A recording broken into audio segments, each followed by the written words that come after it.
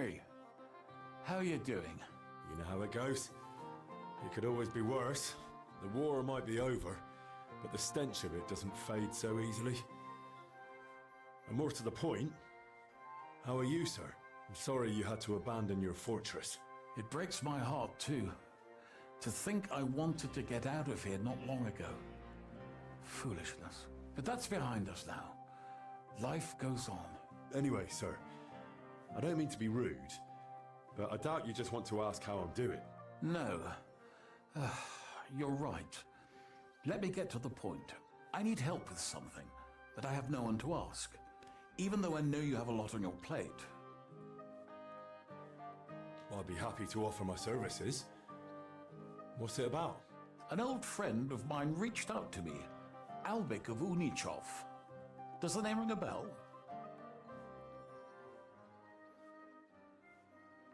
I know he's a healer. When one of the knights got wounded during the tournament in Kuttenberg, he really took good care of him. Physician would be the more accurate term. But even that barely does him justice. He's one of the greatest scholars of our age, and also King Wenceslas' personal physician. It's whispered at court that the king has fallen seriously ill while imprisoned in Vienna.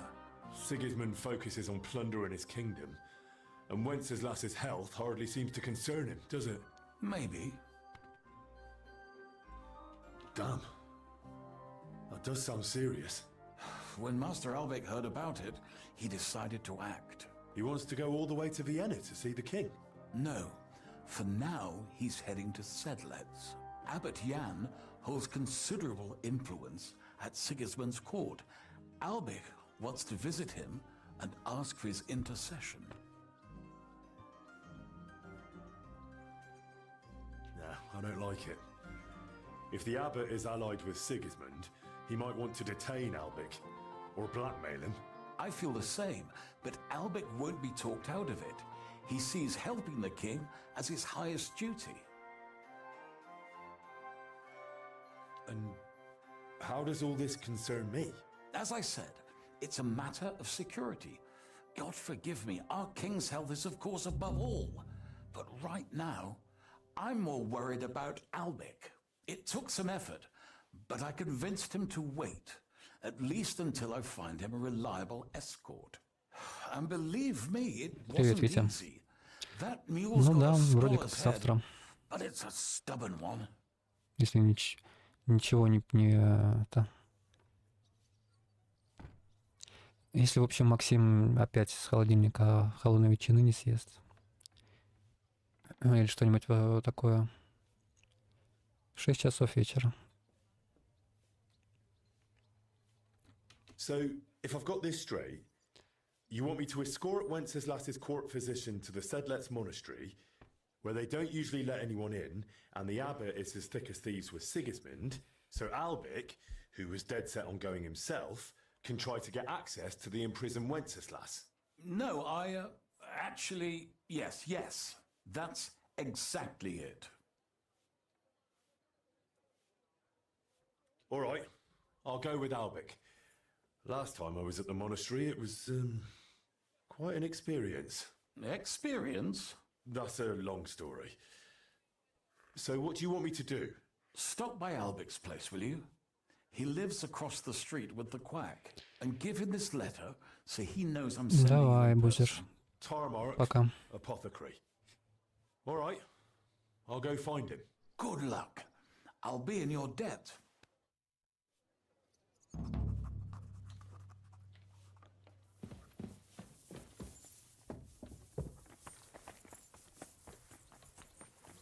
So, that thing with your aunt,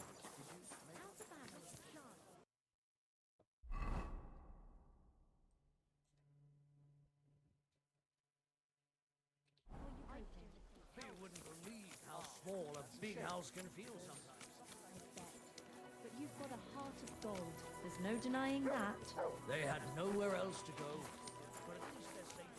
Searching in the city, with dubious characters moving in, charlatans, sellers of worthless tax, charged dearly. Fine day for some fine wares.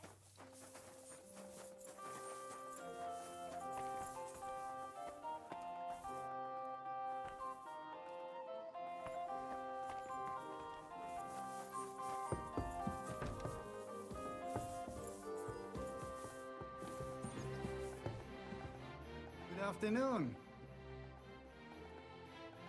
I'm looking for Master Albic.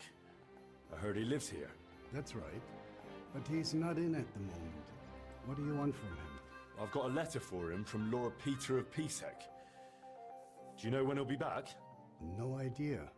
He went over to the neighbors in quite a rush. The woman of the house sent for him. Apparently their maid's unwell. Albic is treating a common maid. Well, that's just the kind of man he is. Who are these neighbors? Just townfolk. Same as any around here. They live 2 doors down toward the square. That's all I needed. Thanks. Auf Wiedersehen, mein Freund.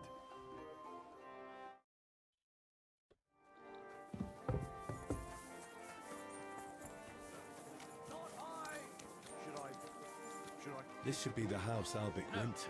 But if he keeps me waiting What's any going on at the longer, door? There's nothing to see here. get lost. Can't you see I haven't got time for this? May God give you help. What do you want? What are you Leave doing? me alone. What do you...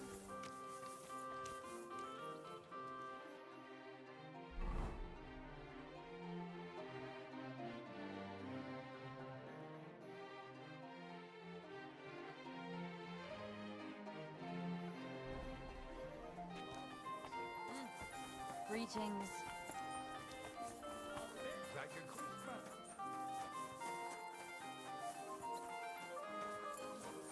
Fine day, fine wares. Come and take your pick. I could get into the house this way.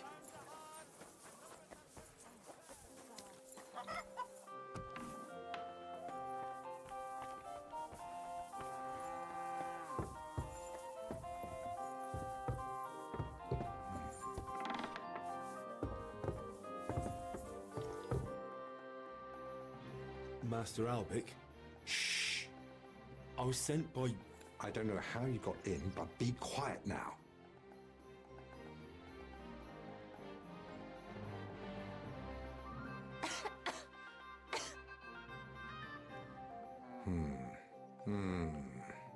Take a deep breath.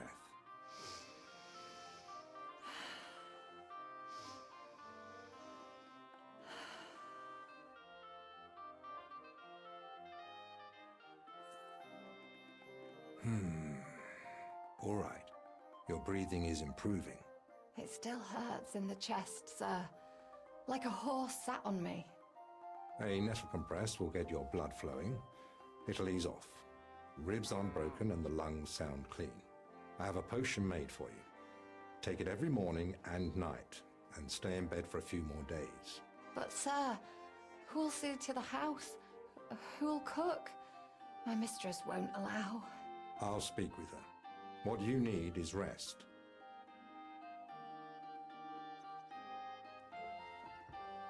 Thanks for waiting. I don't like being disturbed when treating patients. So, what can I do for you? Are you feeling unwell? Me? No. Lord Pisek sent me to see you. Ah, I think I know what this is about.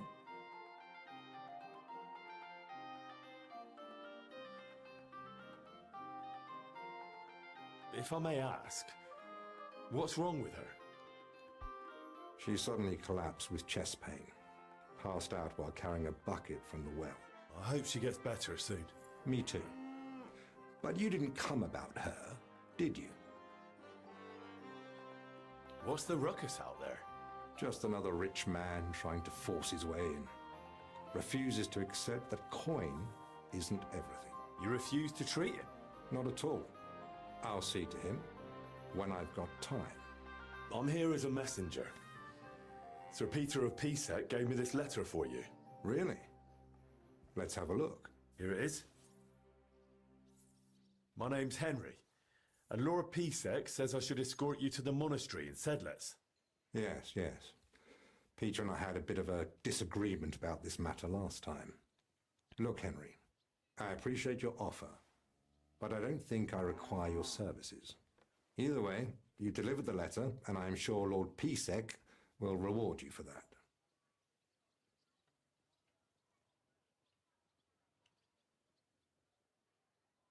Are you seriously not afraid to go to the monastery alone? You do know Sigismund has taken up there, don't you? Sigismund? He's gone already. It may not be only him. Don't forget his influence. You can never be sure who to trust. I don't believe Sigismund would do anything to me. He has no reason to.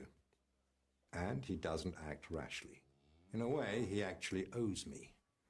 Still, I wouldn't want to count on that. You really expect me to just walk away? Well, if you feel that... What the hell is that racket? Hey! Albec! Christ, give me strength. Another bunch of impatient wretches. Perhaps it's time I finally had a proper word with them. Get out here, you piss fart! Well, they don't look much like the debating sort. That's unfortunately true. On the other hand, it was fortunate Lord Pisek, despite my objections, sent me a personal guard, right? You mean me? Who else? Come on, in the worst case, I'll just see what you're made of. So, you finally decided to come out. About time. I won't be kept waiting in the street like some mangy mutt. I've told you several times already. I'm busy. Because you're wasting time on some wench instead of helping someone who actually matters. No person is more important than any other. Ha! For your own good, I'll pretend I didn't hear that nonsense.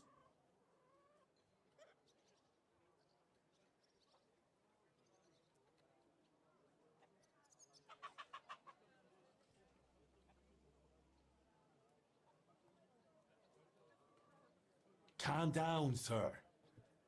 A respectable man like you surely understands that violence solves nothing.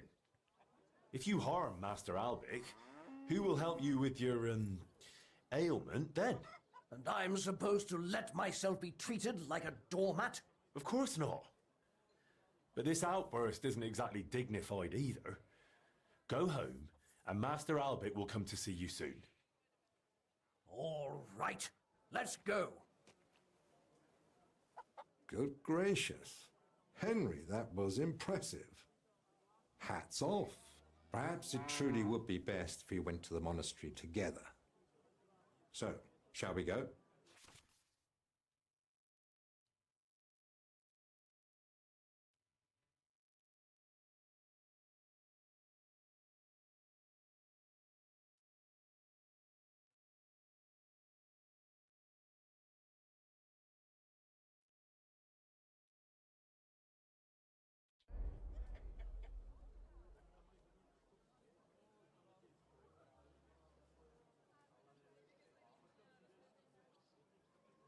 Yes. Let's go. You can't go to the monastery dressed like that. Your armor would draw too much attention. Simple clothing will do. Go and change, then come back. All right.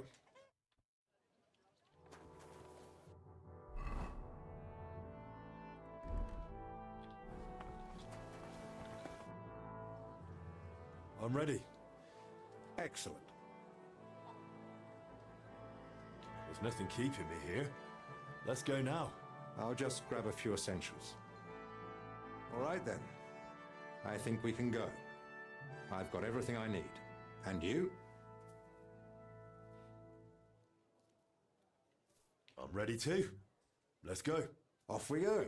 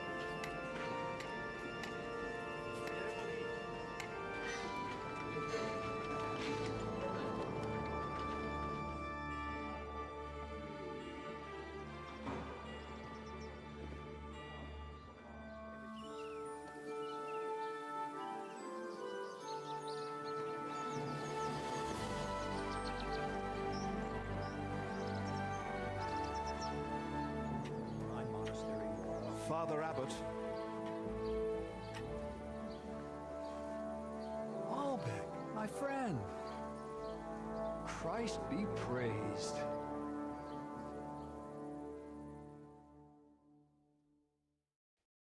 Master Albert, welcome.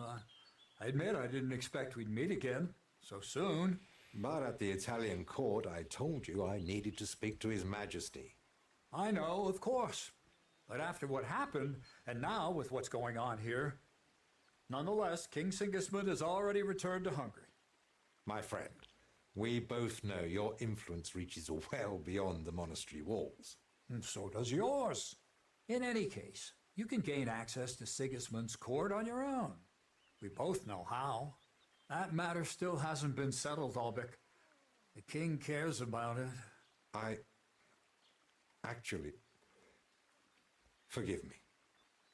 These are grave matters concerning His Royal Majesty. Can we speak privately somewhere? I'd like that, but I'm afraid things are rather complicated right now. Well, what's going on, my friend? You seem a little uneasy. I am. There are 3 seriously ill patients in the infirmary, gravely ill, and I fear the worst. The Black Death? Sadly, we can't rule it out. And I say that as someone who's lived through one outbreak already and survived.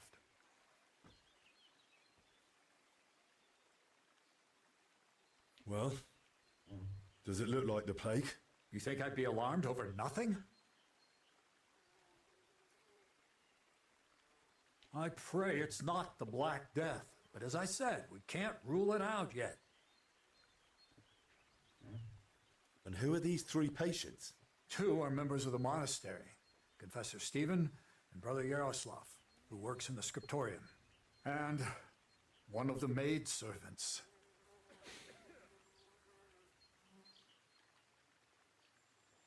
That doesn't make any sense. How could all 3 of them get infected? When the plague strikes full force, it's swift. That's not what I meant. You said yourself one of the sick is a maid. And as far as I know, women aren't allowed in the cloister. True. So how could she have caught it along with 2 monks? That, alas, I don't know. Where would it have come from? The monastery is isolated. Few are allowed inside the cloisters.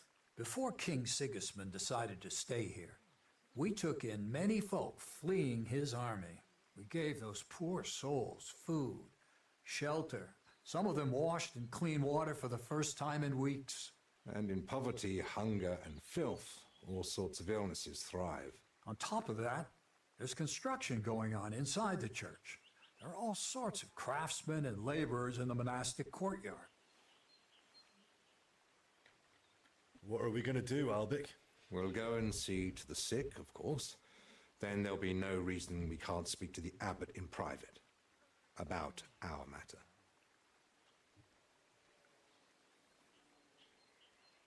But what if we catch it? My mission is to help those in need. And that risk is part of it. You're free to walk away, of course. Lord Pisek assigned me to guard you. I believe he had other kinds of danger in mind. I wouldn't be so sure. Thank you, Albrecht, for volunteering. I wouldn't have dared ask it of you. No need to thank me. I'm a physician. And there are people here in need of help. Not only those in the infirmary. If we can rule out plague, that may put your mind at ease too. That's what I'm praying for. And of course, I'm open to discussing that matter of ours later on. I'll have a room prepared for you right in the infirmary. Brother Benedict, one of our novices, is there, and will tell you all you need to know. Thank you. But I'd like to ask one small favor. I've been here many times before, but Henry's here for the first time. Would one of the brothers be able to show him the monastery? I'd rather he not get lost like I did all those years ago. Of course. If you'd like, Henry, just ask Brother Petramil. I just spoke with him before you arrived. He'll show you around and gladly answer any questions. Thank you, Father. Very well. We've talked long enough. Let's get to work. Will you come with me to the infirmary, Henry?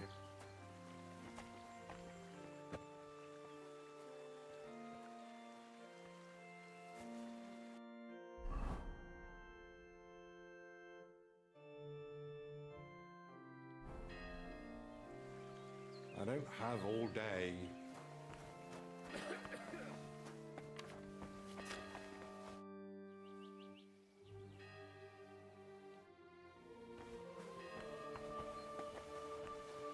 Tell me, Henry, didn't the abbot seem anxious to you?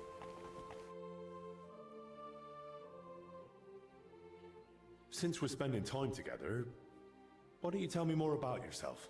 Sigismund Albik of Unichov, Doctor of Medicine of the Prague University and Doctor of Law of the Padua University. Personal physician and advisor to His Royal Highness King Wenceslas in matters of law and personal affairs alike. Though if you're interested in the specifics of my career, I'd recommend asking someone more knowledgeable who can appreciate the complexity of my journey from a bachelor's degree in the liberal arts to the royal court.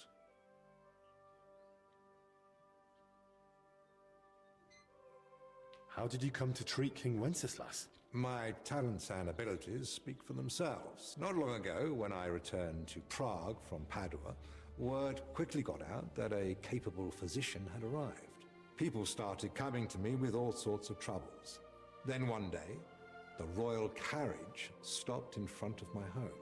We rushed to Perglitz, where I found Wenceslas moaning in pain while his alchemists bathed him in various oils. Which I reckon wasn't of much help. Not in the slightest. But the treatment turned out to be quite simple. A diet. And its effects were near miraculous. Wenceslas has held me in close regard ever since. He soon learned I was learned in law as well, so I became his personal advisor. A few years ago, I was given a title for my services, as well as the particle of Unichov. As you can see, when you have the reputation of the best physician in the kingdom and knowledge of medicine and law alike, people seek you out on their own.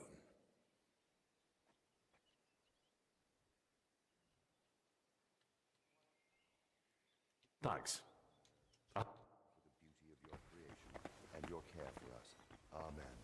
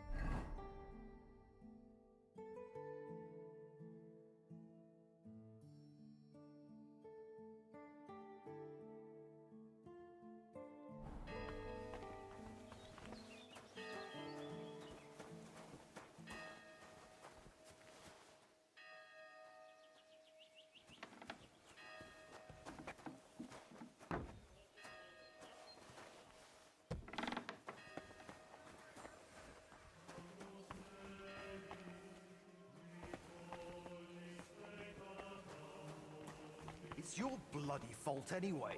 Oh, I struck you first, and that should have ended the duel, but...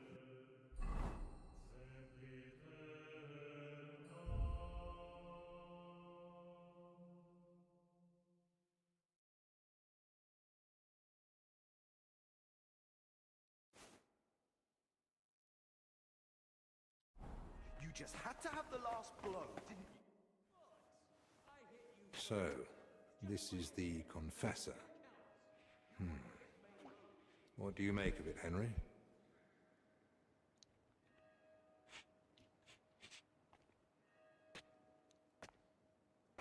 He looks worn out. Doesn't even notice us. Whatever's wrong with him, it's clearly taken a toll. Exactly. At his age, any illness hits far harder than it would a young and healthy man. Well, the good news, I suppose, is that he's not in agony. Pain's part of life, but no one deserves to suffer too much.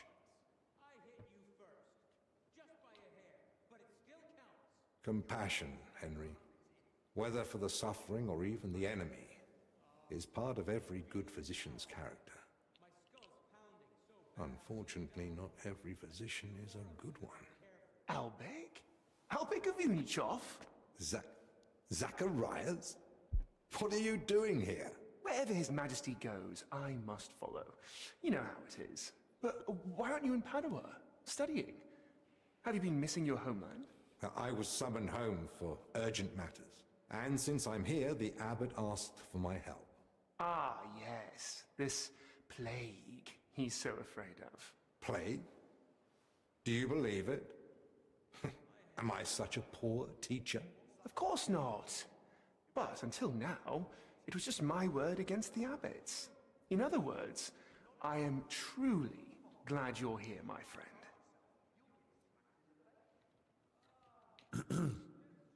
Begging your pardon, sir, but who exactly are you? Henry, allow me to introduce Master Zacharias of Prokhatsits. He once studied under me, but became a trusted friend, and eventually the personal physician of King Sigismund. You flatter me, Albek. The road to that post was a good deal more torturous than you make it sound. And you are...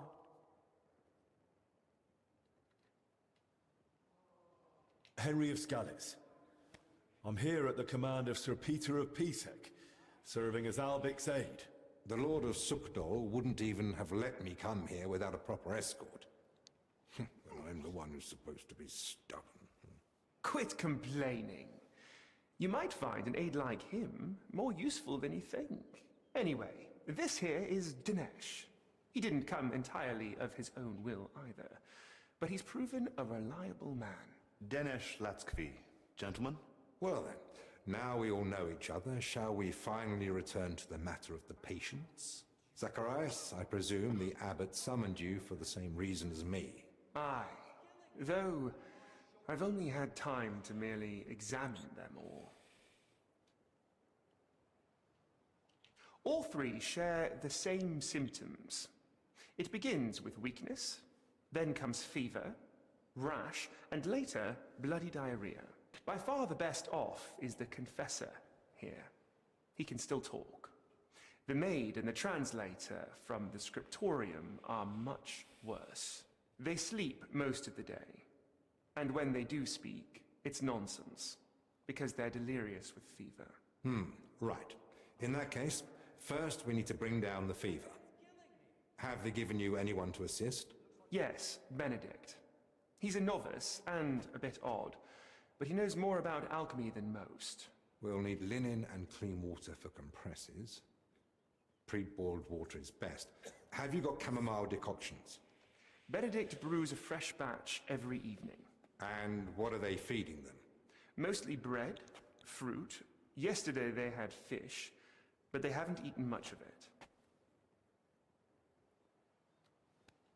That doesn't sound like proper food for the sick. If they've got a fever, they need to be drinking a lot, don't they? You're right. This is no good at all. They might as well be feeding them dry pretzels. They should be getting something light and nutritious, ideally in liquid form. Broths, stews, thin porridge. Agreed. Dinesh will speak to Solarius Julian. You know the way to the kitchen, right? Consider it done. Then fetch herbs from Joachim. I gave him a list of what we'll need. Gentlemen. Joachim, you say? Well now. Who's this Joachim? You know him? The monastery herbalist. He lives in a hut in the garden behind the infirmary. But if I were you, I wouldn't bother him too much. He's a grumpy old fellow. You say that because you don't know him. I'll tell you more about him, Henry. But we have more pressing concerns right now. Can I help in any way? The best thing you could do is find out what the patients were doing before they ended up here. Diseases spread through foul air. So if we find where the three of them were breathing the same air, we'll find the source of the infection too. Who should I start with? If I were you, I'd start with the confessor. He's the only one still lucid enough to speak. Better hurry. He might take a turn for the worse any moment.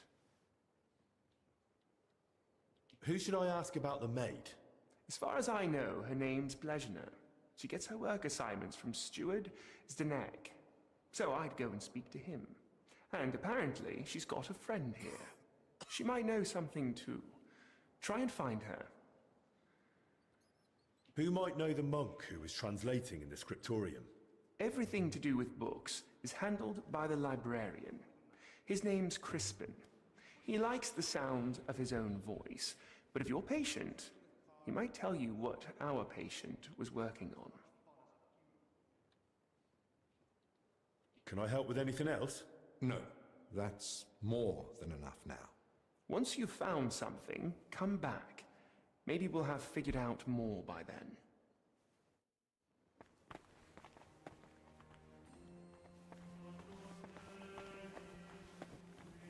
How do you feel? Like I'm turning inside out. Don't worry. I'll let you rest. But first, I need to know who you've been seeing lately. And where. What? Why? Because we need to find out where and how you got infected. What's that got to do with the others?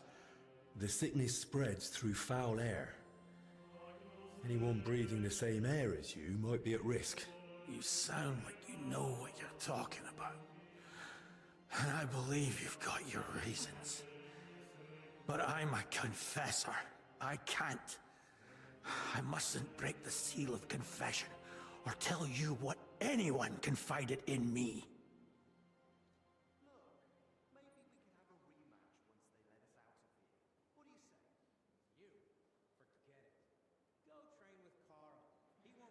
But this isn't just about you. Exactly. It's about the souls I help unburden of their sins. And the trust I'd be betraying. And what about those who never got the chance to confess? What if they catch the sickness and die? Don't their souls matter to you? It's not that. But I don't know how to help you. Can't you at least point me in the right direction? Perhaps you're right. I could at least point the way. There's something that might be connected to this dreadful sickness. Look in my cell. It's the one beneath the abbot's chamber, opposite the spiral staircase. Here's the key. I think you'll find something there that might help you. What am I looking for? That you'll have to find out for yourself. I understand. I won't pressure you. Get some rest. Wait, please. Do you think that I might ask you for something? What is it? I'd like to have some flowers. Something living to cover up the ever-present stench of decoctions.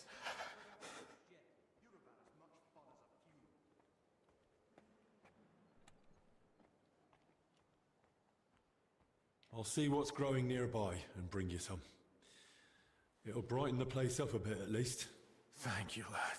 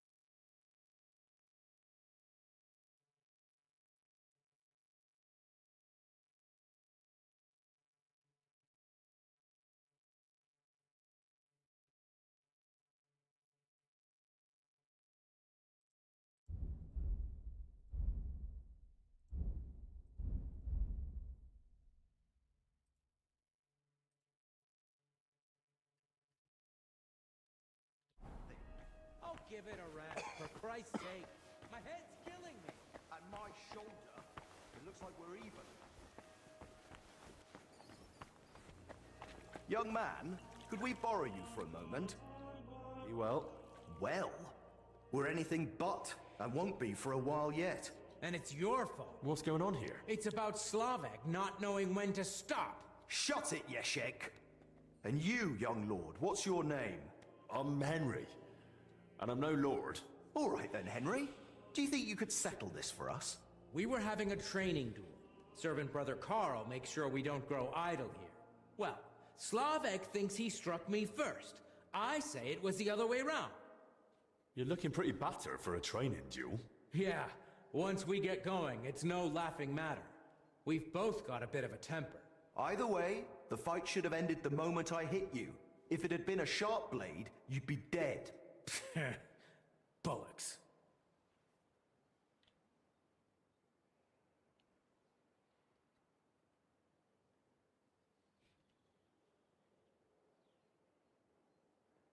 Listening to you two, I'm tempted to have a duel myself. Go to our camp. Brother Carl is always happy to have someone new. But before that, could you judge our dispute? What do you say? How did it happen from your point of view, Yashek? We were having a training duel, but it wouldn't be Slavek if he didn't run his gob the whole time. I didn't give a toss until he started insulting my ma. I won't have anyone doing that in front of me. That's serious. What did he say? That she squints, and I've got it from her. I warned him to shut his gob or he's done for. I gave him a jab in the shoulder, well-placed and educational, to end the fight then and there. But he got all riled up and came back at me. That's a load of crap. He pounced at me out of nowhere. I was only defending myself.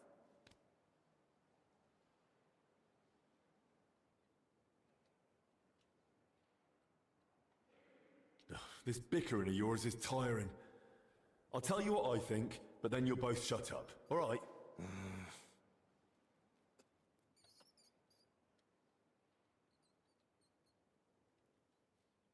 Doesn't matter who struck first.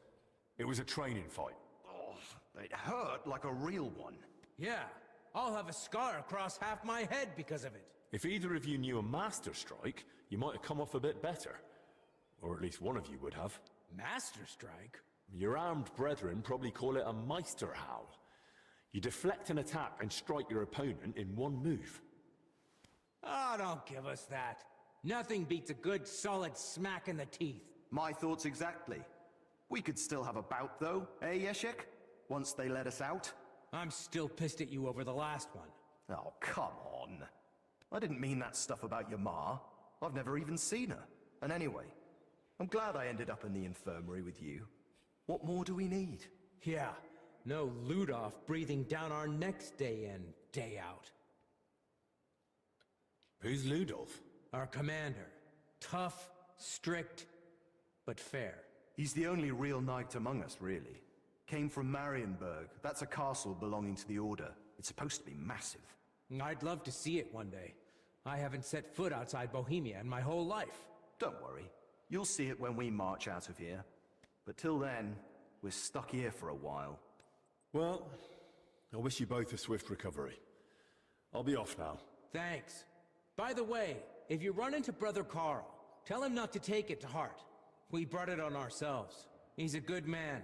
And if you wanted, I'm sure he'd let you train with us at the camp. Just tell him you know us. But watch yourself, so you don't end up like the two of us. I don't think Carl could take that. I'll keep that in mind. And Henry, before you go, I have one more favor to ask. When they were carrying me here, I dropped my purse somewhere along the way. A nice one, made of leather. Could you look for it? It had all my coin in it, but I can barely... Do you at least know where you lost it? They dragged me along the path by the ponds. At one point, I got snagged on some bush, so they were yanking me back and forth. And I reckon that's when the purse got shaken loose. It was near that stone well in front of the main entrance to the church.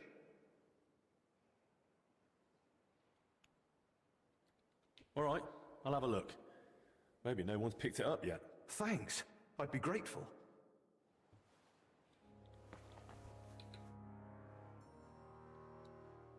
About that... Yes?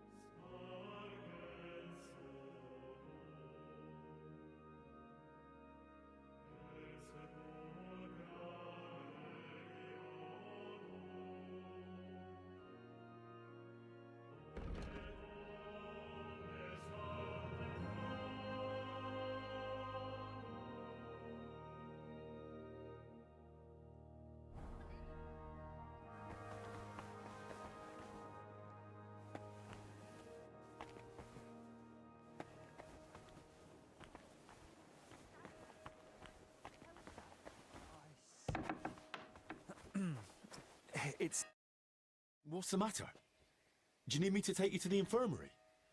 You're writhing around like a worm in salt. Forgive me, I have a fever of decoction brewing and, it needs straining. I can't feel my legs or my back. Just a burning pain so bad, even the devil would ask for a cold cloth. Is there anything I can help you with, good wife? Who are you calling good wife? The name's Maddie, and no, only a sawbones can help me. Or the Reaper, maybe. Then it's your lucky day. Because I'm a bit of both. Tell me what's bothering you, Maddie. Well, it hurts like hell. Here, below my belly. It feels like a couple of hounds fighting over a piece of bacon. And the Holy Brother over there won't help. Says it's a woman's issue. Only I'm regular as a Vesper's bell. This is something else. That's a vivid description. How long has it been hurting? Well, it started the day before yesterday, and it's only gotten worse since then. And I've tried everything.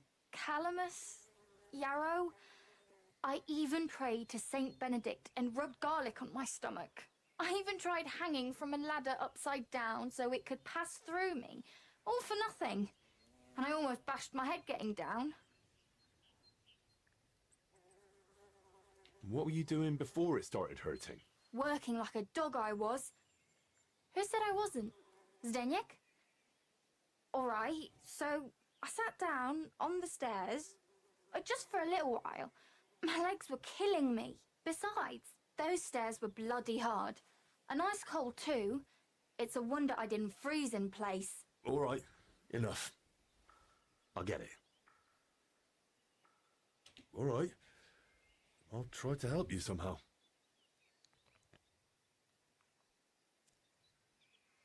If you sat on cold steps for a while, you might have caught cold from below.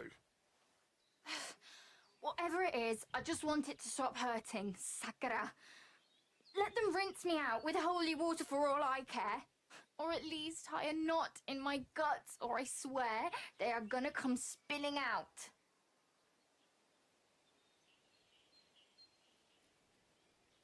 Well, I have this medicine here. Maybe it'll help you feel better.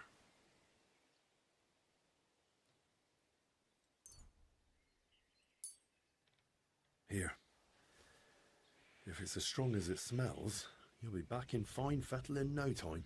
Are you sure about this?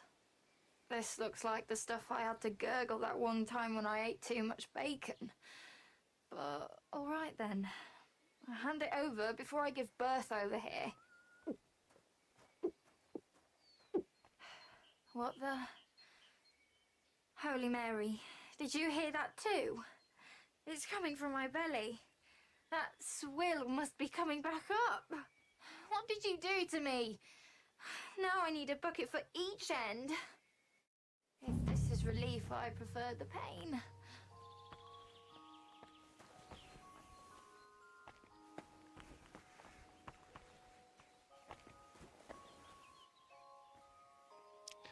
Блин, я тупанул, конечно. Зачем я ей дал это? Думал, раз там выбор был сильножелудочное снадобье, значит она поможет. А у меня, оказывается, нет того, что нужно.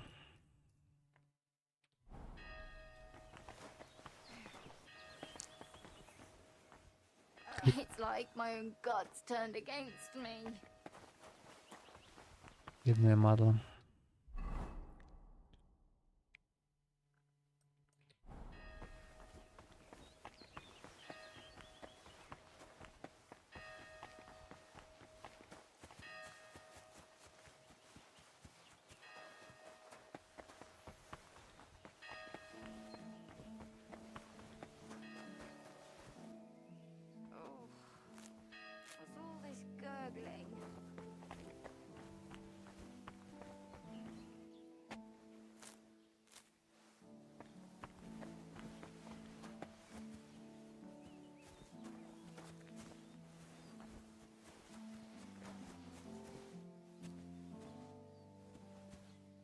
Так, а что там нужно этому монаху?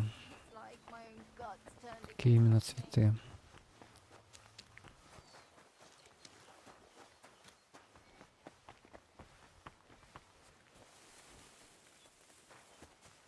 А что тут кроме одуванчика и ромашки-то ничего нет?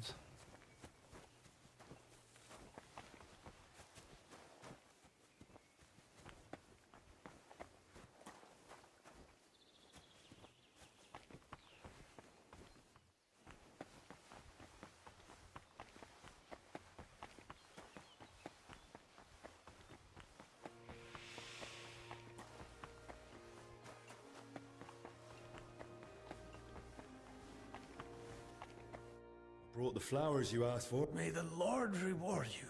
Не, нормально. Хотя, сейчас посмотрим, может ему не понравится. Одуванчик типа пойдет.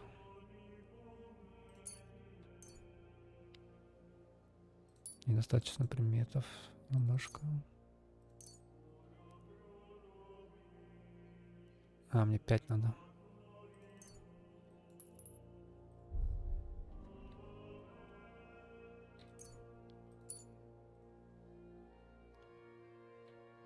Here they are. Thank you, lad. Would you put them in the jug for me?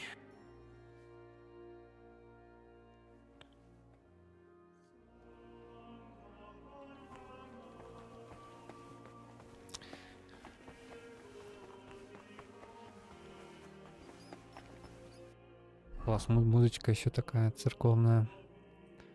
Под стать тому месту, где мы находимся.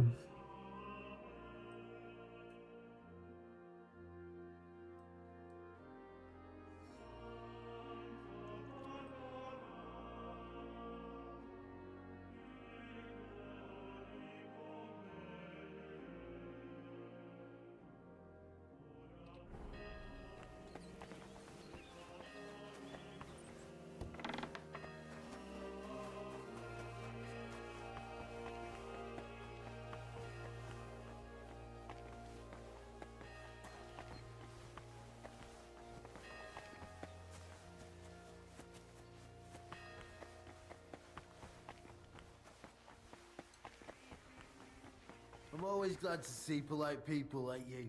God be with you.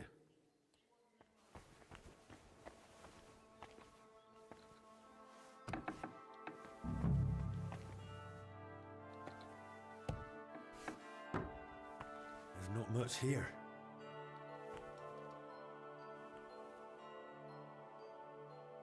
So that's why the confessor wanted flowers from me. He must like them.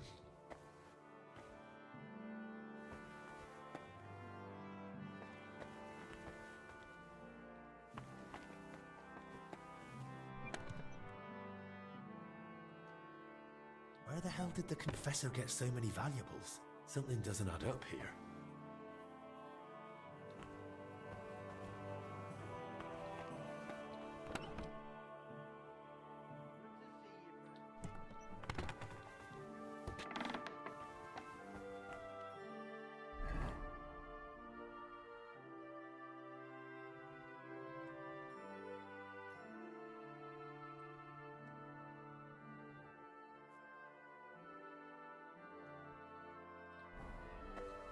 Excuse me. My humble respects.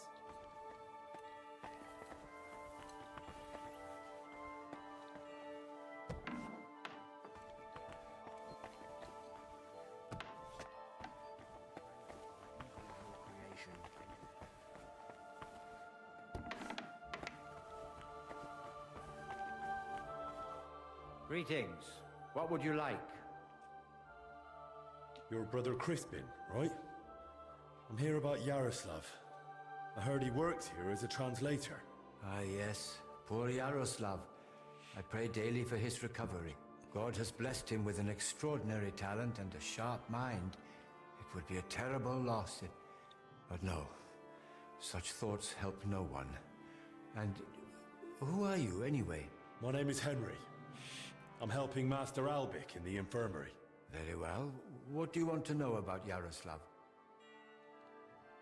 Could you tell me, please, where he was staying? He has a cell in the dormitory upstairs.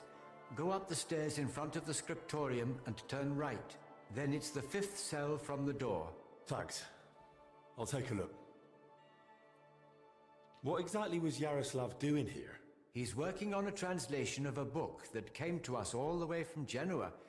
While he was well, he spoke of nothing else. He knows Latin, Italian, and French. And thanks to his work, we have several valuable translated volumes in the library.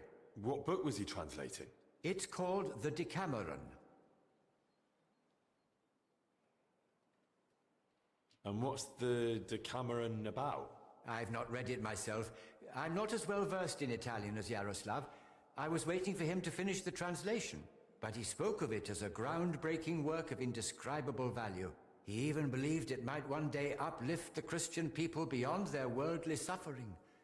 He was so excited he barely ate or slept, just kept working. I thought it best to let him focus solely on the translation and assigned his other duties to others. Where did Yaroslav work? Here in the scriptorium, of course. You'll find his usual place right by the entrance. But be careful, he's got something unfinished there.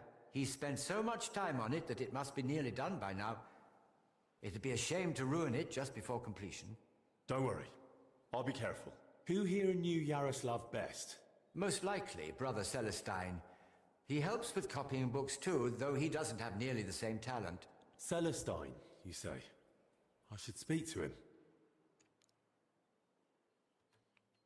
Thanks. That's all I needed. Till we meet again.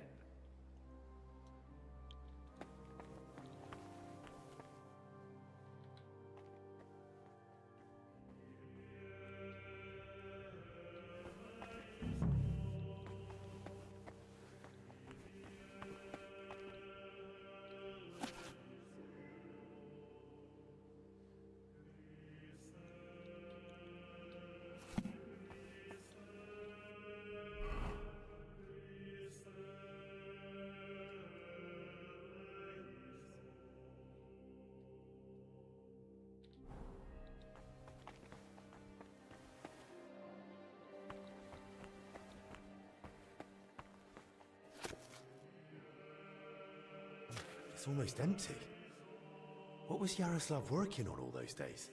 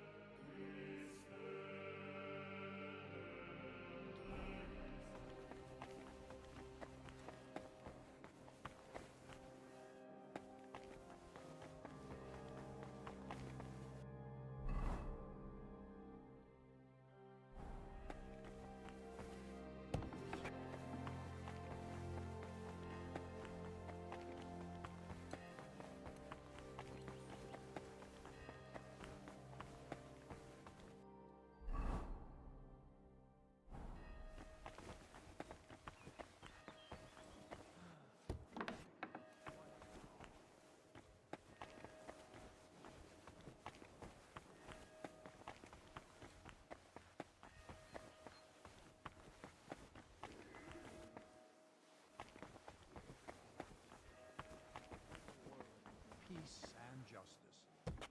Amen. At your service, sir. We praise you for the beauty of your creation and your care for us. Amen.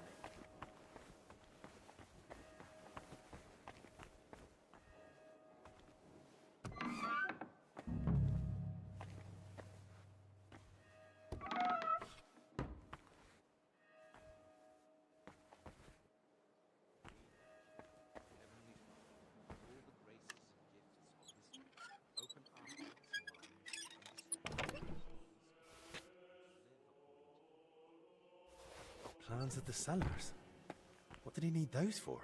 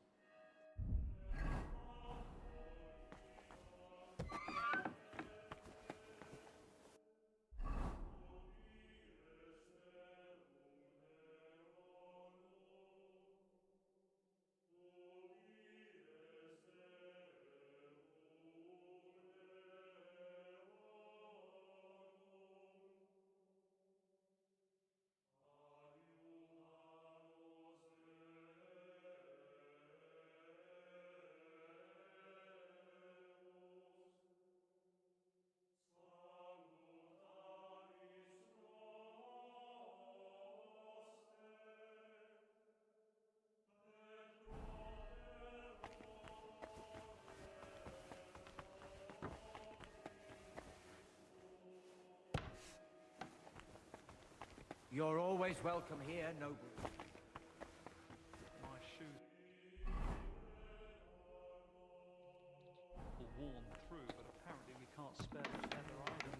We thank Pretty soon we'll be there.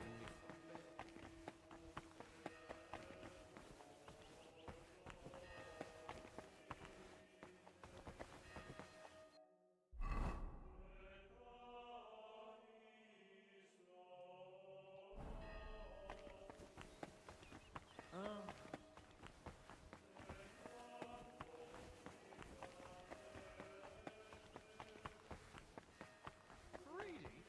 I spend my days working, wearing my feet bloody. Forgive me. I haven't slept much. My brain has been chewed up by... My respects. I've been begging for a new one, but to no avail. Well, that's exactly what I'm talking about.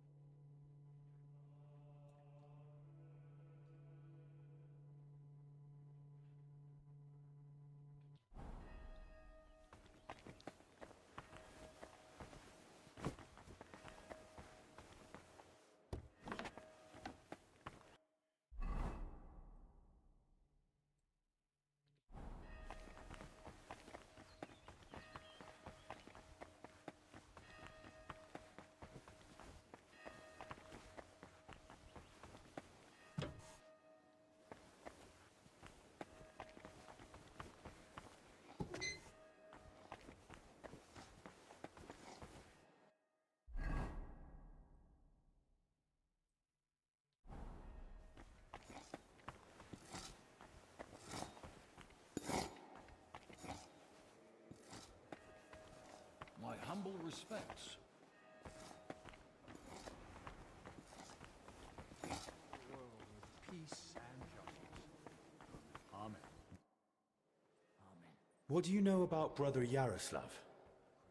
The librarian said you knew him better than anyone. That's right. We joined the monastery at the same time and just got on somehow. How does Yaroslav spend his time when he's not in the scriptorium? Why are you even asking? Master Albic put me up to it. He's treating him now. He said it might help if we knew more about Yaroslav. I see. And how is he? Is the treatment working? He'll definitely pull through. After all, he's in the care of the royal physician. Really? Well, that puts me more at ease. What did you want to know? How does Yaroslav spend his time? Same as all of us. Work, prayer, studying the scriptures, and sleep. Yaroslav is completely immersed in his books. He's currently translating a new one from Italian. It's called the Decameron. He often stays in the scriptorium late into the night because of it. Shows up for morning prayers with his hands, sometimes even his nose, stained with ink.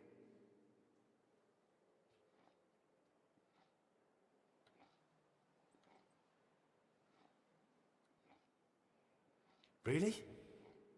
Crispin told me how hard-working Yaroslav is, but he's barely translated anything from his latest book. What makes you say that? Well, simple. The book is still lying in the scriptorium, and when I opened it, it was practically empty. That's... You must be mistaken. Why don't you believe me? I do. I just don't want you going around and slandering Yaroslav left and right. That's really not my aim. But I think I might be onto something. I just don't yet know what. And if you won't tell me anything, I'll probably have to ask the librarian again. Wait. Don't say anything to Crispin. Oh? And why not? Because he simply wouldn't understand. Oh dear. Promise you really won't tell anyone.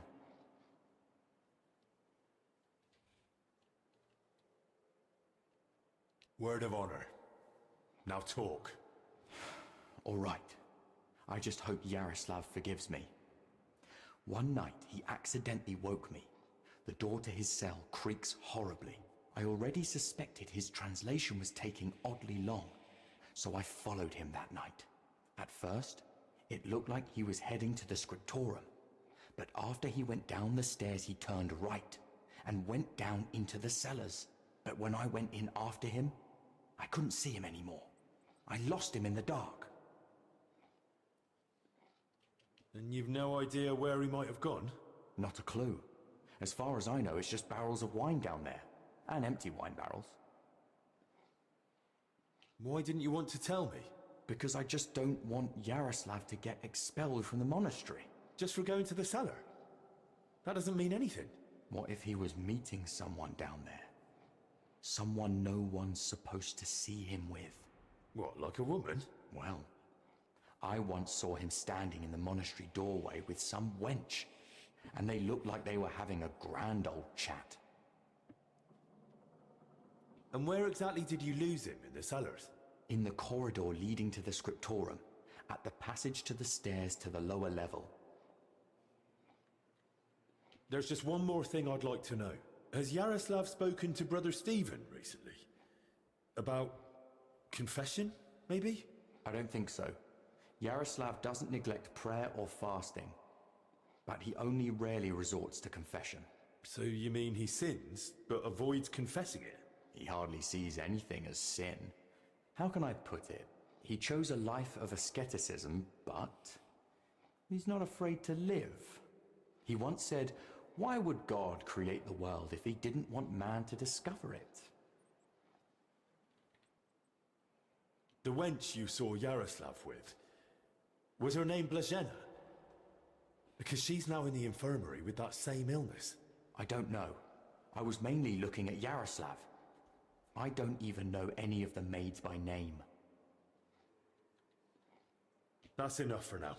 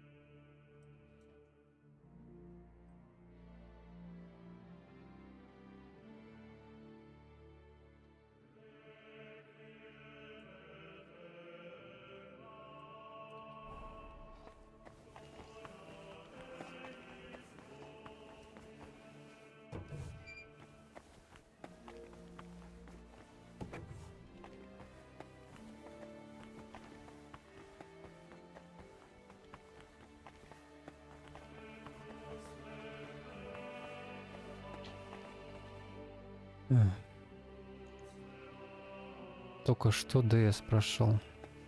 DS это что, Dark Souls?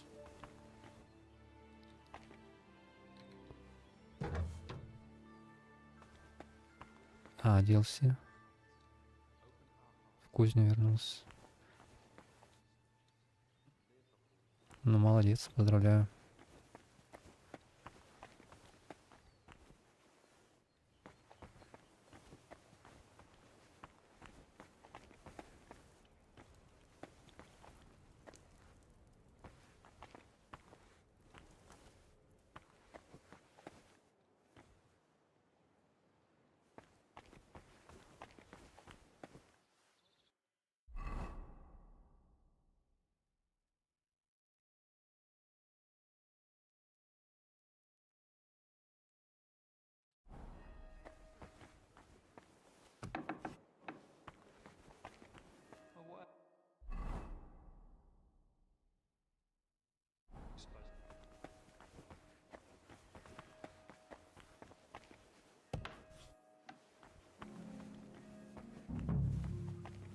This must be where Yaroslav got lost when Celestin followed him.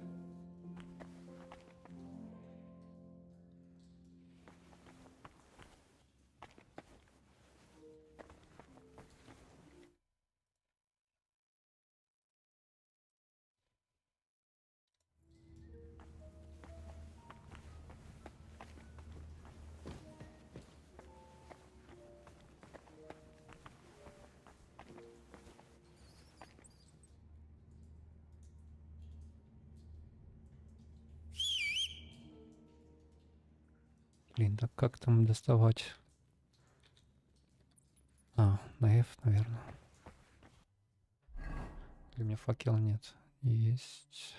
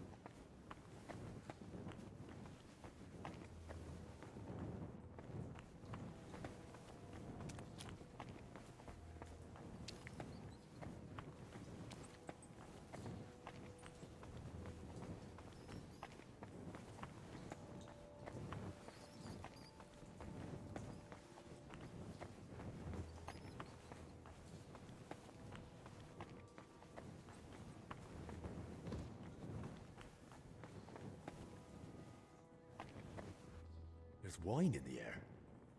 Someone must have spilled a cask.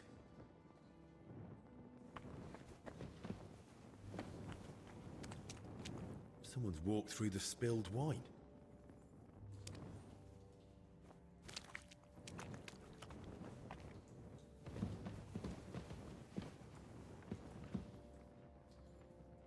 I can't open this door without a key.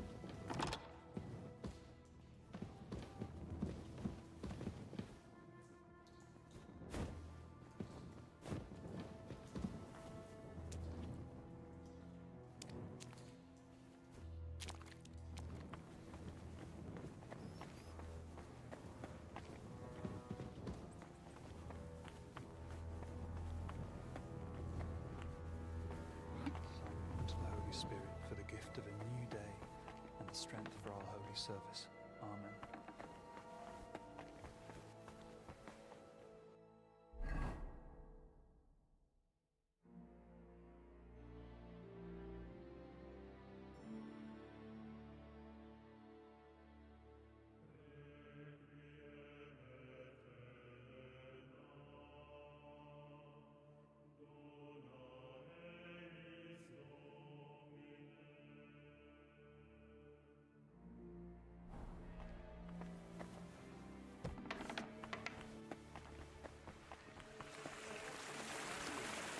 Oh, another cistern. And I still don't know where that water is coming from. Here in the middle of the monastery. Walls taller than the buildings in Kuttenberg, and a great big cross above it all.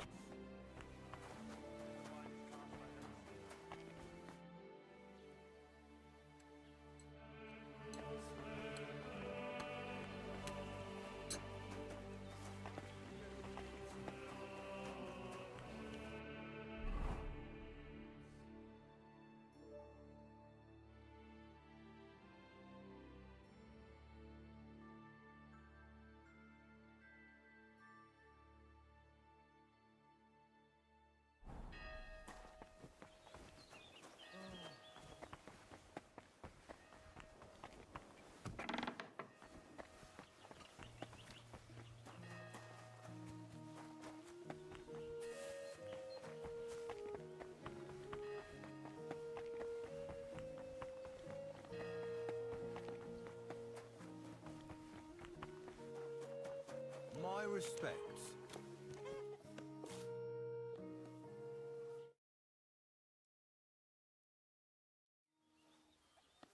You're Zdeněk, right? They say you're the steward here. I need to find out something about Blažena. She's lying in the infirmary. What's it to you? She's in a bad way. Master Albik is treating her, but to work out what's wrong, I need to know what she's been doing lately. Oh, I see. That's different. What do you want to know, then? What sort of work does Blažena usually do? All sorts. She's a maid, so she does whatever needs doing. Did she ever go into the monastery? What would she do there? Women aren't allowed in. But she still manages to get where she's not allowed. What do you mean by that? It'll sound terrible with her being sick now. Whatever it is, out with it. I think she's been stealing. Lately, food's been going missing from the pantry, and she and I are the only ones with a key. I was just about to throw her out, but then she fell ill. Where does Blažena sleep? I'd like to take a look at her room. What for? How do I know you won't nick something? Excuse me? I can bring Master Albik here if you like, but he's got better things to do. Like saving Blažena and the others. All right, no need to shout. Blažena sleeps in the house across from the church, like most of the help. When you enter, go through the door on the right, then up the stairs. Her bed and chest are by the window. I'll take a look there if that's all right. Who was Blažena closest with here? She shared a room with Valerie. I had to separate them more than once so they'd stop chatting and get to work. And how do I recognise Valerie? Easy. She's the only blonde among the maids. And where do I find Valerie? That's her, standing over there. But listen, don't tell her what I suspect. She might take it the wrong way. Thanks.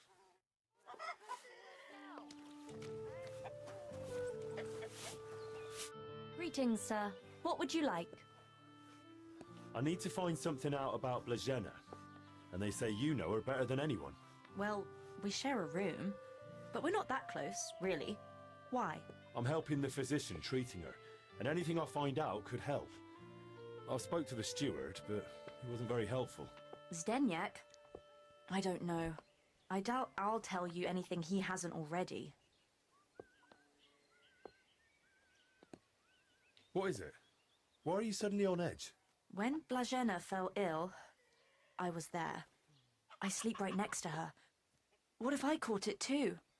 Don't pretend. You were calm until I said your steward sent me. Shh! Quiet! What is it? I'll tell you something, but not in front of him. If he heard, he'd skin me alive. God be with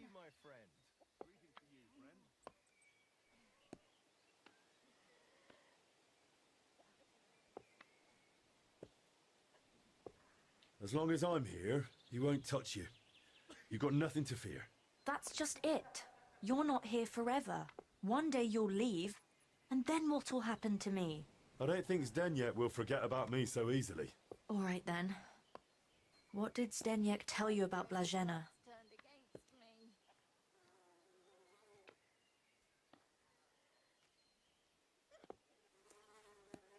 Well, he said he suspects that Blažena's been stealing. That scoundrel. I knew he'd try feeding you lies. How can you be so sure Zdeněk lied to me? Because I caught him red-handed. I saw him going through Blažena's things. Her chest. You think he was looking for something? Maybe. I saw him take something out of her chest. And do you know exactly what he took? No. It was already getting dark, and the bastard's quick with his hands. But it must have been something small. Right after that, he slipped out and went down into the cellar outside. Do you know where Zdeněk sleeps? Maybe I should have a look. We live in the same house. Me and Blažena sleep upstairs. He's got a bed in the kitchen downstairs, just opposite the door. And what sort of cellar is it? The entrance is in the yard, under the stairs. There's food down there, but mainly that's where the monastery wine is kept. There are a few rooms down there, and only Zdeněk has a key to some of them. Sounds like a perfect place to stash stolen goods.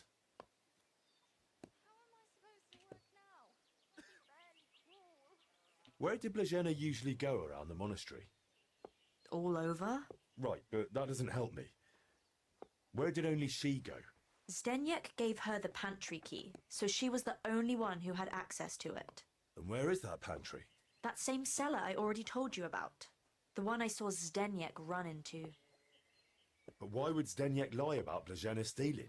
I don't know what went on between them, but lately he's been giving her a hard time. I think he wants to get rid of her. Now? When poor Blažena's ill? That's just grist to his mill. The poor lass can't even defend herself, and he wants to take advantage of it. Why would the steward want to get rid of an ordinary maid? Isn't it enough that he's a scoundrel? Maybe he fancied her and she laughed in his face. Serves him right. Did Blažena have a sweetheart? That? I'm not entirely sure. So someone's been sniffing round her? I only ever saw her once, chatting cheerfully in the doorway of the monastery with some monk. Monks aren't supposed to talk to women. And I haven't told anyone but you about it, and you keep it to yourself too. Blažena's got it hard enough as it is. That'll do for now. I'll take a look in that cellar and see what I can find. Right, but how is all this supposed to help Blažena get better? Well, to be honest, I don't know myself. But Master Albik said to find out what I can. And how is Blažena doing? Да, Стас, привет.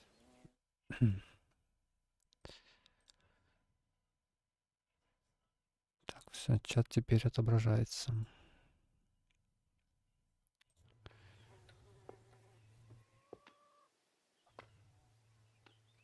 Don't worry about her. Albik treated King Wenceslas himself. Illnesses don't scare him. If you say so. That does make me feel better. Let's hope she recovers. I miss her high spirits. And her laugh. Without her, it's so horribly quiet here. See you soon, my friend.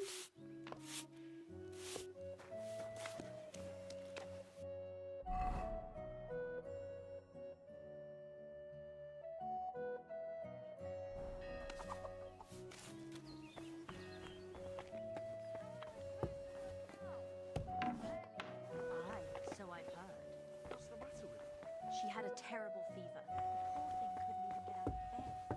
There's no talking to her either. She just kept babbling incoherently. That's a lot of coin. I Suspiciously much for a common when the young maid. novice Benedict came to see her, he turned white as a sheet. Nothing. He just rushed her to the Максим ничего не писал, значит завтра все сели. Ну вот, отлично.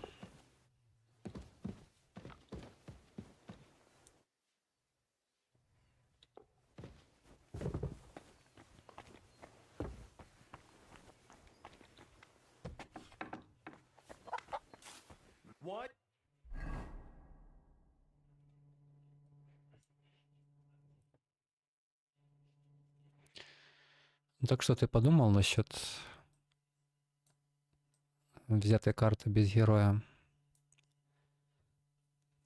На 7000, про которые я предлагал.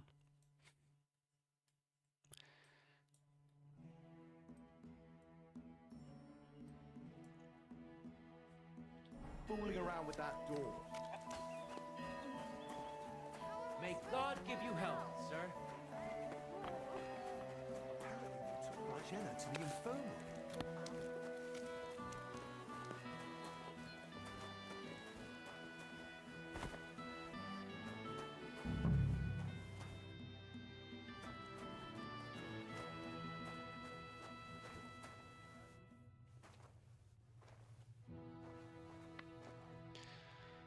Ну такой себе. Одна, да, может залететь, особенно на 2 реках.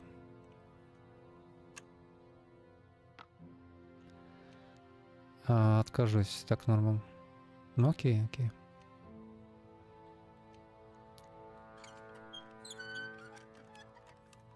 Просто ты же сам хотел как-то добить до 20 000, я тебе просто идею предложил.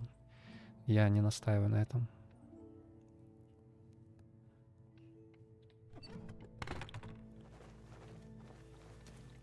It's pretty wet in here.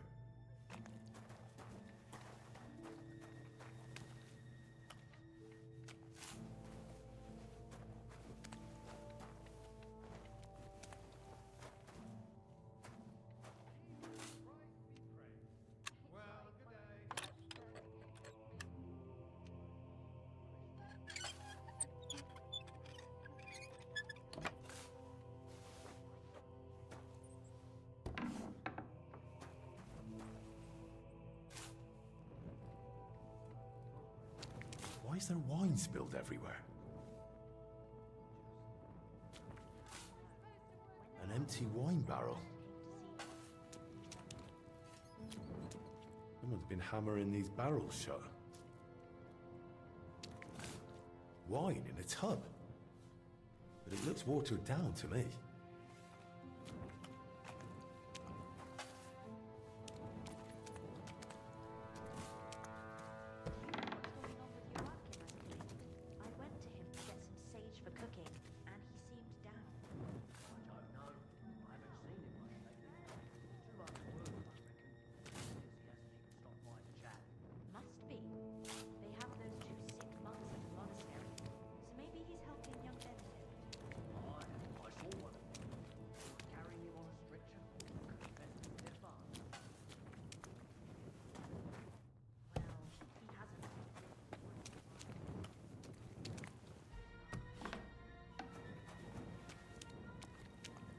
Water.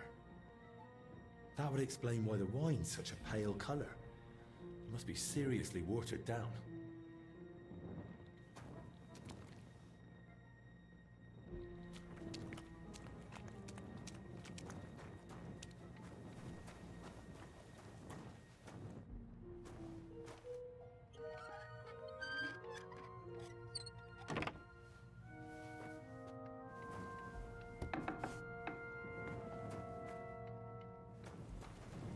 Of course. Now I get it. Steward Zdenyek's watering down the monastery wine. If the abbot found out about this, he'd throw him out.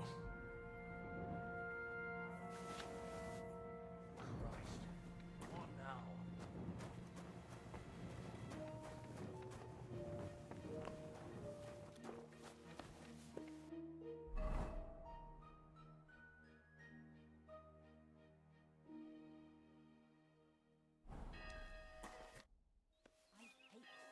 I know you're watering down the monastery wine. I beg your pardon? Don't act like you didn't hear. You know exactly what I meant. You feeling all right? Maybe you should lie down. I saw your cellar. What? But no one's allowed down there. And I know exactly why. Now we're gonna have a little chat. All right. But not here. Come with me, if anyone heard you.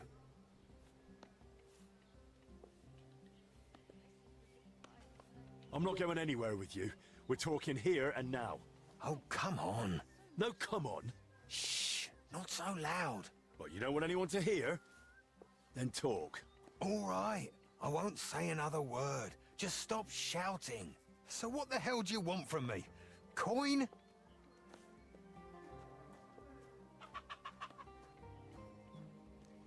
Why did you lie to me about Blazena? About her stealing? What's Blazena got to do with all this anyway? Did that bitch tell you something?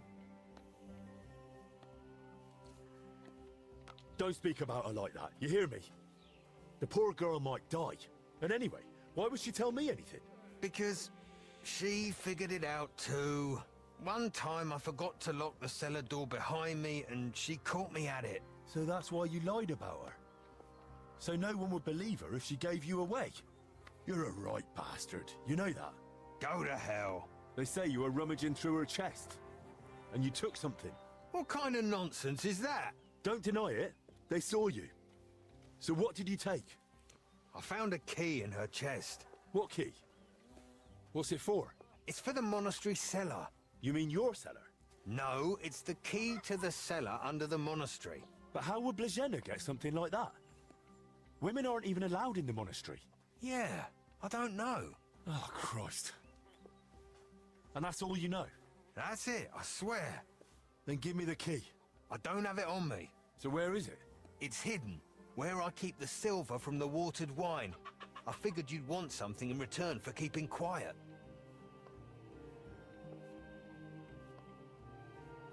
Keep the silver.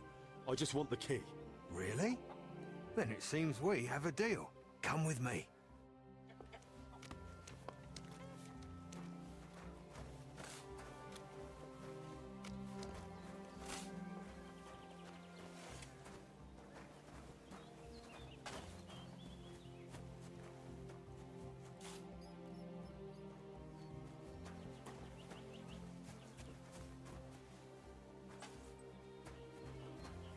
Блин, как же тут красиво.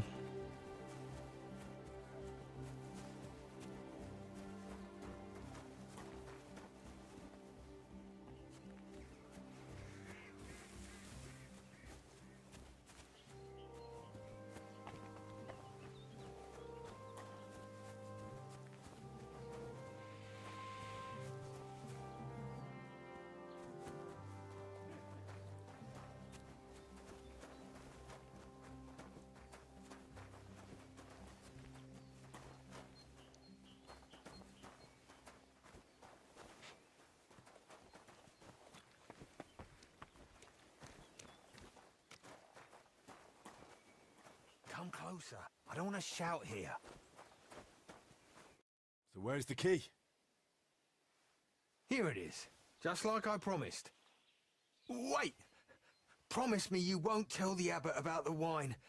He'd have me hanged, or kicked out if I'm lucky. But if I stay here at the monastery, I could be useful to you. How useful? As the steward, I can get all sorts. Lockpicks and other handy things.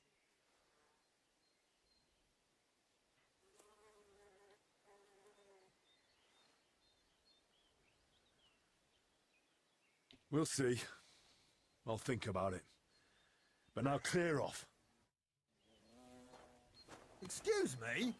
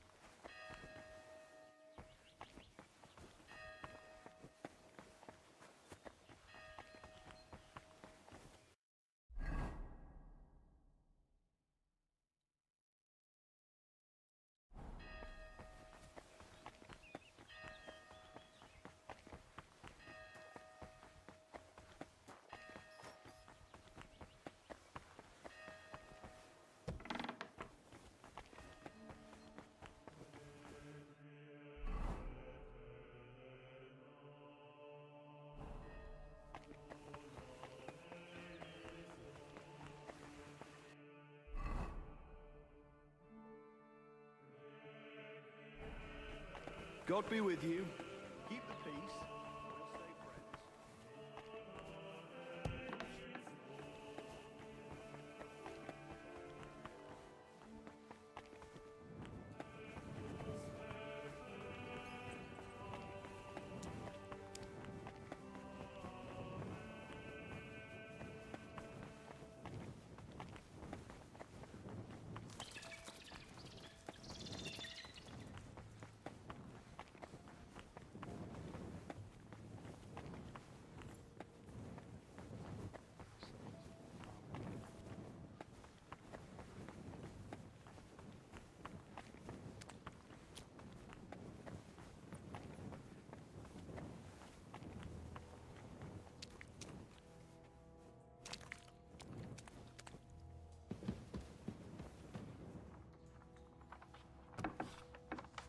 What the? Hey! How did you get in here? And who are you? I should be the one asking you. Do you even know how I found this place? No, I don't. They say one of your brothers used to sneak in here. And one of the maids had a key to the door, too. You see where I'm going with this? Oh, no. You've got it all wrong. Calm down. I'm not judging anyone. Both of them are seriously ill now. I'm just trying to help. Christ's precious passion. May the Lord forgive us. Forgive you for what? And who even are you? Wojtek. We were, writing a book here. All of us. What book are you talking about? You don't mean the Decameron? Oh no. Yaroslav finished that one long ago. What are you on about? The book on his lectern in the scriptorium is almost empty. When Yaroslav started translating the Decameron, he soon realized what it was really about. He became afraid that if Brother Crispin, or, God forbid, the abbot, found out, they'd forbid him to continue the translation. They might even have the book destroyed. What a loss that would be. So once he'd finished the translation, he hid it down here instead. So, what's the Decameron actually about? That's not such an easy question.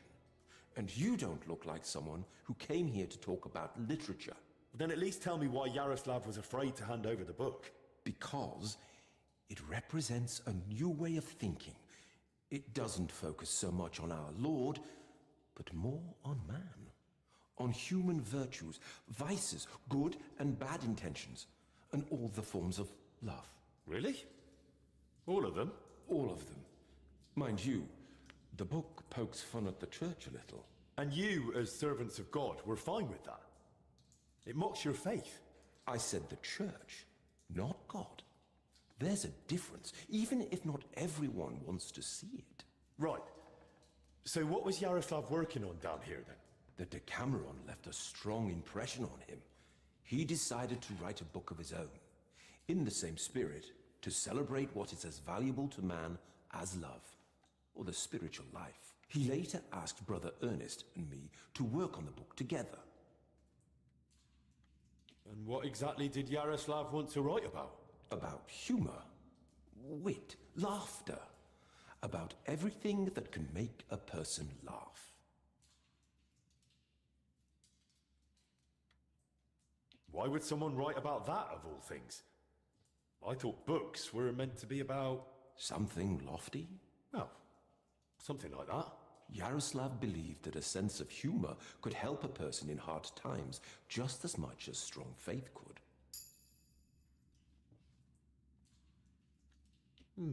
There's something to that. Who knows how I'd have ended up if I hadn't been able to laugh at myself from time to time. Just like Yaroslav said, laughter and humor are gifts from our Lord, among the mightiest. But the brothers probably wouldn't see it that way. That's why we met and worked in secret. Sometimes we'd write all night, other times we'd get into heated debates. And sometimes we just tried to outdo each other with witty sayings. So, basically you were sitting down here telling jokes all night? Among other things, but mostly we were working. Go on then. Tell me one of the jokes you came up with. Now? All right then. All right. Here's one. Do you know why monks lie down in the meadow among the sheep? Because they're waiting for the good shepherd.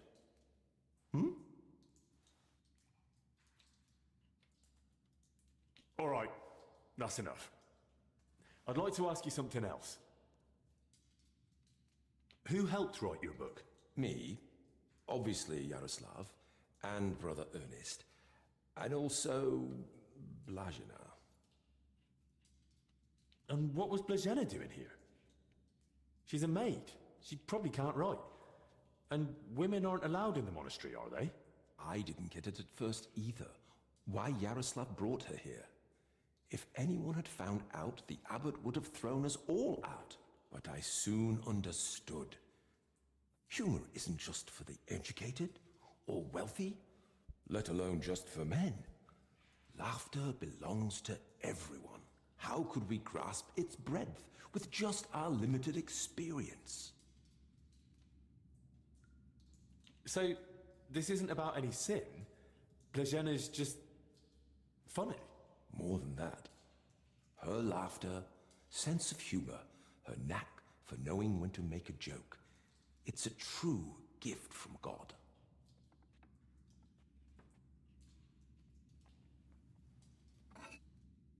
How long have you been meeting here? Since the start of summer. So at least 30 days? Roughly.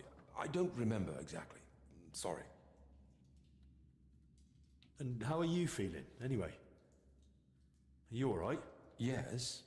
At least for now. No symptoms? Weakness, rash, fever, anything? Nothing like that, I swear.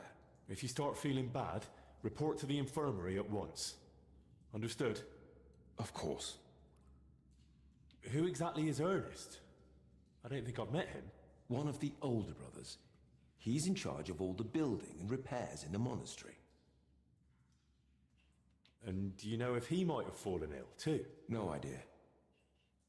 But now that you mention it, I haven't seen him for a while. And when I think how Yaroslav and Blazina are doing... I'd best go and check on him myself. Where's his cell? It's one of those under the abbot's quarters. The middle one on the right, if you're facing from the courtyard. What about the elder confessor, Stephen? Was he never part of this? He's got nothing to do with it. He doesn't know a thing, unless someone slipped up during confession. Where did you say Brother Ernest's cell is? It's one of those under the abbot's quarters. The middle one on the right, if you're facing from the courtyard. I've heard enough. I'll go and check on Ernest now. Wait. What about me? What's going to happen to me? I told you, if you're not feeling well, go to the infirmary. Albic will take care of you. Don't worry.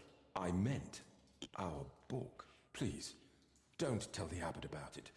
We weren't doing anything wrong, but if he found out, he'd throw us out.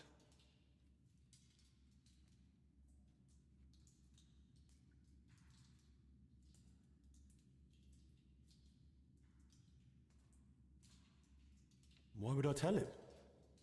He didn't do anything wrong here. Thank you. And may God protect you.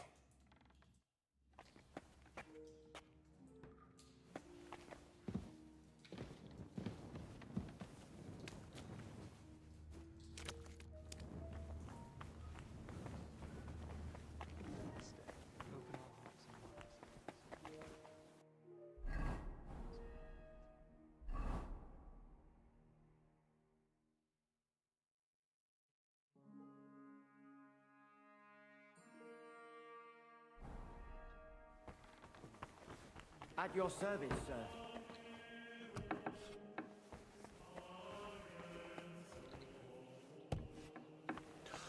Christ! I'm too late.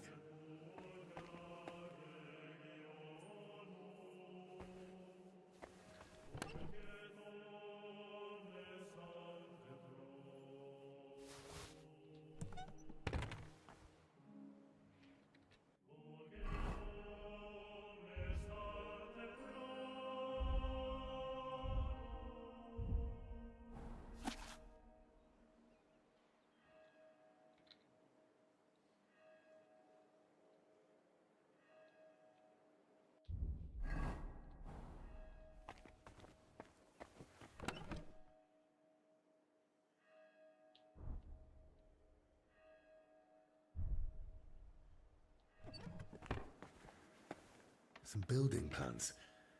Looks like a church, and underneath, probably a crypt. I should tell Albic about this.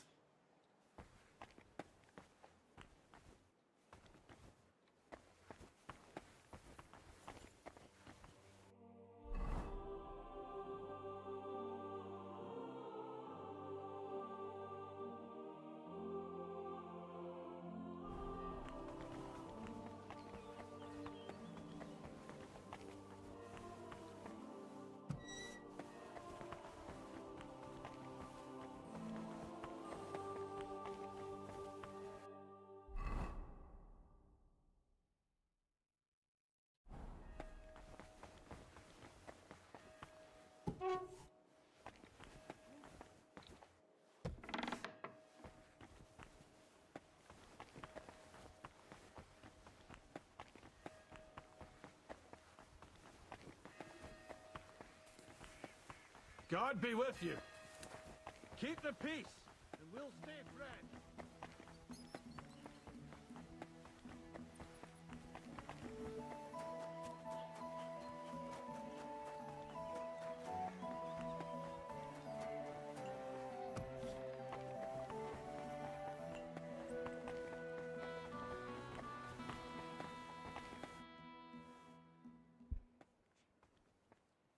DLC годные, конечно, для кино делать.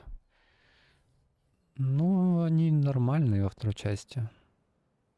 Но пока, по крайней мере для меня, они не могут переплюнуть DLC про Терезу с первой части.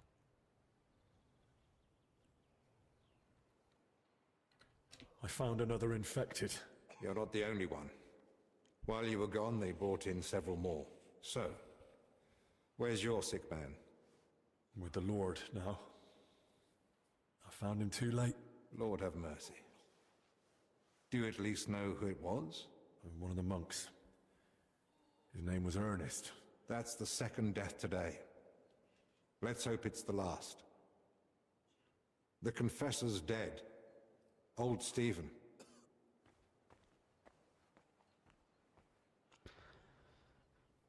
Поставил сейчас снова микро.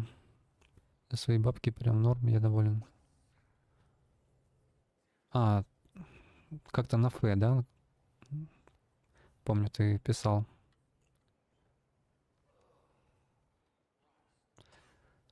На F, точнее.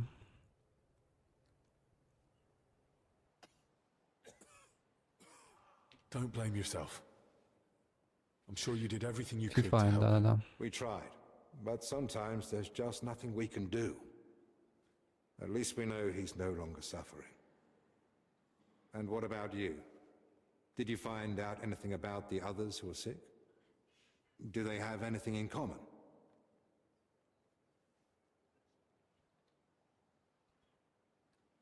I found some jewellery in Stephen's cell. It looked quite old. Jewellery? Where would he have got that from? He might have stolen it. But given how strict he was about the seal of confession, it doesn't seem likely. Maybe someone else stole it. But guilt caught up with him, and he gave it to Stephen during confession. Maybe. But surely we'd have heard about such a theft by now. Unless... They stole it from someone who can't tell anyone anymore. Do you think we've got a murderer here? I've no idea. It's all just guesswork. I found out that Ernest, Yaroslav and Blazhena were meeting regularly. There's a secret copying workshop in the cellar. A secret? But why? And what in God's name was she doing there? Well, it's a long story, but I know for sure they were meeting down there. Those three from the infirmary, and the overseer I found dead. Very well, I believe you. That explains why those three got infected. Do you think it happened in their workshop?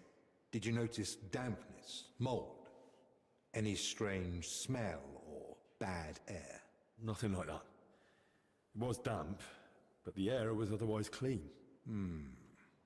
In that case, someone must have brought the illness to them. But who? Probably Ernest. If he died first, it would make sense. Or maybe the illness just killed him faster because he was older. Like the Confessor. That's possible too. So, what are we going to do now? We'll go to the abbot. You, Zacharias, and I. This is getting out of hand, and the number of sick keeps rising. To the abbot? Right now? You think waiting will solve anything? You've all come. That can't mean anything good. The truth is, more are falling ill and the infirmary's filling up fast. We're trying to give them all they need. But soon there'll be no beds and they'll have to lie on the floor. How many have died? The old confessor, Brother Stephen. And Brother Ernest, too. Ernest? He died in his cell. No one even knew he'd fallen ill. So, it started then. Ernest wasn't treated. Even mild illness can be deadly without care. And Stephen's age didn't help either. When the Black Death last swept the town, it also started slowly. The old, the sick, those no one missed were the first to die. And then we couldn't even bury the dead in time, let alone give them the last rites. Now, the Lord is punishing us for it. We do have some good news. With Henry's help, we might soon uncover where the infection's coming from.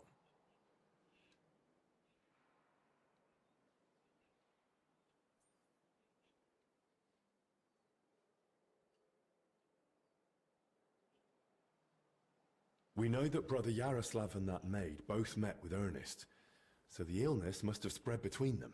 They all met? Even the maid? Why? Well, I didn't mean they were all together at the same time. Just that both Yaroslav and Blazena had encounters with Ernest. Why would a maid be meeting with Ernest? That makes no sense. Ernest never left the monastery grounds. He did, in fact, fairly often. He was one of the few allowed out for work reasons. Then they must have run into each other by chance, somewhere outside. Very well, then. Just breathing the same foul air as someone infected for a while puts you at risk. And since I found Ernest already dead, we believe he's the one who brought the sickness among the others. If he was the first to die, then he must have been the first to catch it, right? But where did he catch it? I don't know yet, Father. But I have certain suspicions. I found building plans in his cell. Looked like a floor plan of the church. That means nothing. Ernest oversaw all construction work in the monastery. And what had he been working on lately? He'd been supervising repairs in the church. A floor had collapsed above the crypt recently. He was assigning tasks to laborers and overseeing the work. Which crypt do you mean? Some important nobles are buried there. But most of all, it's the tomb of my predecessors. May their souls rest in peace. That might be the source of the foul air.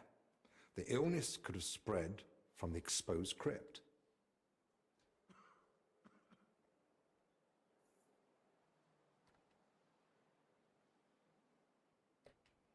Well, if the sickness really came from the crypt, we shouldn't go in there.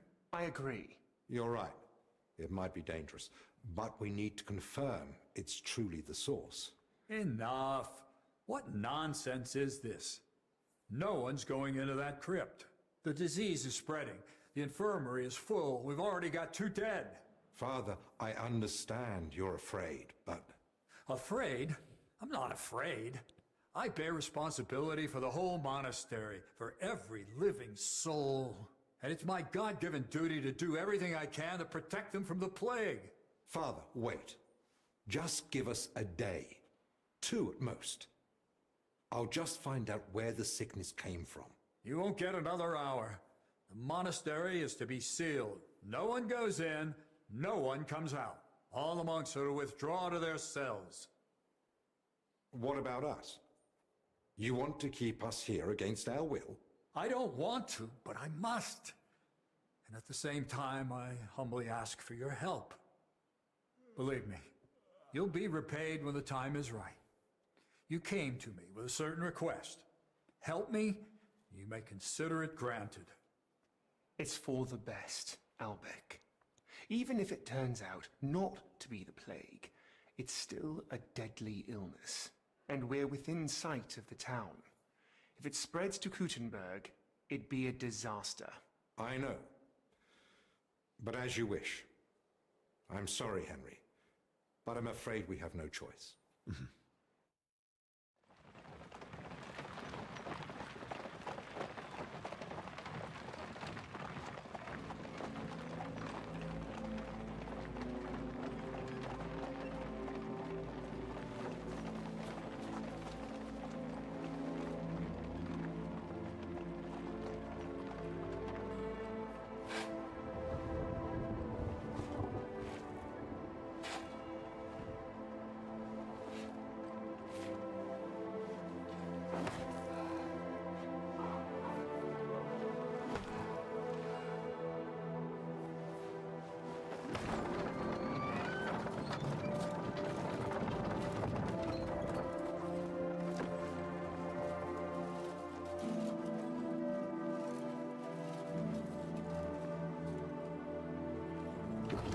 Tibi Domine, fratrum nostrum, meriter commendamus, ut quem in hac vita mortali, immenso semper es prosecutus amore, nunc manis omnibus liberatum, in requiem in gredi iubias sempiternam.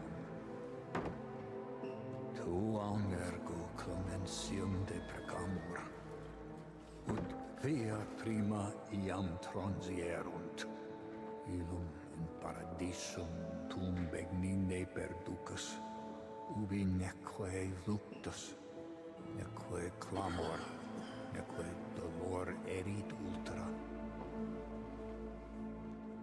Sed pax et gaudium, cum Filio tuo et Spiritus Sancto, in saecula saeculorum.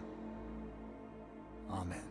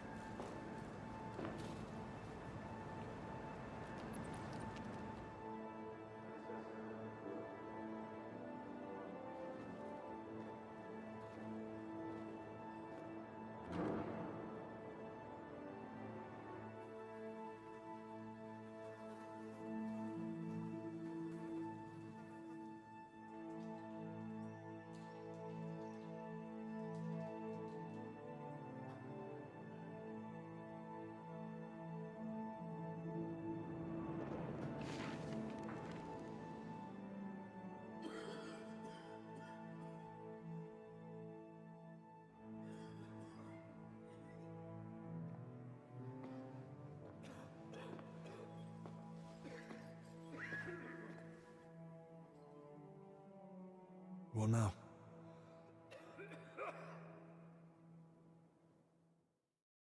This whole situation keeps getting worse.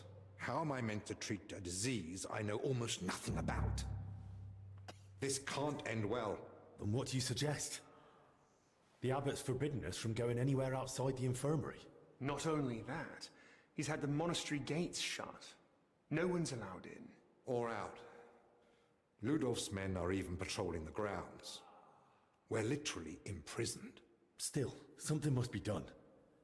The beds are nearly full, and there's not endless space on the floor either. Henry, I know I've no right to ask this of you.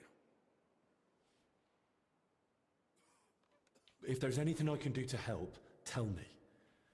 The sooner you manage to get this sickness under control, the better for everyone. Thank you. I appreciate that. Well now. And here you were acting like you'd been forced to take that assistant on against your will. Actually, that was the case. But let's get to the point. Search the church crypt. If there's a plague grave down there, uncovered by that collapse, then at least we'll know for sure. But surely no one would have buried plague victims there. That's where the abbot's tombs are. I'm not looking to confirm it.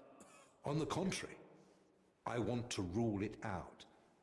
I still don't believe we're dealing with plague. I'll stay here and tend to the sick.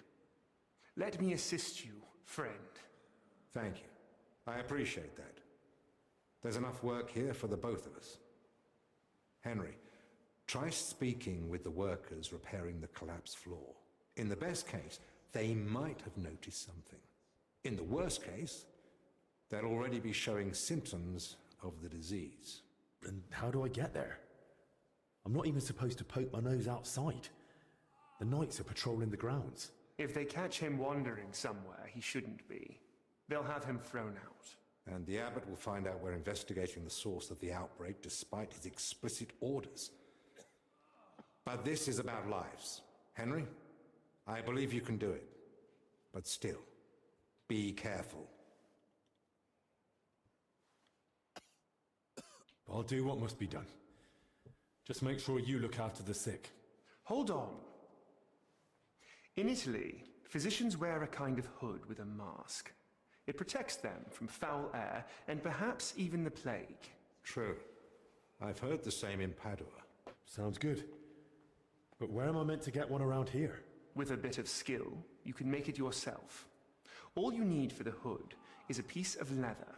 You'll need to hang fragrant herbs around the collar. Something like mint or sage.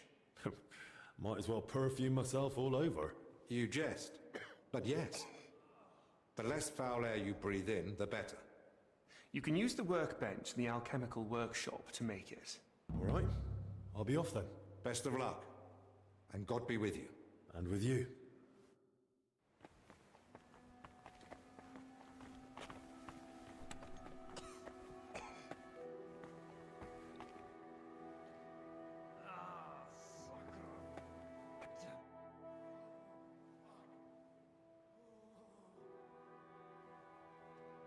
I've got a few... What do you want? Can you tell me where to find the things I'll need? You can get the rope and leather almost anywhere. I'd say you'll find some lying around the construction site. And you can gather herbs from Joachim's garden. And the recipe for the fragrance? The monastery library has extensive collections. I'd be surprised if you didn't find something in there. And once I've got all the materials, is there a recommended method? Once you've got everything you need, there's a bench in the alchemical workshop where you can get to work. I'm not the handiest with this sort of thing, but if I can sew the mask, hanging herbs on it should be a cinch. How will the mask help me? Well, if you wear it properly, you shouldn't get infected. Or not so easily, at least. The herbs and oil purify the air around you, and the mask stops you breathing in the foul air. That's all. Thanks.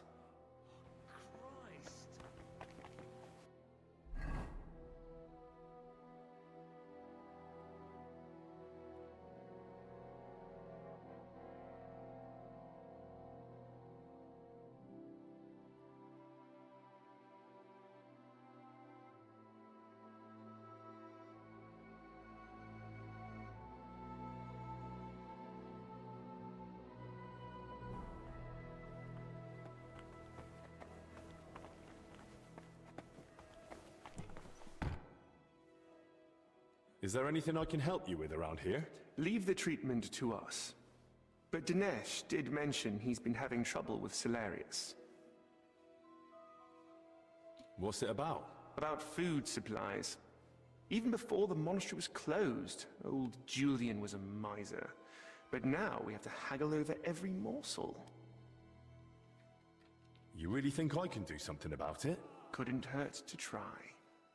Go and speak to Dinesh. He'll explain what's what.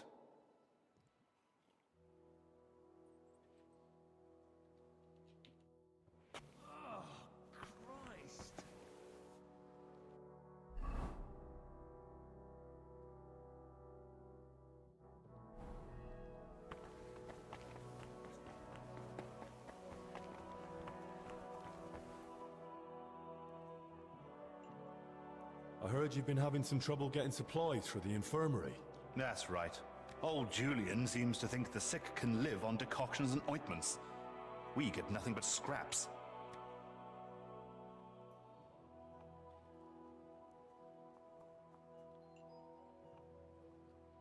Well, maybe I could try speaking to the Solarius myself and see if I can, persuade him.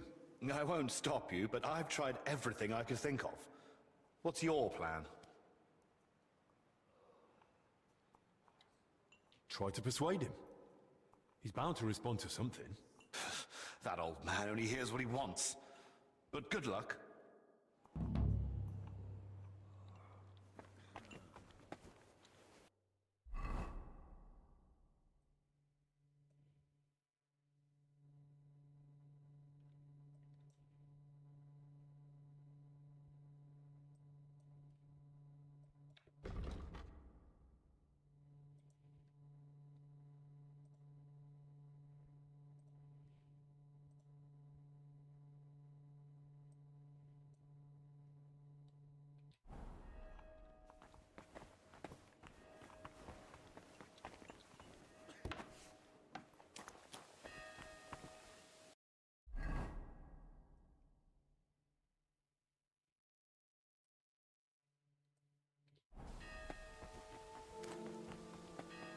I'll have to watch out for those patrolling knights. As long as God... Hey, what are you wandering around here for?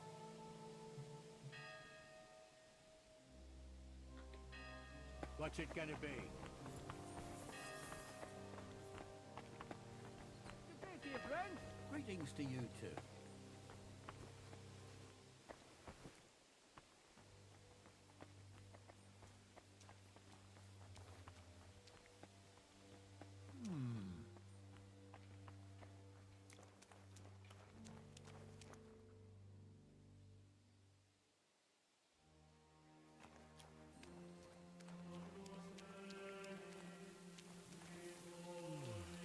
Hey, what are you wandering around here for? It seems I've got a bit lost. Just take me away. Go on then, and be more careful next time.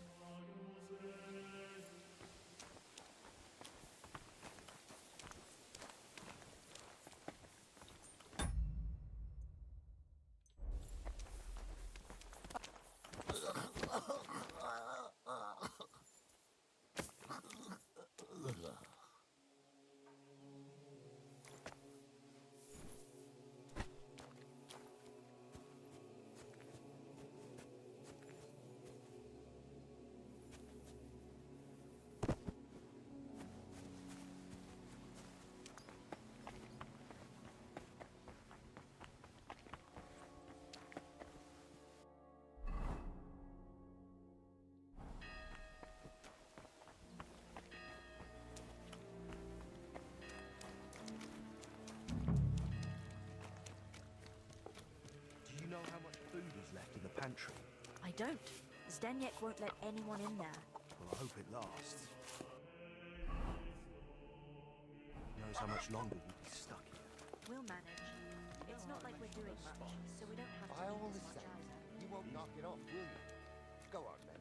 I'd use them, no doubt, but they're gonna rust. And? And when they rust... Bloody... Greeting. How can I help? I'd like to ask you something. Look, I don't want to meddle in anything. Go and ask Loiza over there.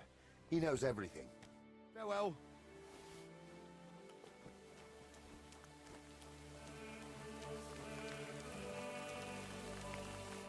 I need to ask you something. Look, you probably shouldn't be here, right? You heard the talk. They say there's some pestilence going round. Yeah, that's exactly why I'm here.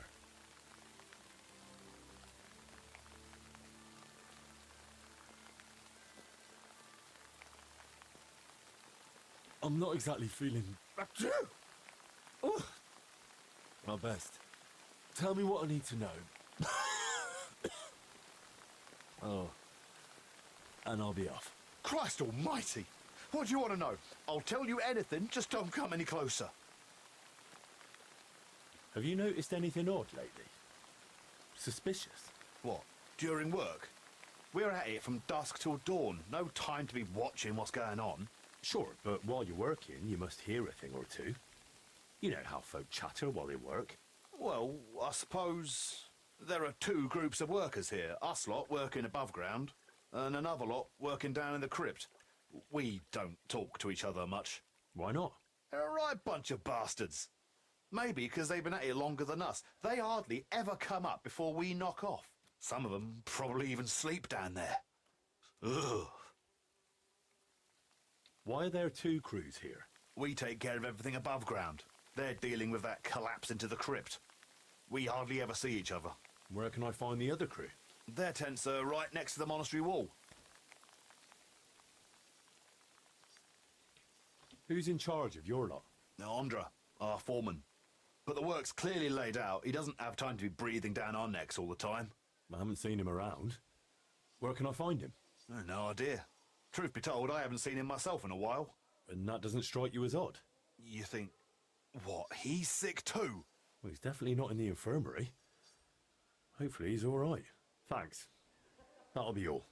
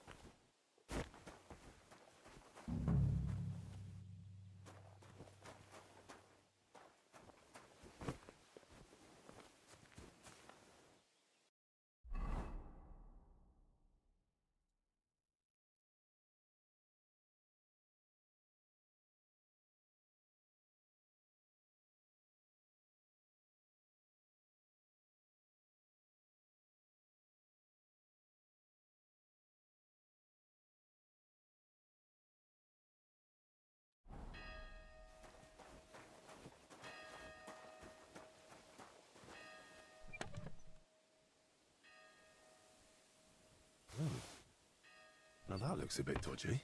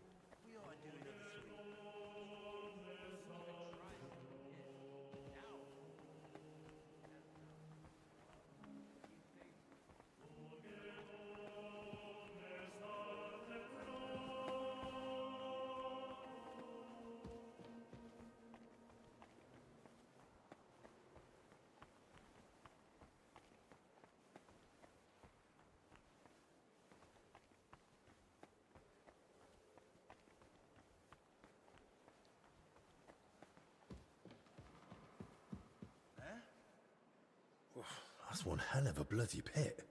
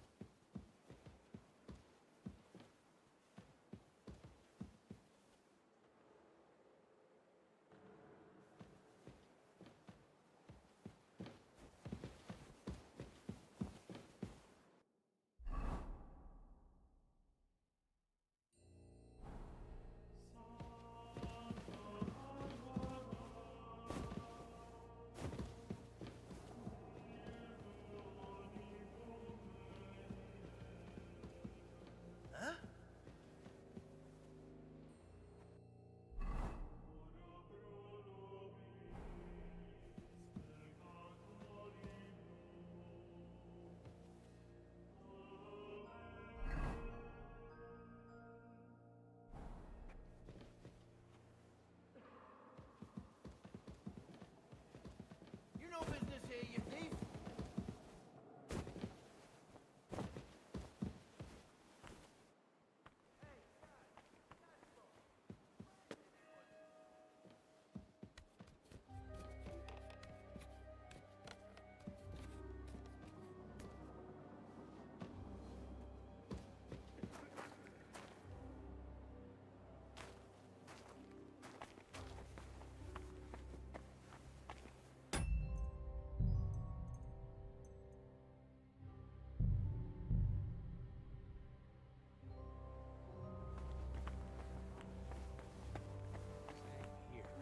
Script gives me the creeps. You should just board it up and leave it. Didn't you hear the foreman? We gotta hold out. Yeah, still, I don't like it one bit.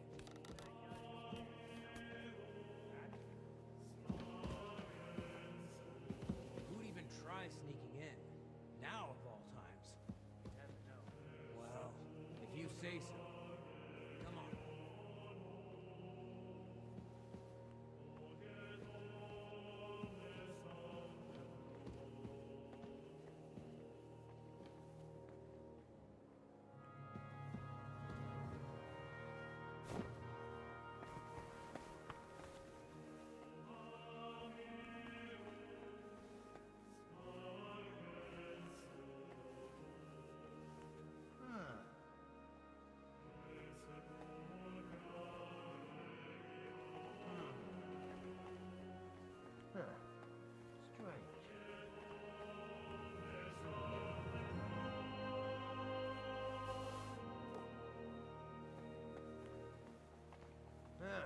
Never mind. Strange.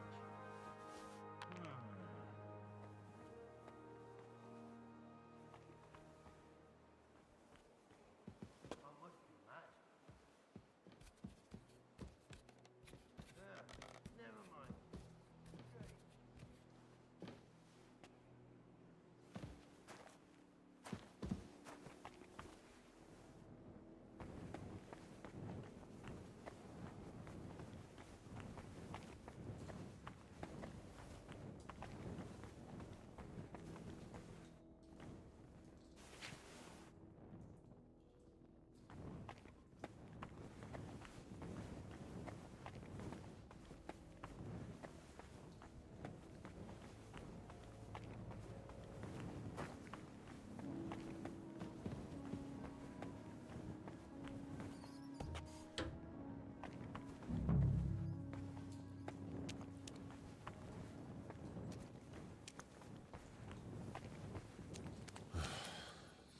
Should have made that mask.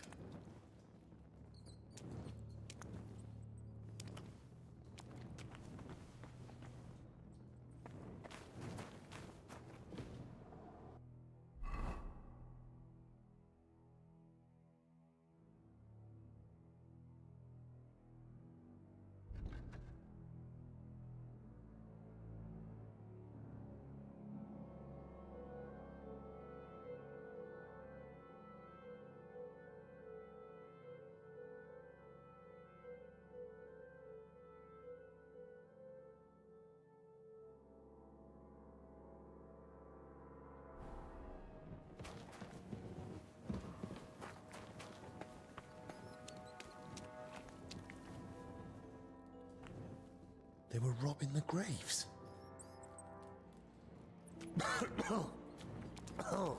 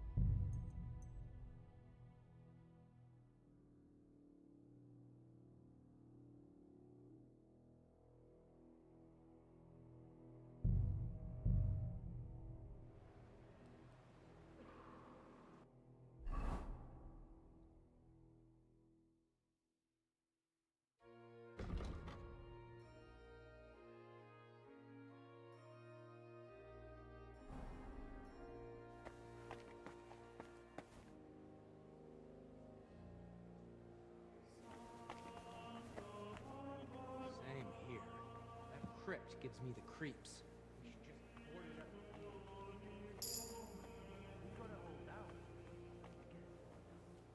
Yeah, still, I don't like it one bit. That's true. Who'd even try sneaking in? Now.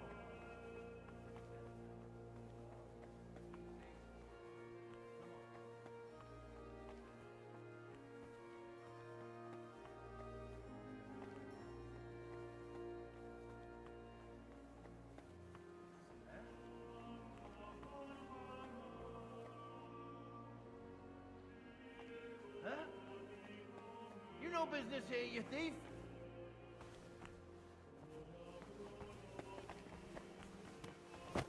Arrest him! He tried to beat me up! Ah! Ah! Ah!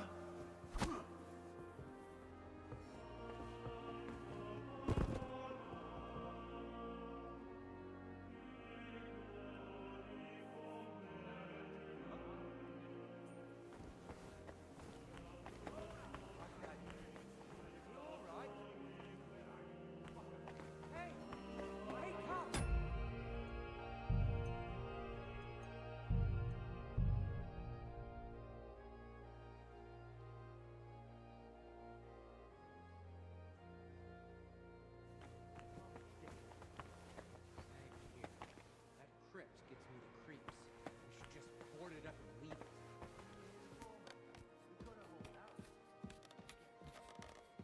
Yeah, still, I don't like it.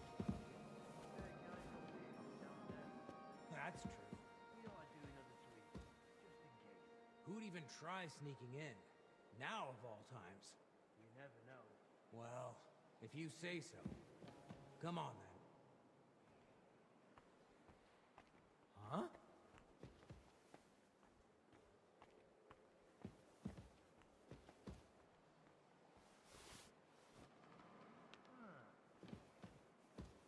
I must be mad.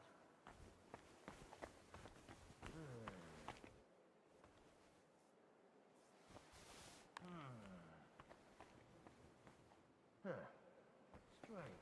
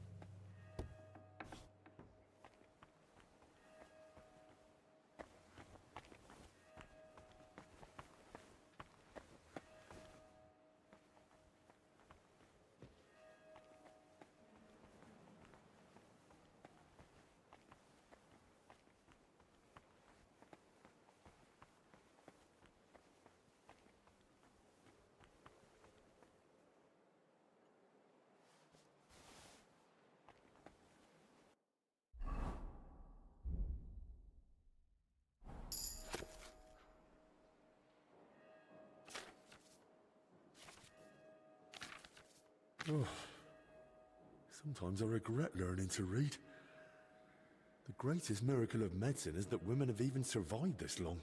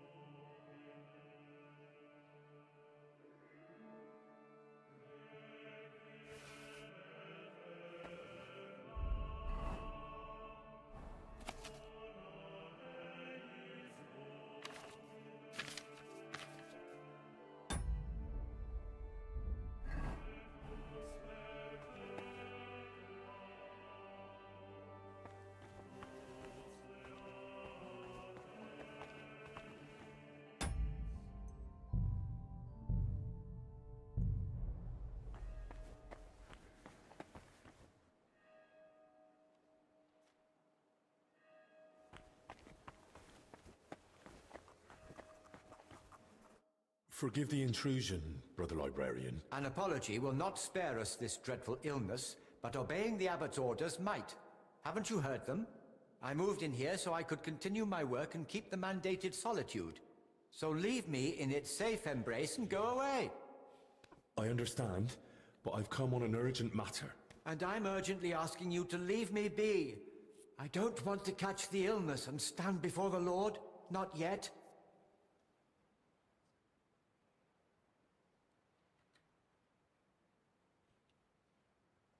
Brother Librarian, I understand your fear, but remember our Lord Christ. Did he fear the lepers?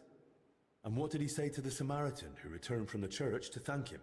Your faith has healed you. You see? There's no need to fear the dreadful illness if your soul is pure. So you believe this illness is a test for us? Well, yes, I think it might be. But I'm only guessing. I wouldn't dare pass judgment on the Lord's intention. Ah, you've spoken wisely and humbly. I can never compare to our Lord Christ, but in your words I find comfort and a spark of hope. May I ask you a favor, then?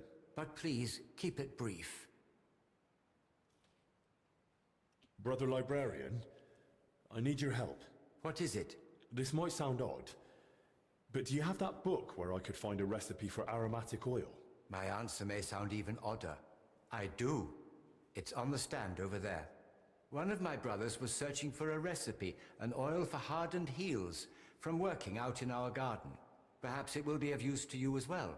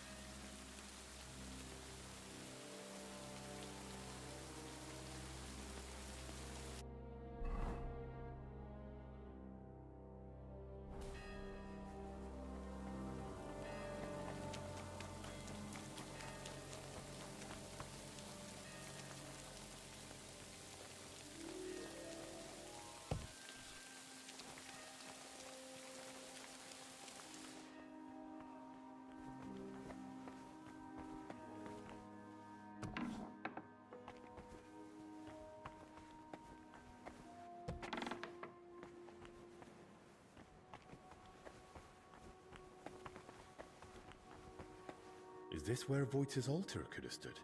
So what? Better to burn a piece of wood than for Voita to fry in hell for eternity.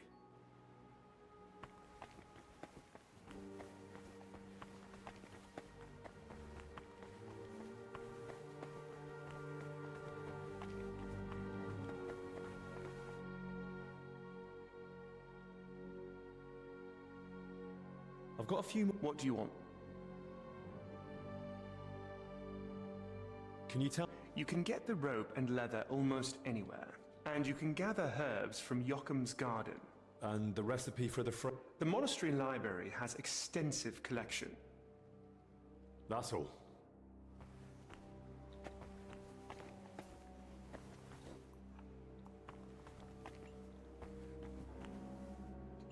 Oh, Maddie, it's you.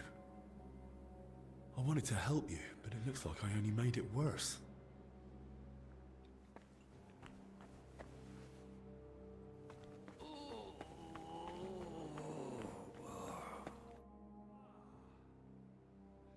Albic? What is it?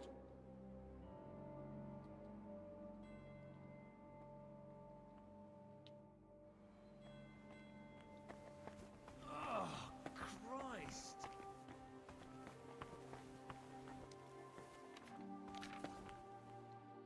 Lord be with you. What do you need? God be with you. Damn it.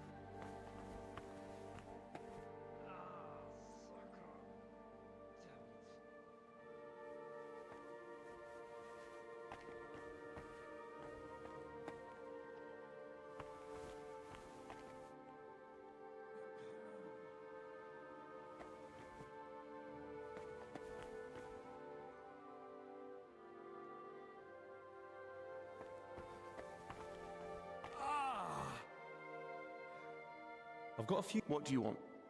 Can you tell me where to... You can get the rope and leather almost anywhere. And you can gather herbs from Yocham's garden. And the recipe for the fragrant oil? The monastery library. That's all.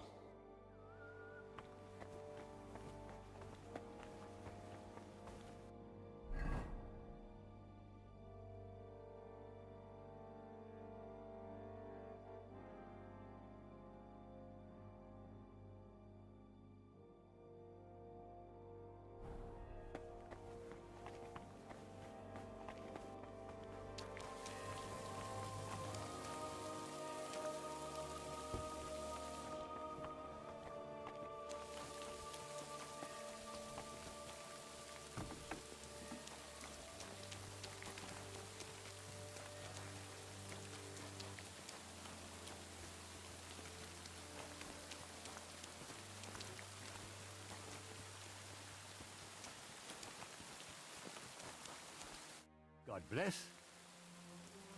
What are you doing in the garden? Shouldn't you be inside? What a beautiful day the Lord has given us. I feel in my bones it might rain now. But no need to dwell on that now.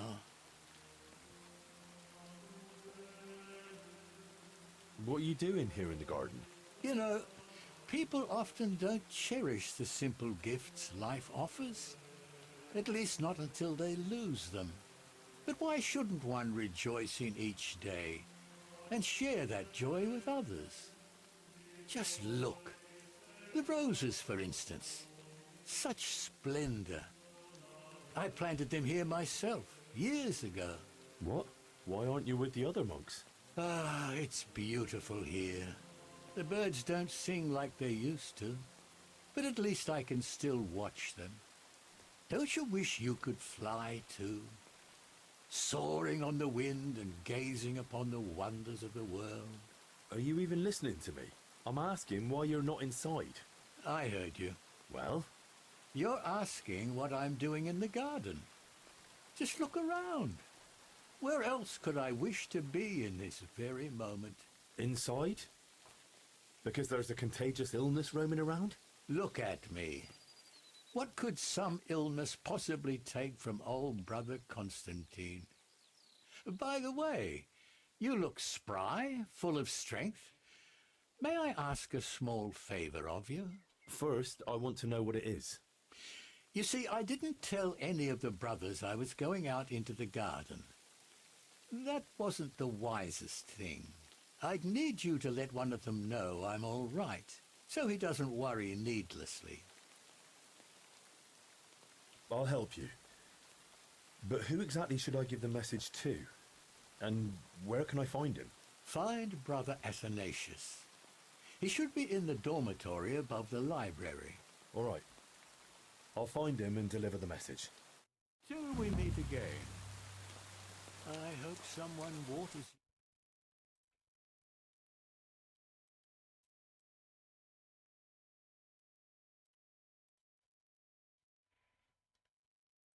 Silence. Just the wind and birds singing.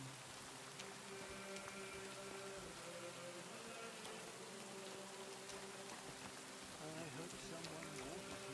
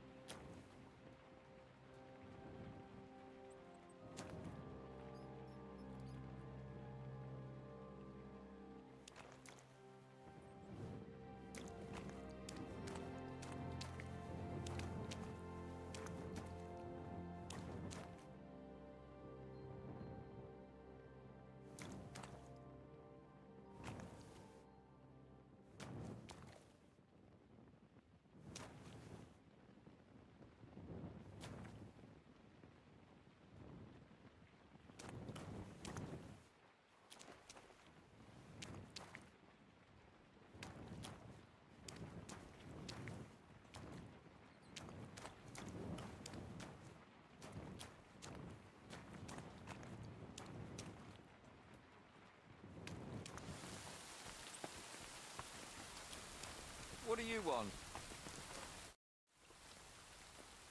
Did you know there's a monk hiding in the garden? Ah, so you found him. I know he's in the garden, but I think that's how it ought to stay. Why should he stay there? Go and see for yourself. How much time could he have left, eh? I reckon he should be the one to choose where to spend his final moments. Don't you think? So that's how it is. You just leave him out here then? It doesn't bother me having him around. And if you're worried he'll run off somewhere... Thanks for your honesty. Well, it's not like you gave me much choice. Well, see you later. Have a good evening.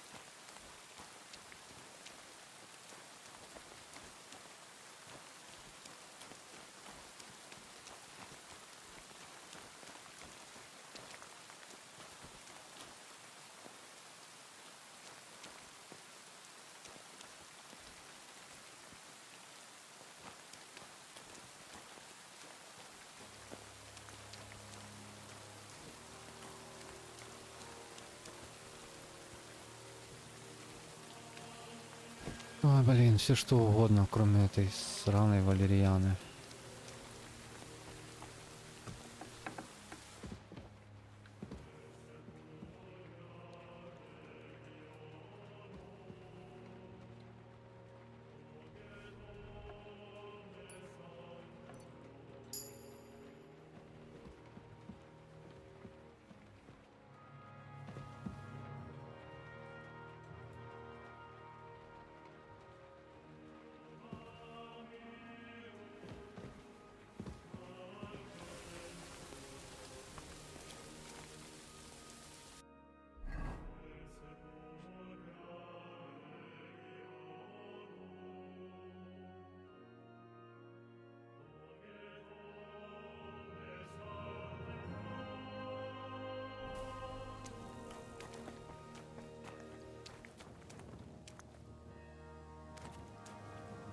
Неужели, блин?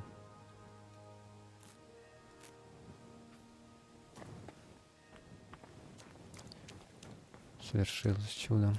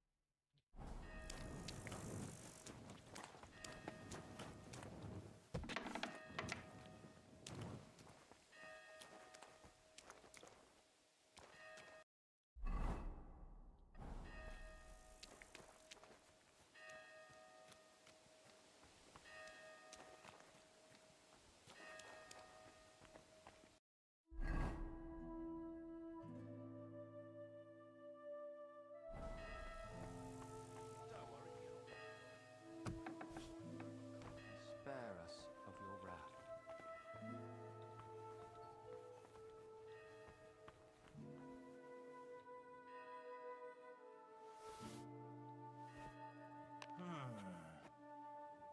Huh.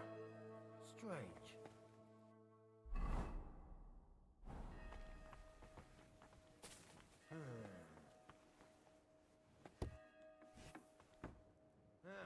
Never mind.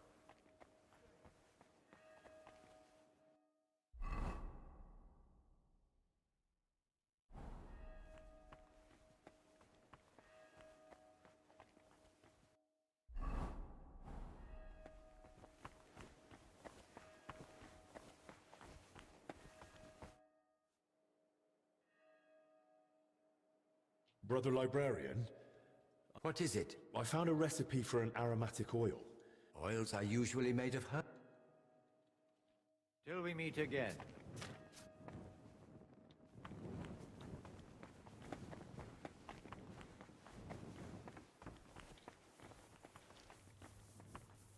Good day to you.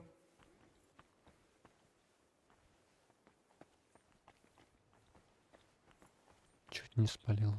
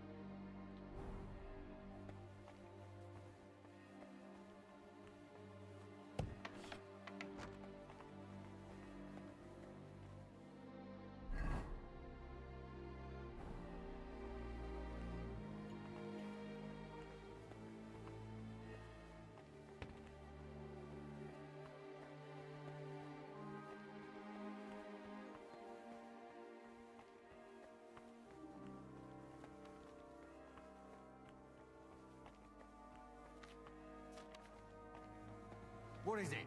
Did you drop something? Are you Athanasius by any chance? Yes, that's me. Brother Constantine wants to... Constantine? You know where he is? Is he all right? Has something happened to him? Don't worry, he's fine. And he looks content. But then why hasn't he come back? Is he lost? Does he need help? I don't think it's that. It seems he just doesn't want to come back. What do you mean, doesn't want to? You have to convince him somehow. We can't let him stay out there alone.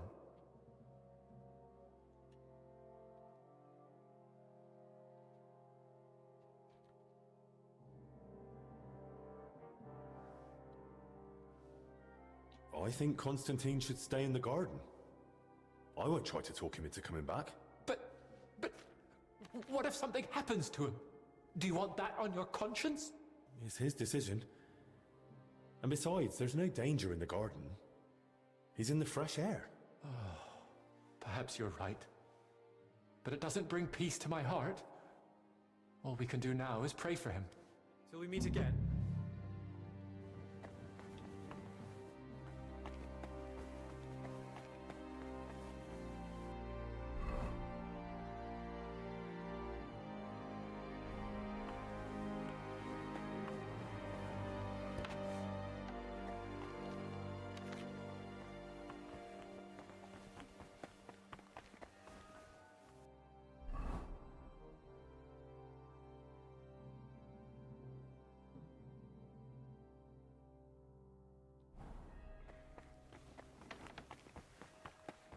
You're not supposed to be here.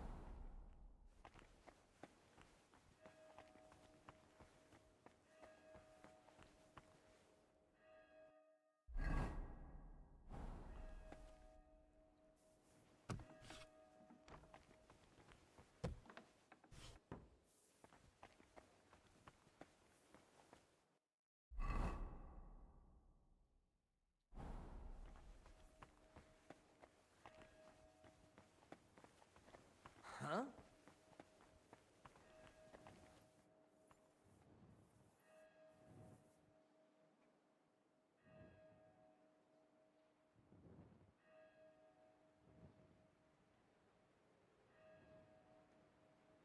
Fucking job.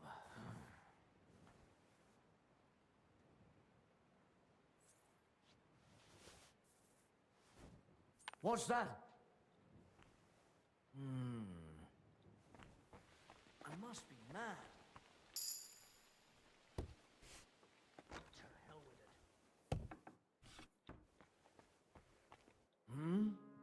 No, thanks.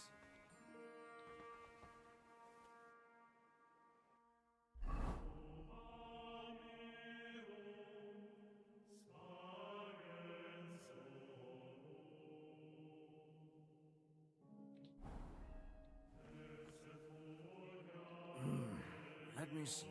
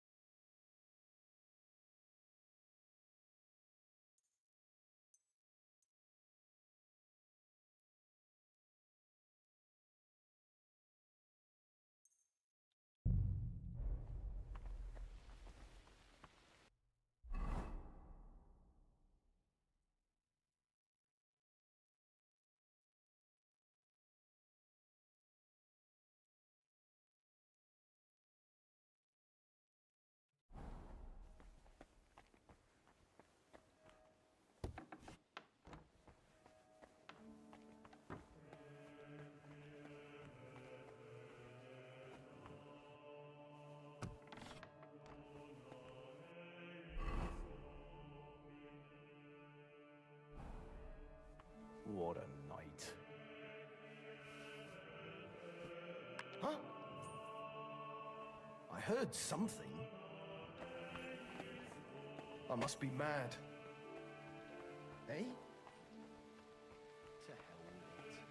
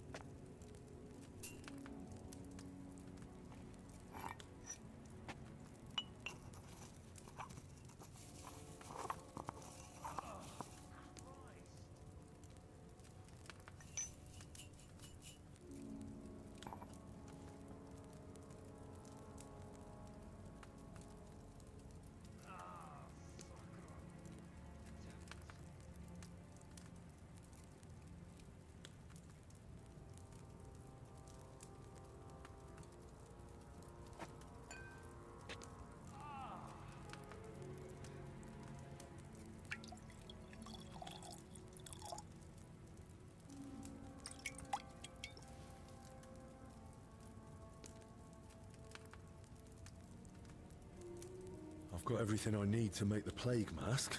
Now, just to actually make it.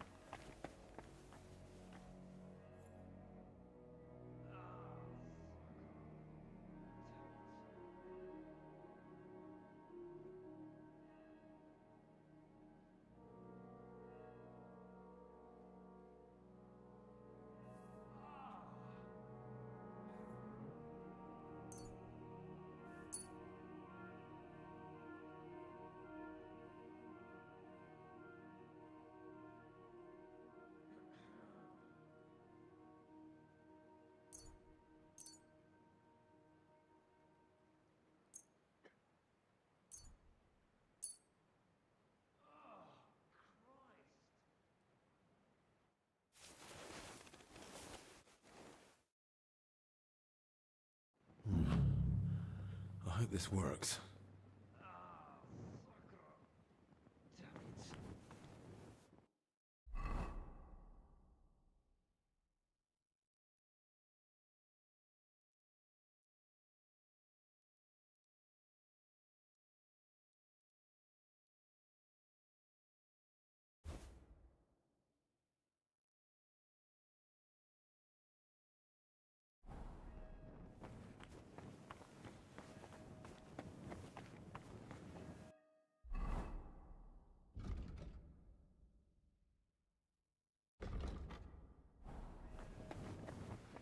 What do you want?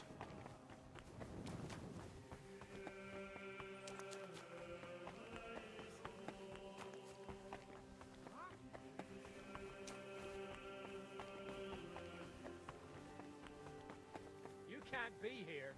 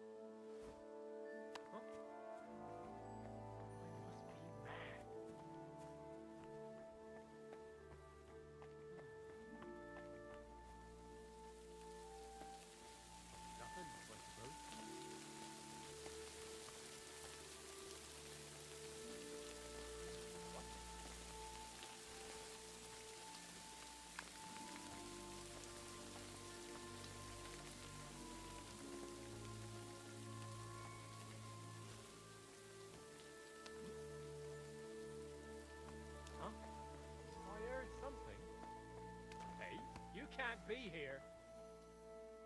Damn! You gave me a fright. What are you doing here? What do you think? I'm keeping watch so no one... And why? Because you might end up getting hurt in there. If you stroll in there, gawping at the ceiling, you could fall in and break your neck. Will you let me in? No one's allowed in.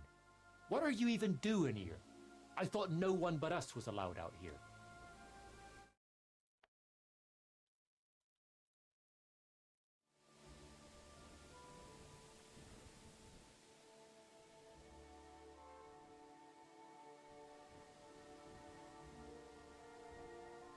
Let me in for your own good.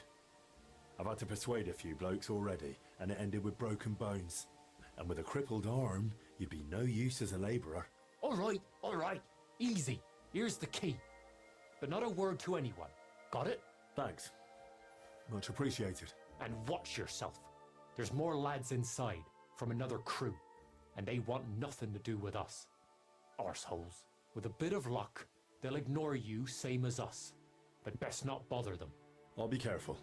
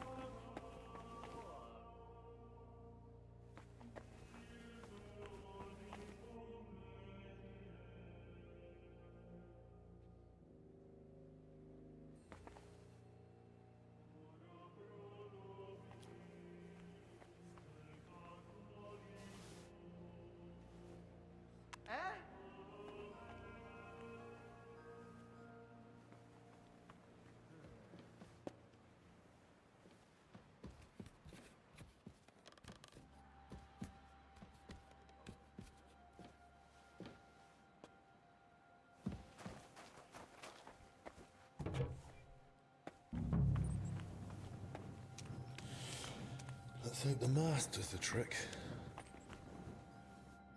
They were robbing the graves.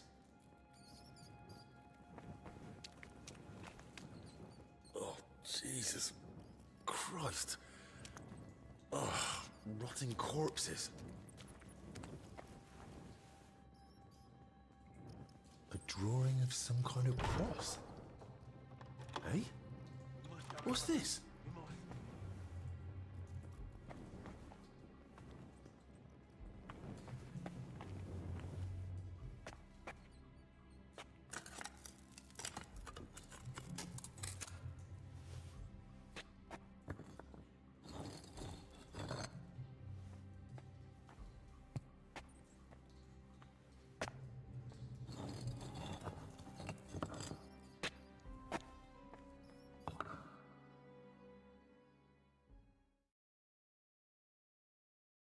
This crypt carries on.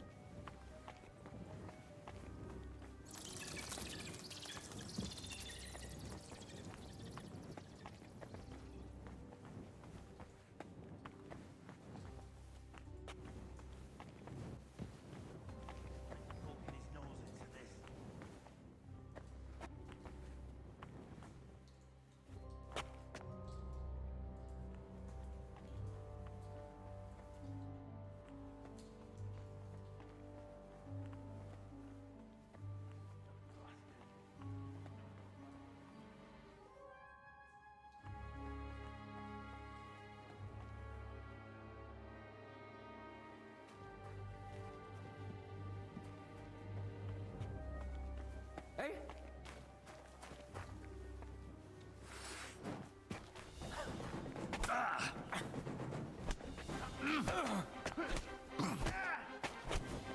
No, you don't. I'll bury you alive right here.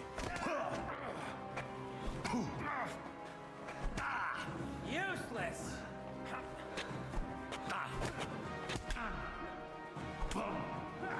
Fire the arm!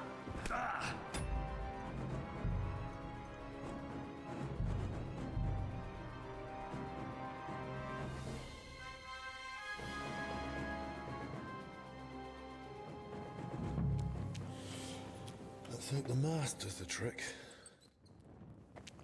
Oh, Jesus Christ. Oh, rotting corpses. A drawing of some kind of cross. Eh? What's this?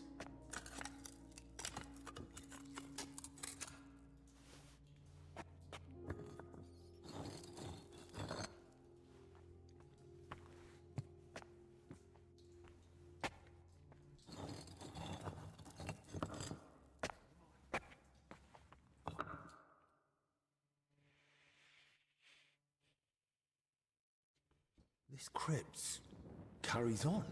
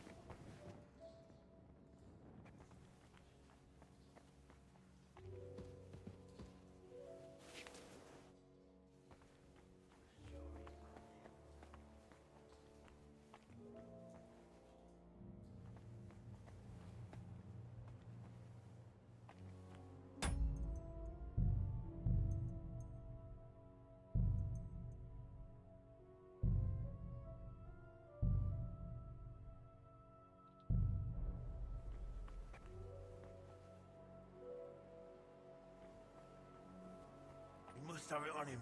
You must.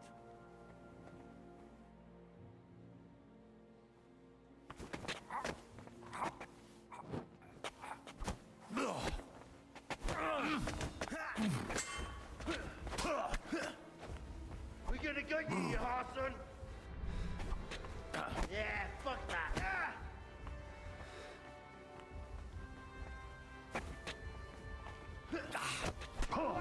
Die.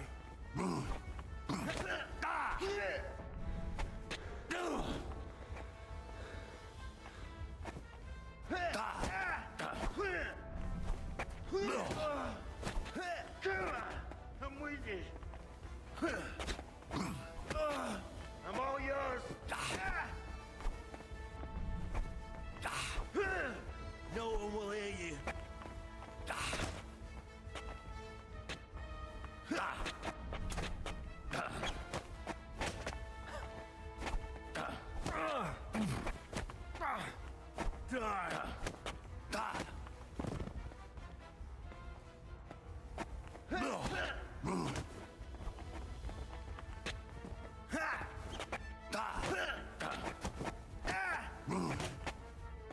I'll bury you alive right now.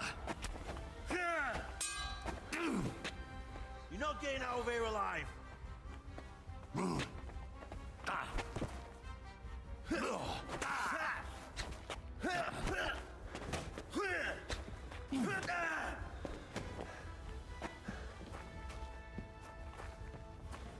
Die. I need to get back to Albi.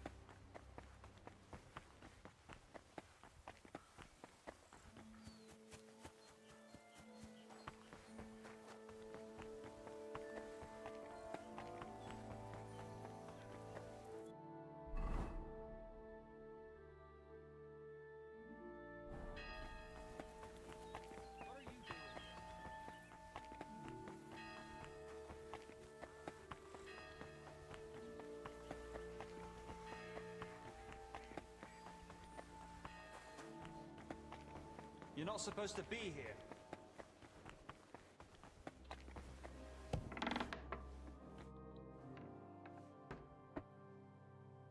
Christ, Albig! What happened? Are you alright? I am, yes. But it looks like we've been robbed. Why? And who did it, for Christ's sake? Gentlemen, please. Keep it down. You're disturbing the patients. For God's sake. What happened here? What a mess. And what do you think? Someone was clearly looking for something. But there's nothing of value here. Well, actually... Albig! You brought them here? What were you thinking? And was I supposed to leave them unsupervised? And? Were they stolen? Thank the Lord, no. I still had them on me. Can someone tell me what exactly was nearly stolen? As you know, Henry, I spent a good part of my life at King Wenceslas's court, tending to his health. Thanks to that, I learned much about his private life, what ailed him, how and when he got injured, and what treatments I used. I recorded all my findings and methods, partly in case anyone cast doubts on them, and partly for others to copy, if necessary. If these detailed records were to fall into the wrong hands, I dare not imagine the consequences. Plenty of folk would pay handsomely for them. Or tried to steal them for that very reason. Who could have got in and made such a mess? I was busy tending the sick. I noticed nothing. Nor did I, I'm afraid. There's work here for 3 more physicians. That actually made it quite easy for the culprit. But we still don't know who to suspect. Surely you realize the abbot himself might be interested in those records. Father Jan? Nonsense. We've known each other for years. Not quite well enough. When he heard you were coming, he was pressing me to persuade you to let him read them. But that's out of the question. Absolutely not. That's exactly what I told him. The look on his face. If looks could kill, I'd be dead. How did he even hear about them? Their existence is no secret. Even King Sigismund mentioned them to me once or twice. And if he ever said anything in front of the abbot... And the thief waited until the monastery was closed? So, Albig isn't leaving. Even if he wanted to. Let's not jump to conclusions. And don't start pointing fingers. Henry, go and ask Brother Benedict and Dinesh in the infirmary if they noticed anything. Maybe we'll get lucky. All right then. I'll return to my patients and pretend nothing's amiss. No need to alarm them over this. Right. Agreed.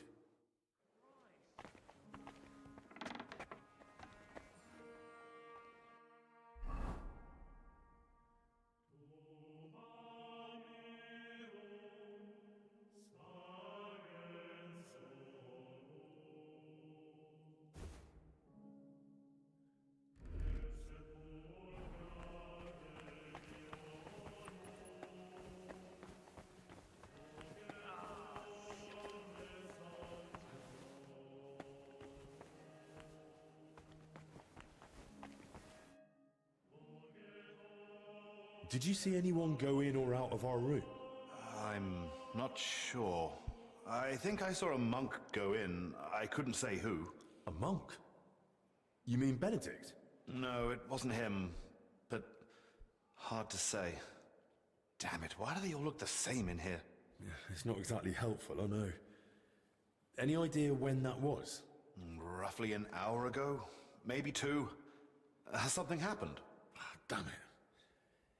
Never mind. Better if you ask Zacharias.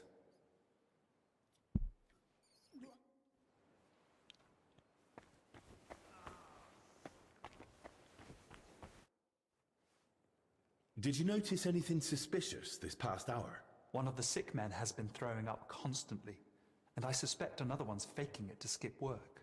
No, I need to know if anyone's been nosing around our room. I spent most of my time with the vomiting one, or out in the yard scrubbing his bedding. I didn't see anyone. Someone went through our room, or rather tossed it all about. Likely looking for something. And what about the alchemy lab? Was that turned over too? No. I think that one's untouched. Oh, thank God. I'll go check it anyway, just to be sure. Was anything stolen? That's the thing. Nothing was taken, so we don't even know what they were after. I should have been more watchful, right? I'm sorry. I promise I'll keep a better eye on things from now on. Don't beat yourself up. It's not your fault. God be with you.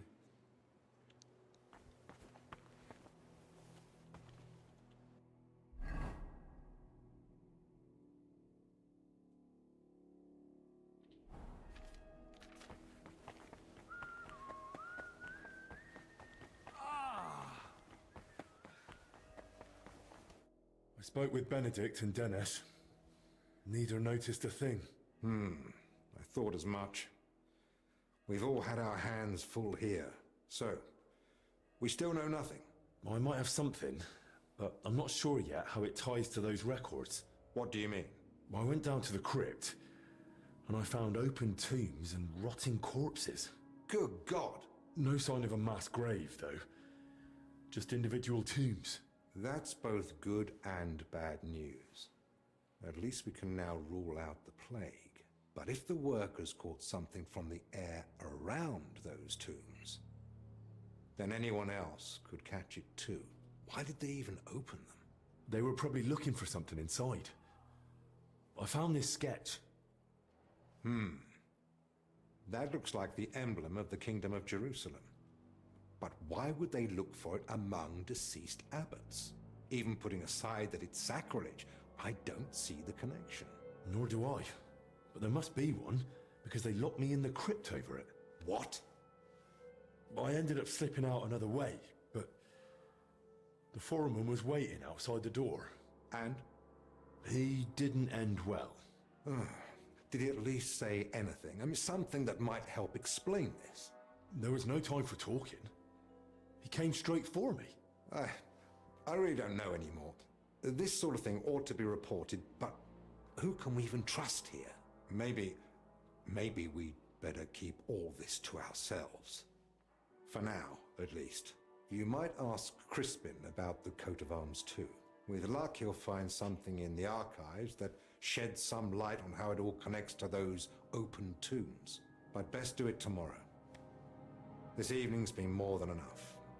One adventure a day is plenty. Agreed. Let's clear up the room, then sleep. We'll be wiser come morning.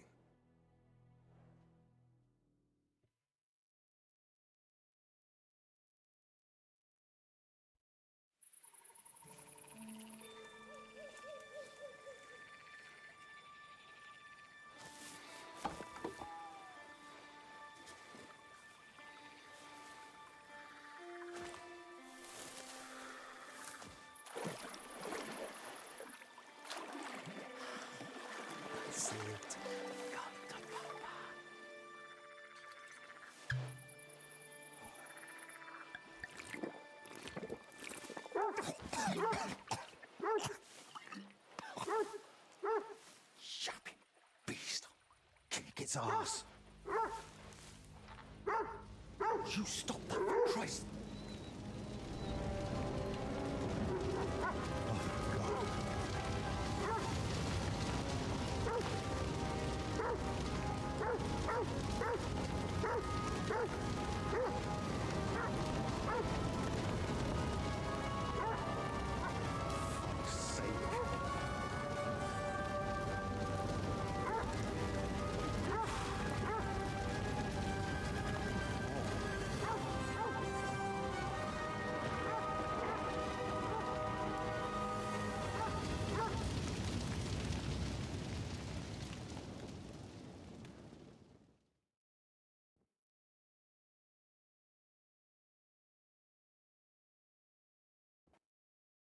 Good morning, everyone. I trust you've had a decent sleep. The sick are waiting, and being tired doesn't excuse us from our duties. All right, give me a moment. Then we'll go and check on the patients. And where's Benedict, anyway? If I may, gentlemen. Haven't you heard? There was a fire here last night. A fire? Here at the monastery? The small shed by the mill house burned down, but it was probably just an unfortunate accident. Thank the Lord it's all over now. And no one was hurt? Well, that's the thing.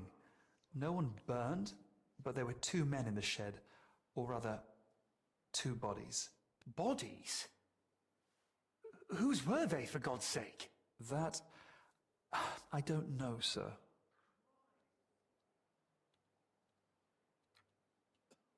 Who found them? And how did he get them out? Elijah, one of the lay brothers. He ran into the flames thinking he could save them, but they were already dead. And what was he doing outside in the middle of the night? You don't suppose he had something to do with it? He's never been any trouble. There's no reason to suspect him. And how do you know they didn't die in the flames?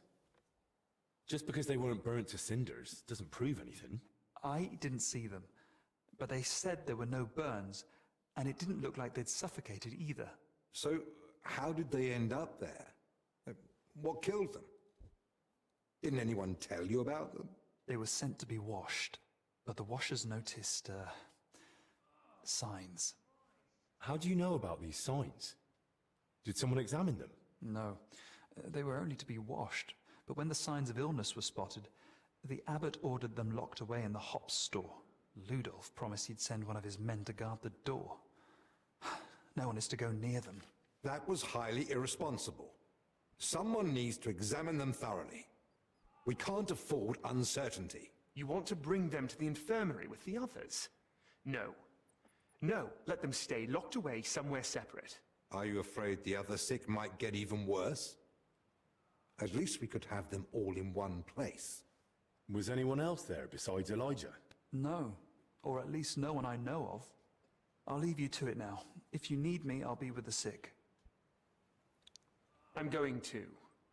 Disease? Fire? What next? A swarm of locusts? First they ransacked my room, now this.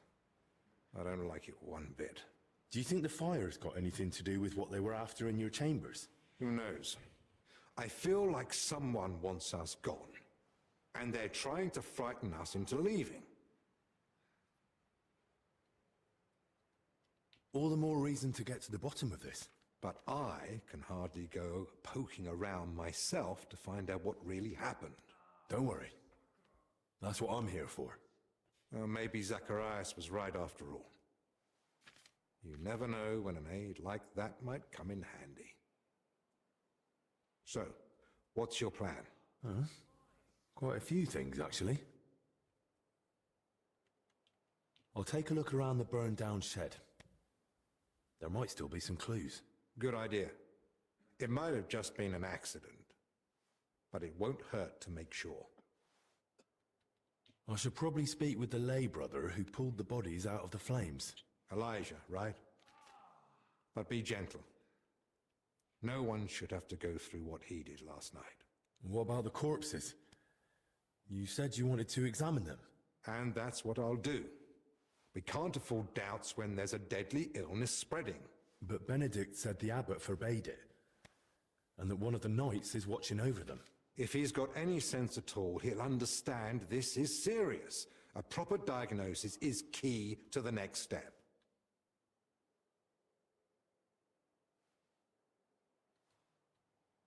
Someone searched our room just a while ago, and who knows what they'd do if they caught you wandering around alone. I won't have that on my conscience. Better you stay here, and I'll sort it somehow. So what you're saying is, use an unorthodox approach.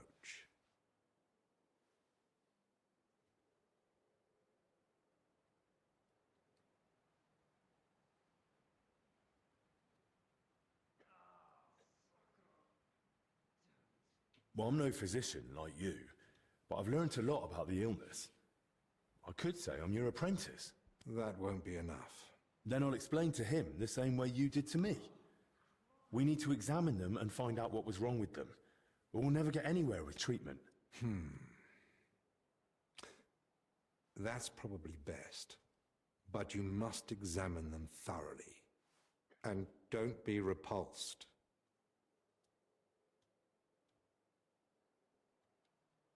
So, what exactly should I be looking for? Anything unusual. You know well the symptoms the sick here have, but a keen eye may spot other signs too. If you're not sure, just try to remember what you saw. If you describe it to me later, I should be able to identify it. I can't think of anything else. Nor can I. Well then, best of luck.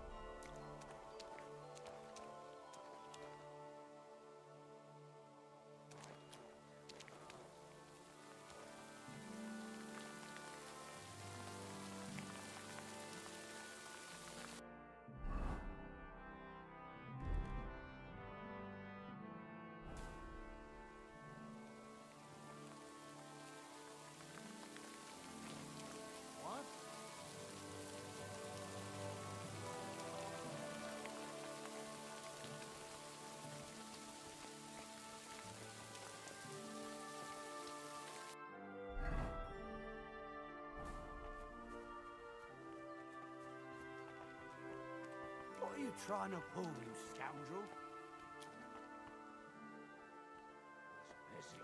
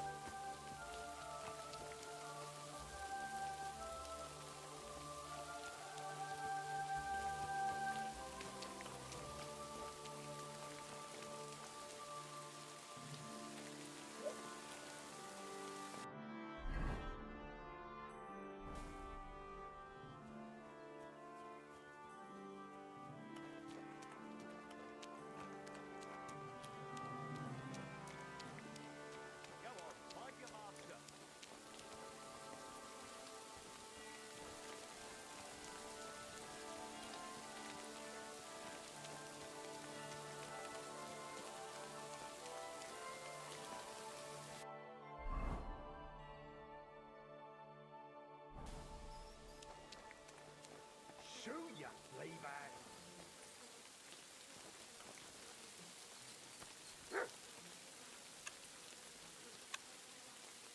Why do you keep sniffing about? Go on, get!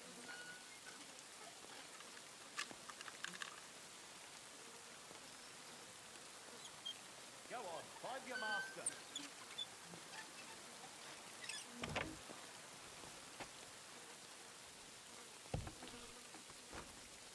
come back.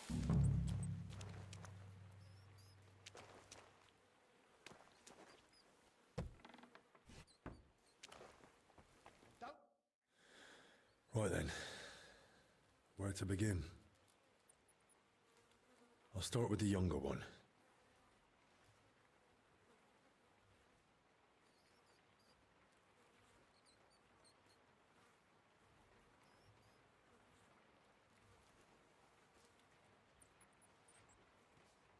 Muscle stiff, but the body looks supple.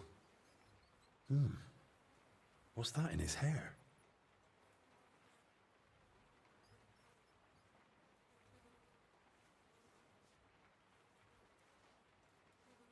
Oof.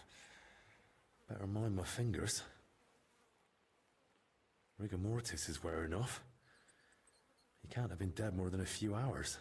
He vomited up his guts before he died. Just like that old confessor. It's all clumped together. Looks like flour, or maybe lime.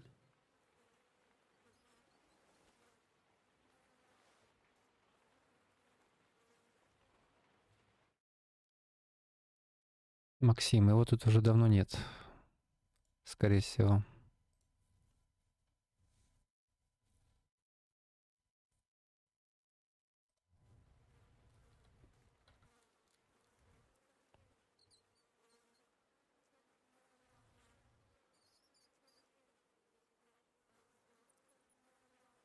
По крайней мере, он уже давно молчит.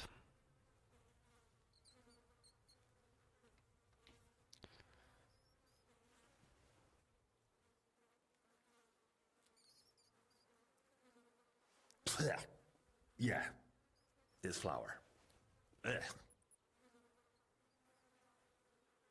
Ну, в чате сидит, да. Но я думаю, он просто занят своими делами.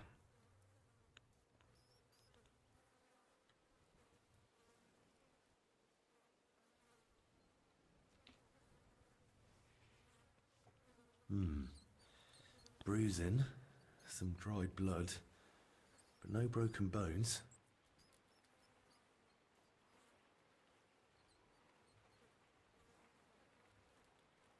Those bruises are odd. Regular. Almost perfectly circular. Looks like cupping marks. Someone might have tried to ease a fever or pain.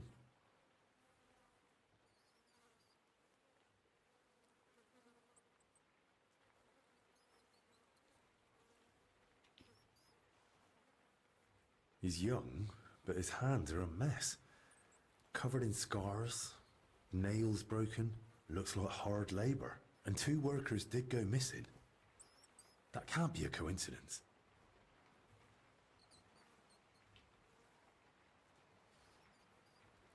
I don't see anything odd here.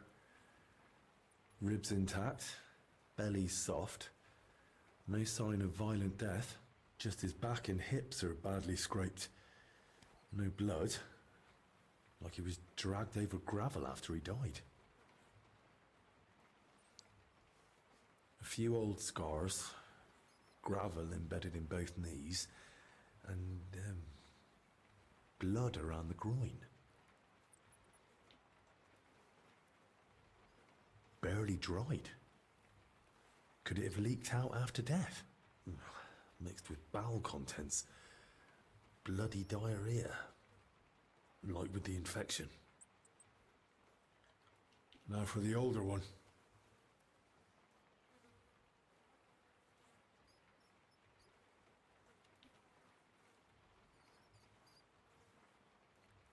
Pale, sunken eyes, missing some teeth, though that might just be age.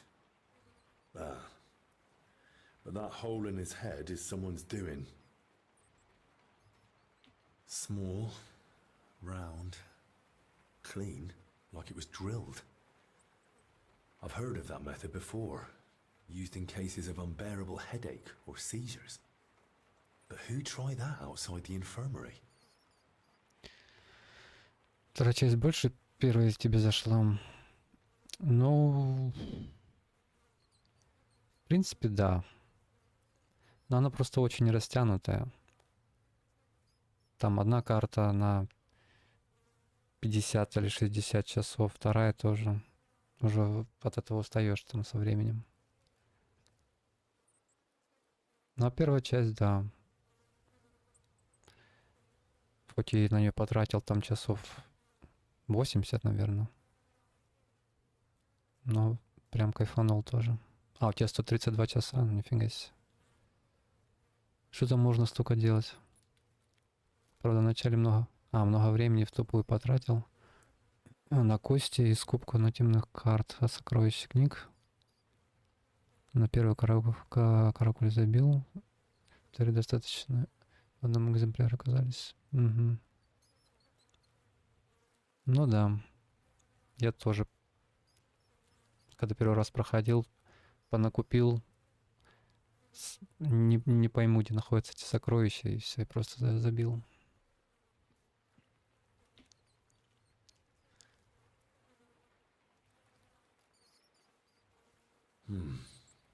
Completely stiff.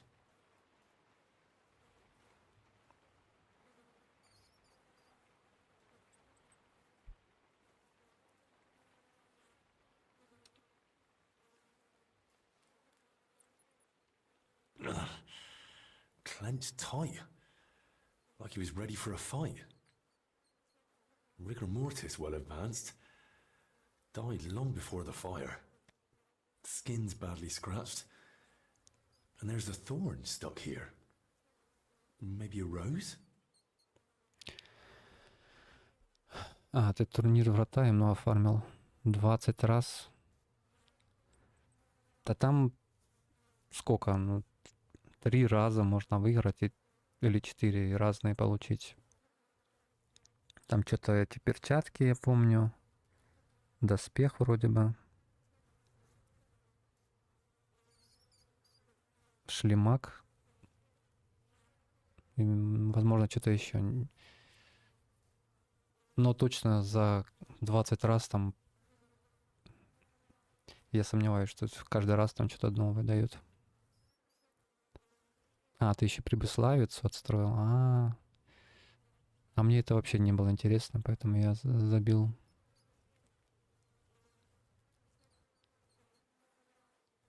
Full DLC прошел, full игру со всеми квестами. Раскачка. Угу. Медленный казуальный игрок. Угу. Надо, чтобы тебе Голливуд заказал пройти Бессмертие и Dark Souls там или Сифу. Или Sekiro. Контент был бы.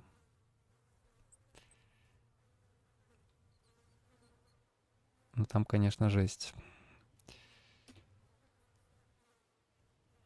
Stiff as a board, but no broken bones. Back and shoulders all scratched up, like he was dragged through brambles. And around his neck and chest, he's got red blotches on the skin. Those blotches look familiar. They're a bit like the ones on that old confessor. Looks like this poor wretch caught the same thing. Knees are scraped and scarred. He must have worked hard in his life. Обычно с гриндом проходил все Dark Souls, Sekiro. Времени только намного больше уходило, чем средних игроков. Sekiro часов за 70 прошел. Без смертей я бы подгорел, это для задротов. Так вот в этом и вся соль, чтобы зрители смотрели, как ты подгорал, и получали от этого фан.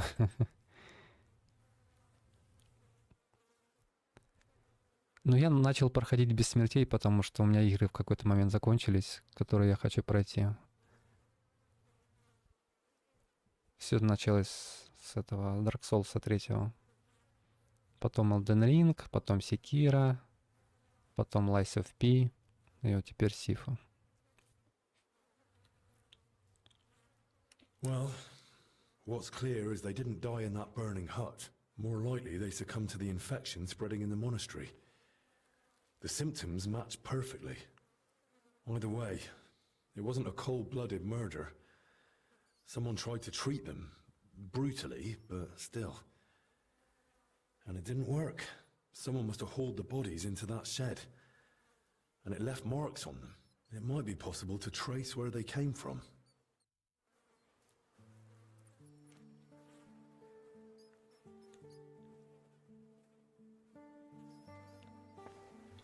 Я, кстати, не знаю, проходил ты Lies of P и Сифу или нет. Но игры шикарнейшие.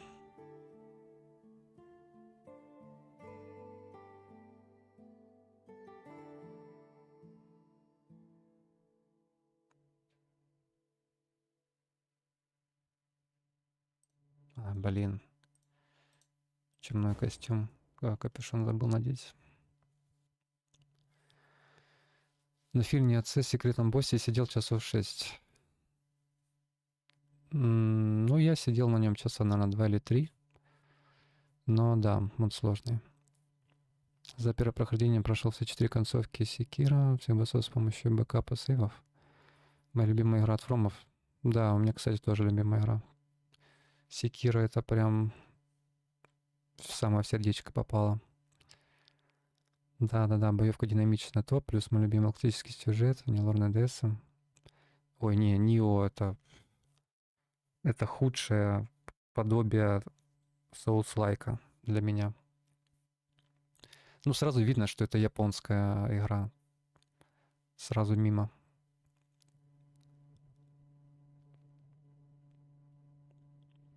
Так что Lies of P это примерно как Sekiro. Только с еще более упором на парирование. Там полно боссов шикарных. Отличный сюжет, интересный. Запоминающаяся музыка, сеттинг и все остальное.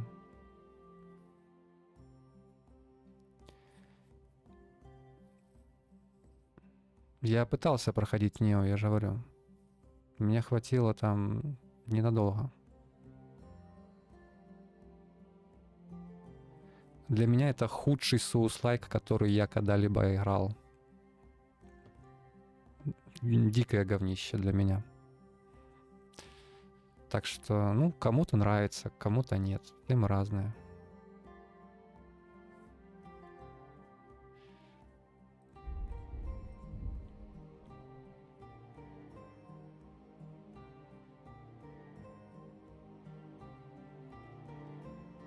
Ну и Сиф вот ты тоже, я думаю, обязан пройти. Такой файтинг выходит, я не знаю даже. Раз в 10 лет в лучшем случае.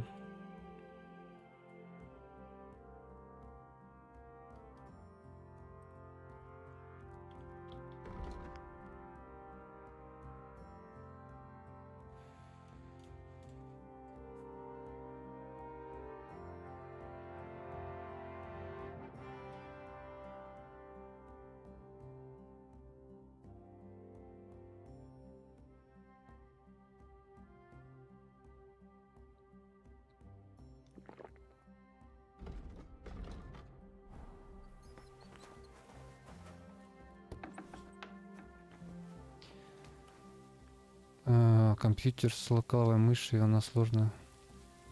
Она сложная, кстати, там 3 стойки и куча комбо. Да я знаю, я ж не только играл, но еще и смотрел.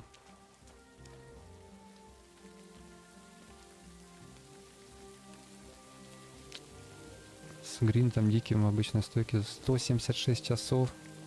Охренеть.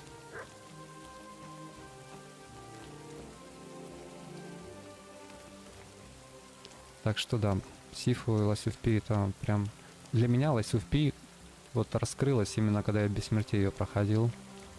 Она встала в ряд Sekiro на первом месте. Вот настолько она хороша.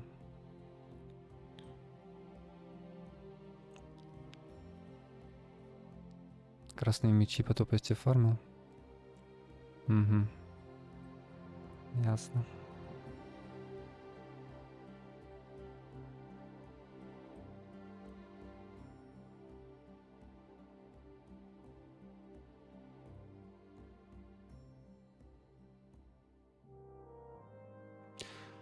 Вот я третий DLC прохожу во второй части. И все-таки DLC с Терезой пока что самое топовое. Хотя, может быть, здесь что-то будет более интересное. Дальше посмотрим. В этом финальном DLC.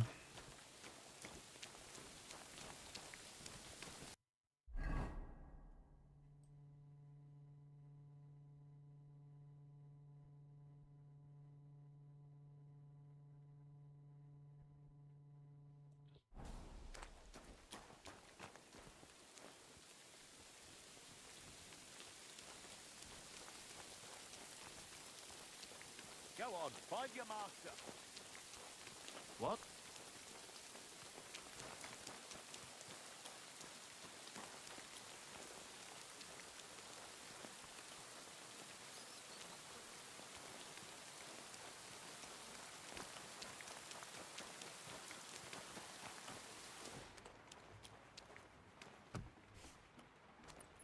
Why do you keep sniffing about? Go on, get!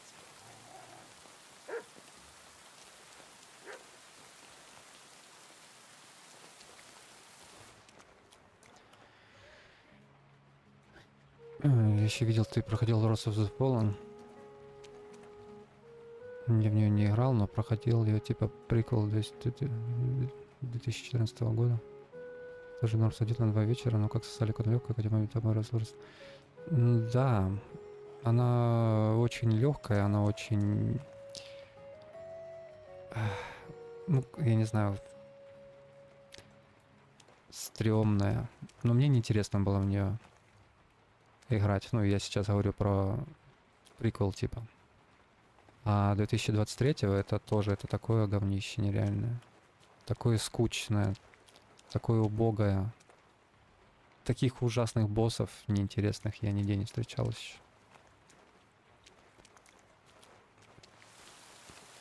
Это просто ужас. Я помню, еще отдал то ли 5, то ли 6 тысяч за нее. Ох, вот это было бы... Вот это было вообще печально. Обидно. За такое говно вот и отдавать столько. Но с тех пор я аккуратно теперь приобретаю игры.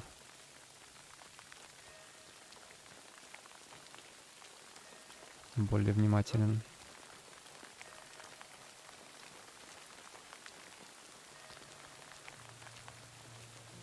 Ну, на тот момент у меня хватало денег. А, и плюс она была, это ж эксклюзив был вроде бы для плойки. Для плойки 5.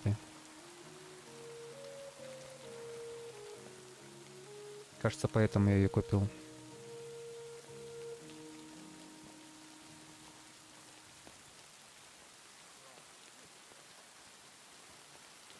Иначе я бы, конечно, в зеленом стиме ее приобрел.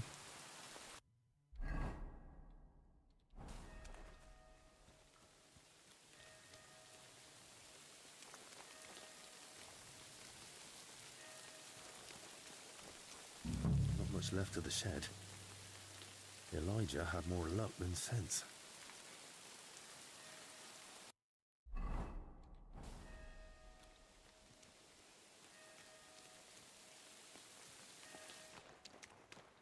Overturned sacks, soaked ground, so that's why the dead man had flour in his hair.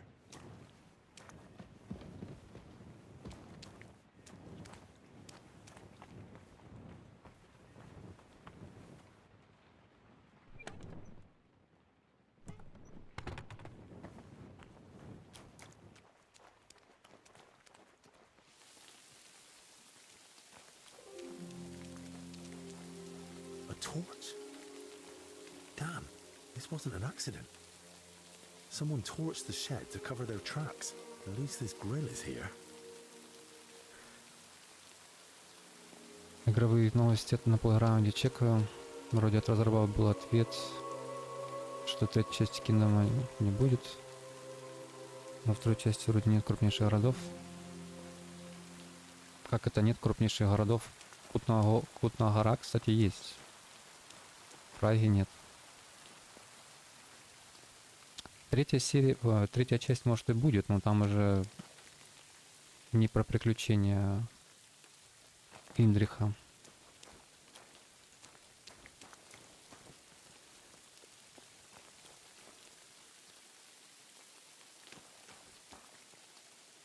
Rough cloth, badly charred, and bits of leather. Probably used as knee protection for work. Но Праги нет, я же говорю, но Кутна гора есть. Ну, вот сейчас... я не могу тебе показать. Ладно. Там она очень большая.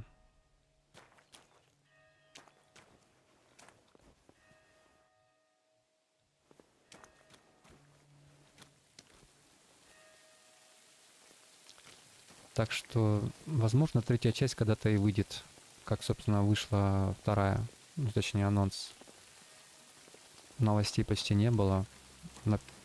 На протяжении 5 лет. И потом бац. Oil. Burns like the devil. No wonder there's barely anything left of the shed. Ну и плюс они еще какую-то там РПГшку тоже делают. Начнут делать, точнее, в начале 26-го. Так что круто.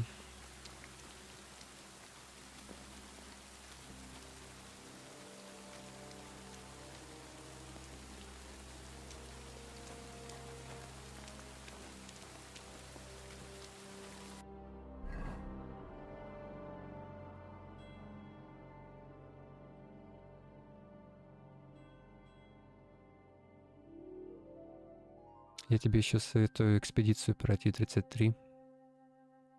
Она меня прям очень впечатлила.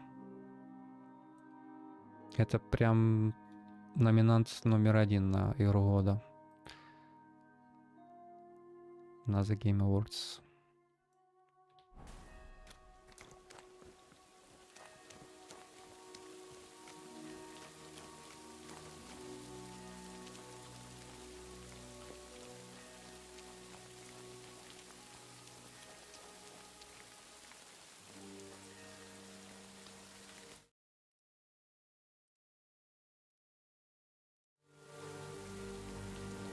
What do you think you're doing?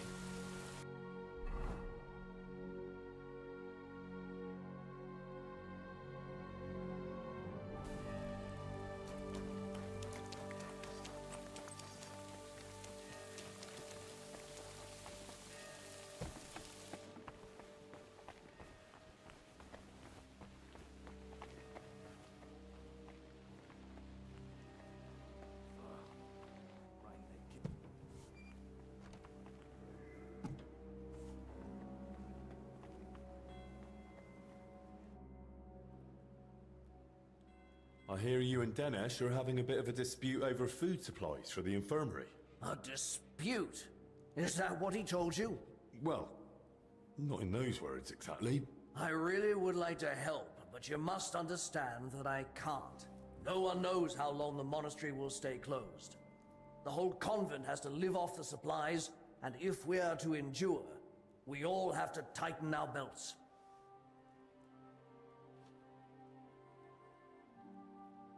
And what about the abbot? Will he tighten his belt too, or is he exempt? Don't insult his grace in my presence. Father Jan fasts regularly and sets an example for us all. Since you brought up the supplies, how much is actually left? Are we talking days, weeks, months? Months. Not even in my most hopeful dreams.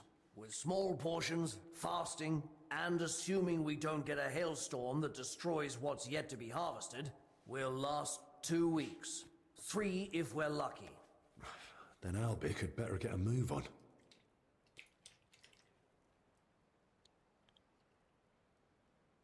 Look, I know it's difficult for you, but we can't just let the poor infirm suffer in hunger.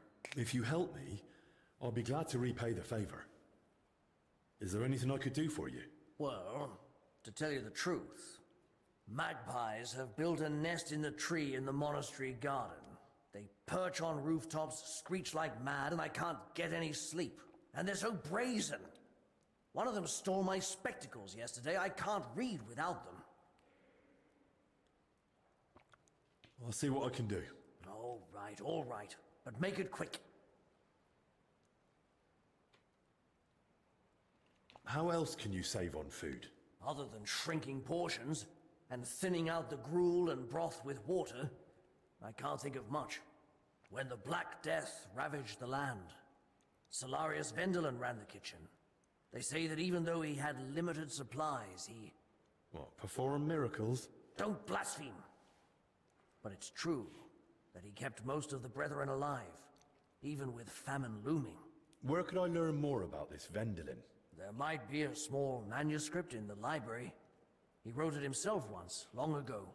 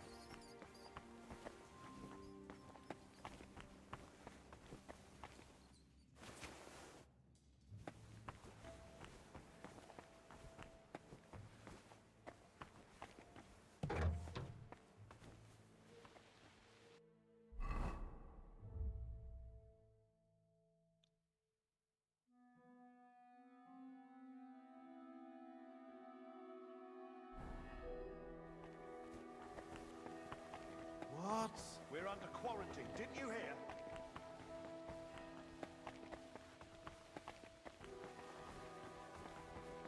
Hey, get out of here. It seems I've got a bit lost. Just take me away. Come on then. And be more careful next time.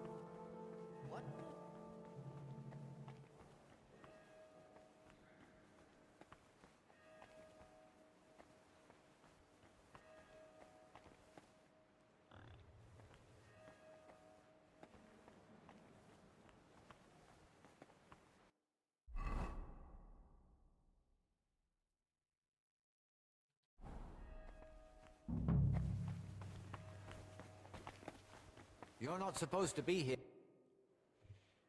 I'm investigating the source of that illness that's been spreading around here. And I could use your learned knowledge. I'm listening. I came across the symbol of the Kingdom of Jerusalem during my investigation. And I was wondering if you might have any records or anything that might be connected to it. If memory serves, something should definitely be here. I even dabbled in it myself long ago.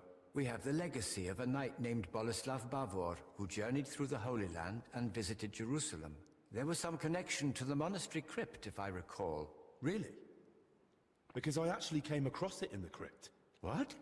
What are you talking about? Well, I ran into some laborers down there. From what I gathered, they were trying to rob some of the graves, and they were looking for something tied to the Jerusalem cross. By Christ, they were after the relic. What are you talking about? What relic? There's a possibility that Bavor was buried here along with a certain relic. That's what got me interested back then. What sort of relic are we talking about? I don't know exactly, but certainly something very rare. I believe it's linked to Jesus Christ himself, but I can't tell you for sure right now. It's been many years, and even back then I never found anything substantial apart from Bavor's records of his travels. In the end, I concluded that the whole tale of the relic was likely just Bavor's own fabrication. Oh, that's a shame. It was just starting to get interesting. Still, I'd very much like to have a look at the travel records, just in case. I'd be glad to show them to you to examine, but first we must report those vile thieves to the abbot.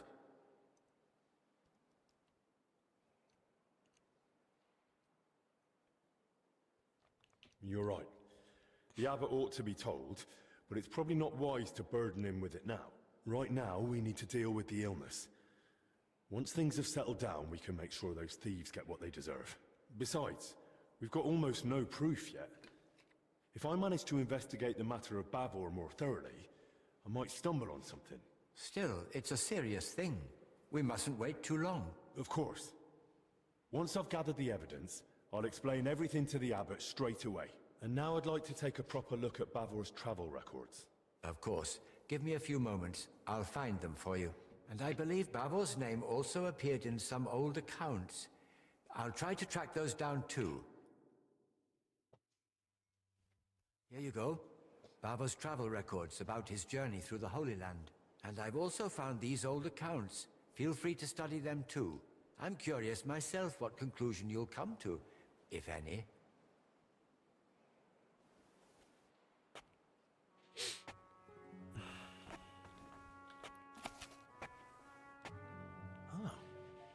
It really says here that he acquired a holy relic. Let's see how it continues.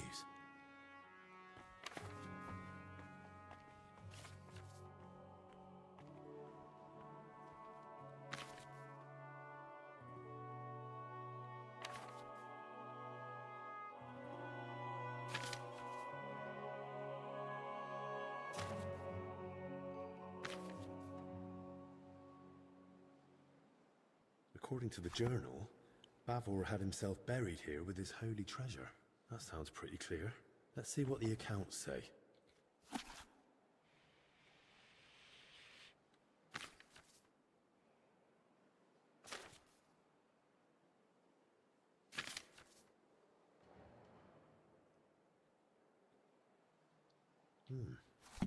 So Bavor gave the monastery a generous donation and paid for a chapel mural painting.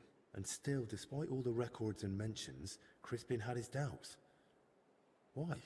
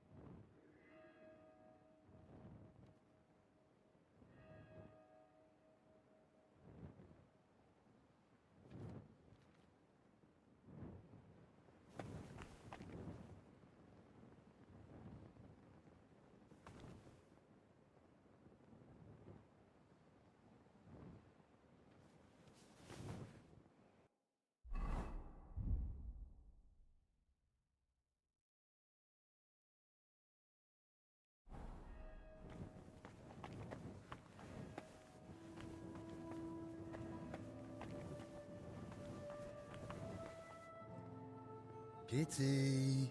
Kitty!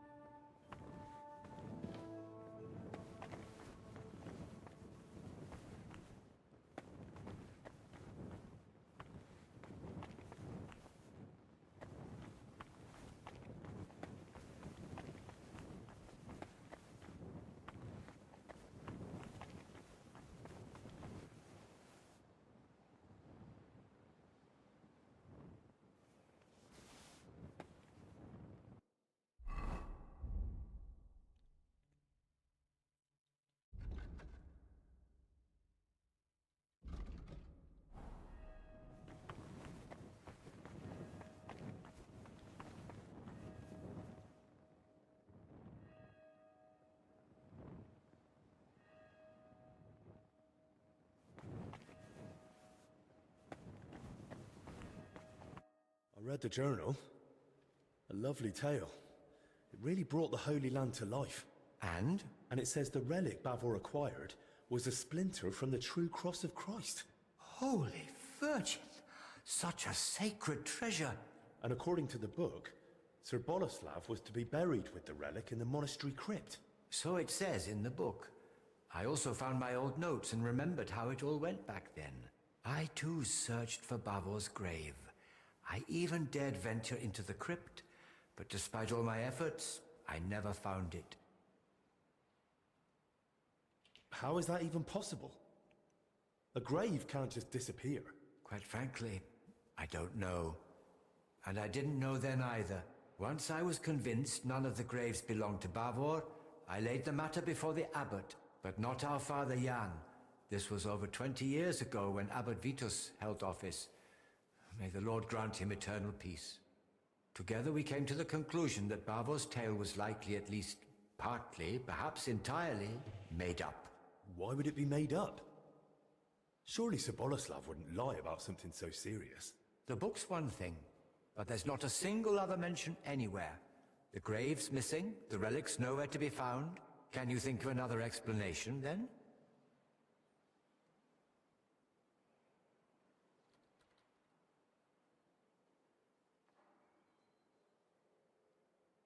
The account books mention that Bavor had a sarcophagus made at his own expense. That's possible. Does it mean anything? If he paid for it himself, there had to be a reason. Masonry work like that is no small matter, and it's odd, isn't it?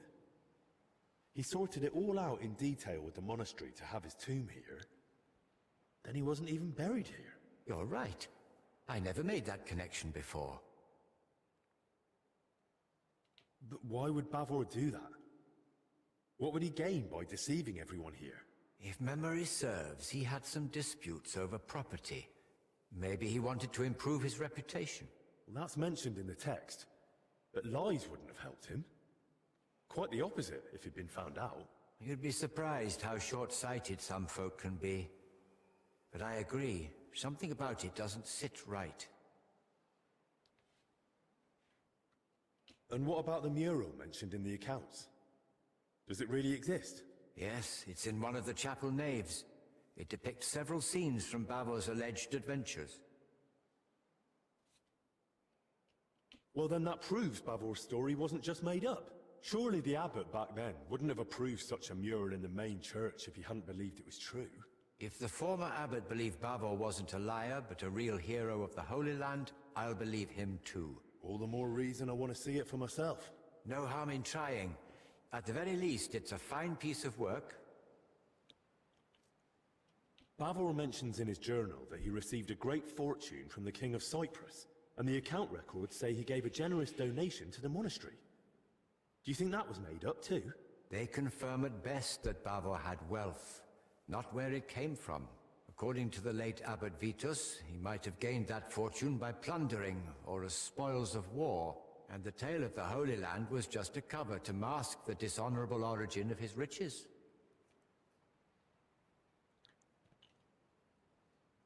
Well, I've never been to the Holy Land, but I've seen plenty of wrongdoings, even here in Bohemia. And if Bavor really wanted to cover up how he got his coin, he could have built a village, built a fortress, or who knows, bought up a mine. He could have done any number of smarter things than spinning a tale about a heroic journey halfway across the world. Don't you think? I'm no expert in fraud, but yes, he chose a rather complicated cover-up if that's what it was. The crypt has a hidden side chamber, you know. Excuse me? What chamber? It had been walled up. In one part of the crypt, the masonry was loose, so I managed to get inside. I've never heard of anything like that. Perhaps even Abbot Vitus didn't know of it.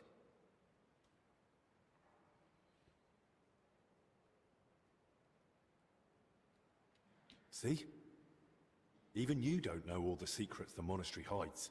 And I never claimed I did, although I admit not knowing this will haunt me in my dreams. How could I have missed it? And then there's the relic. If Bavor had just wanted to raise his reputation with a good story, why claim to have gained something so rare? Perhaps out of vanity? There's no shortage of that among the nobility. But his tale's already heroic enough without it. Making up a relic would only draw unwanted attention. That's a good point. It'd be too risky. Don't you think this whole thing is a bit too complicated? Every explanation for why Bavor would lie seems more convoluted than just acknowledging it's true. Listening to you now, it's like hearing my younger self. And I sound exactly like Abbot Vitus. His view was that Bavor's story was fiction. He told me I'd be better off letting it go. What exactly did he say? That I should stop chasing old crusaders and focus on real, meaningful work. Vitus isn't here anymore. So we can pick up where you left off. And maybe we'll finally unravel Bavor's mystery together. If that relic really does exist, and it surfaced now, it'd surely be a sign from the Lord, a sign of hope in these desperate times. Don't get ahead of yourself. We've not even found Bavor's tomb. Without it, we're stuck. But you spoke of that hidden chamber in the crypt. If there's any clue, it'll be in there. Take this and study it closely. It's a drawing of Bavor's family coat of arms I came across years ago. According to this, you'll know if it's truly the grave of Sir Boleslav. Yes, the mural in the chapel, paid for by Bavor himself, also bears his coat of arms.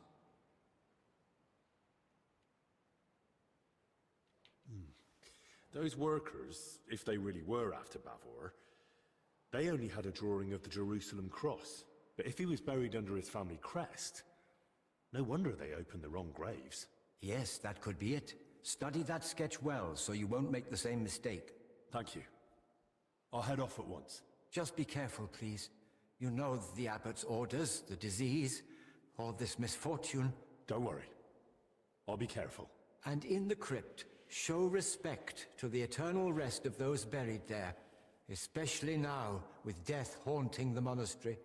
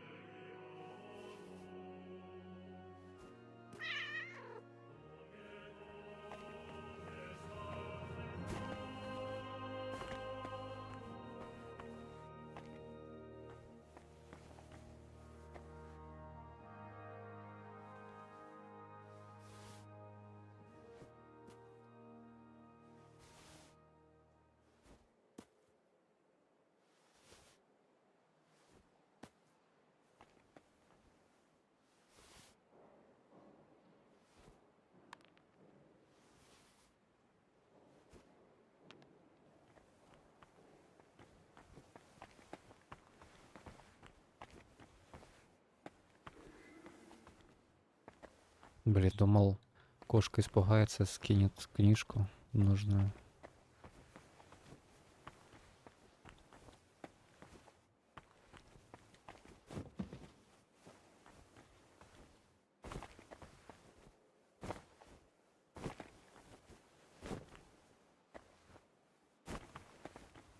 Ну ладно.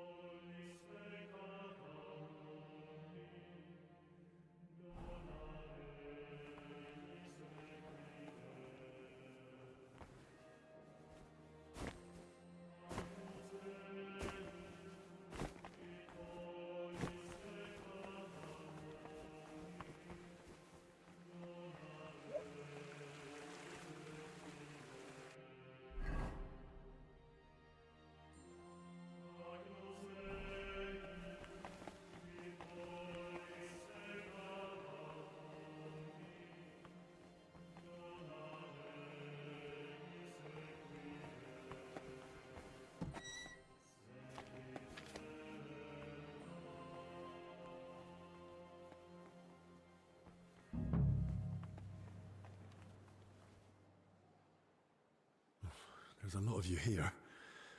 Which one of you is Elijah?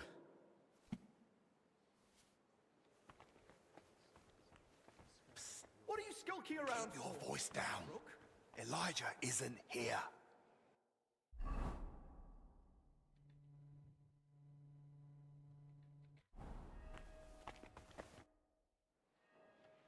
Any idea where I might find Elijah? Why are you asking? I need to speak with him. Something happened during the night and he was there.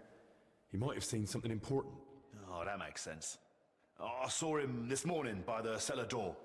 He was all dishevelled, muttering to himself. The poor wretch must have had a hell of a night.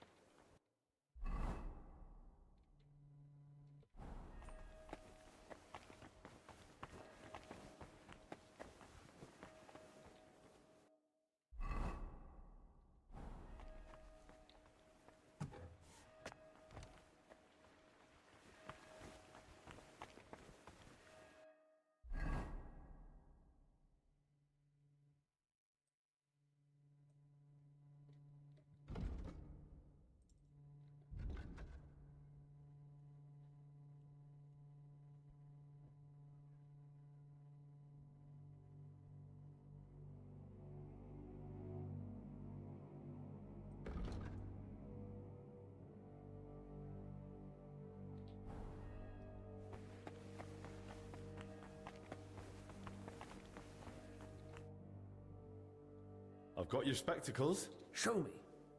Are they all right? Don't worry, they're fine. Praise the Lord. Without them, I'd be like a mole. And what about our deal? As they say, quid pro quo. Don't come at me with Latin, lad. If you have the nerve to ask, just say what you want. You said you consider giving the infirmary a larger food share. Did I? Aye. In return for bringing back your spectacles from the magpie nest I had to knock down. So, are my spectacles the only thing you found in the nest?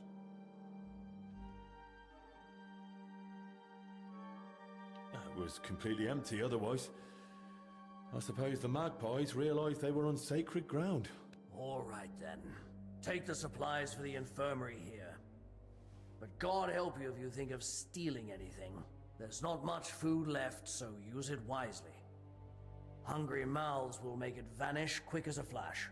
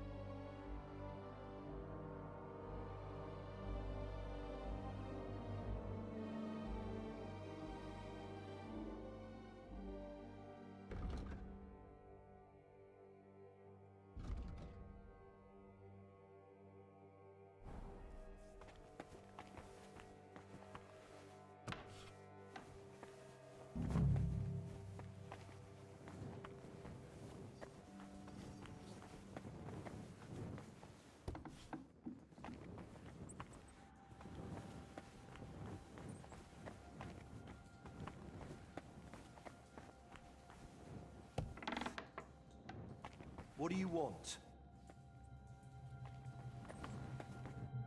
You're Elijah, right? What are you doing here? What do you think? Hiding and hoping everyone leaves me alone. I don't want to talk to anyone anymore.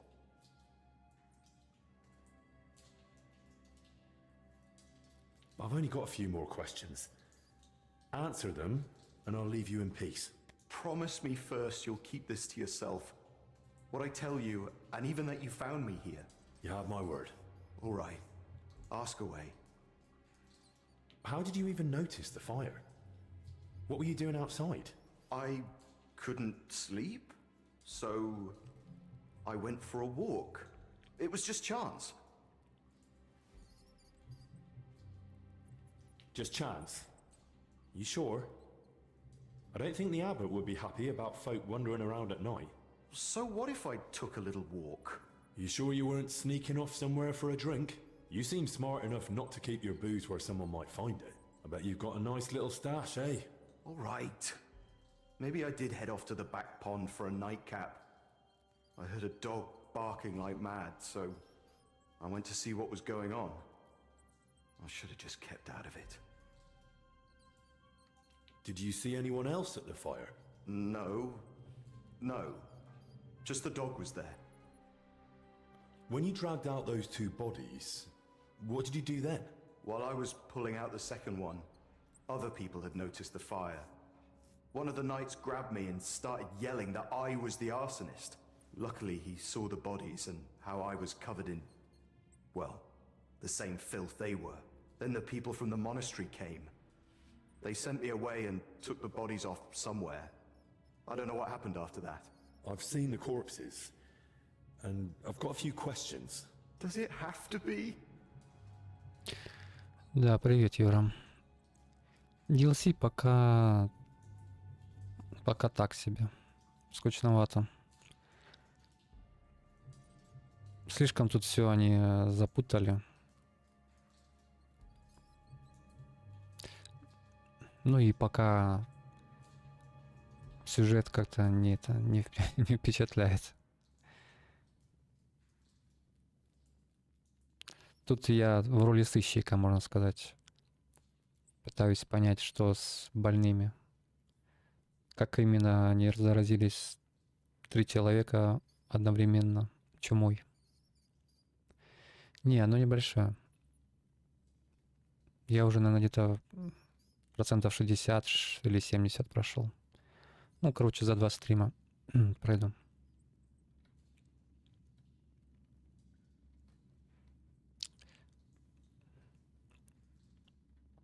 Ну, посмотрим, может быть, там развязка будет интересная в этом DLC. Do you have any idea who those two were? I've no idea. It was dark. I couldn't see their faces. Thank God.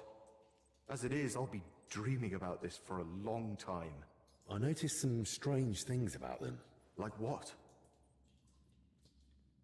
It looks like they died of the same illness that's spreading through the monastery infirmary.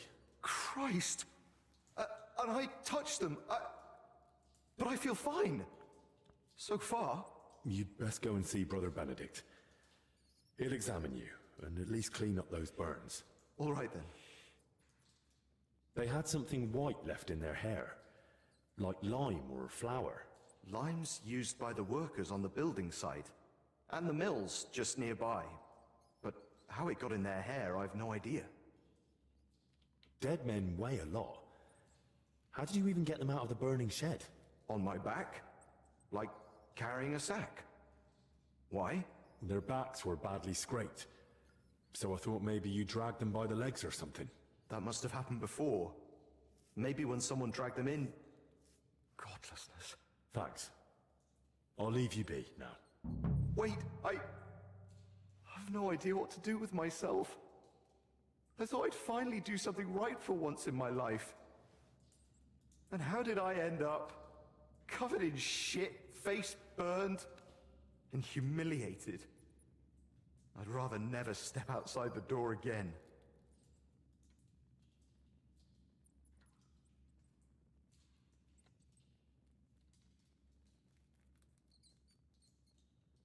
You couldn't have known they were dead. It's just, I'm already the laughing stock of the whole place. Half the monastery knows I drink, and the abbot surely knows too. I'm just waiting for them to throw me out. After what you did last night, no one's going to throw you out. You behaved like a proper hero. You think so? Well, thanks.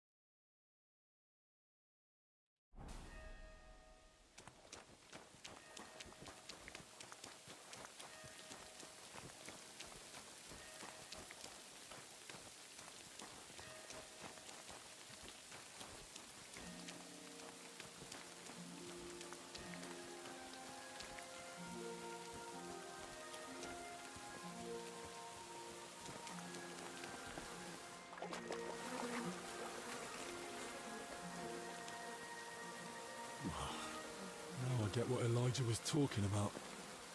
Ugh.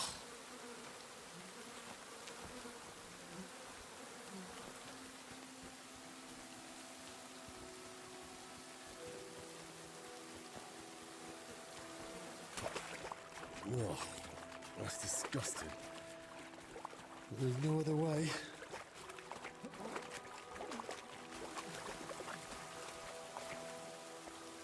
A cart and rose bushes.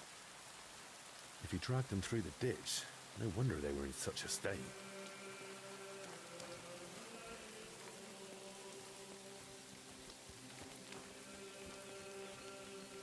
Wheel tracks headed that way towards the gate.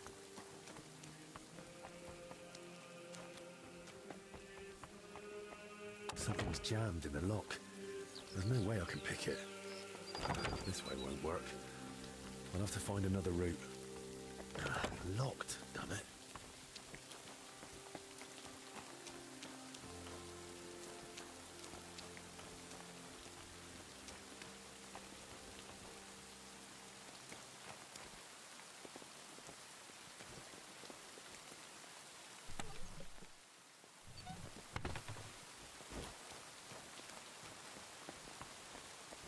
The tracks are clear. That cart was bloody heavy.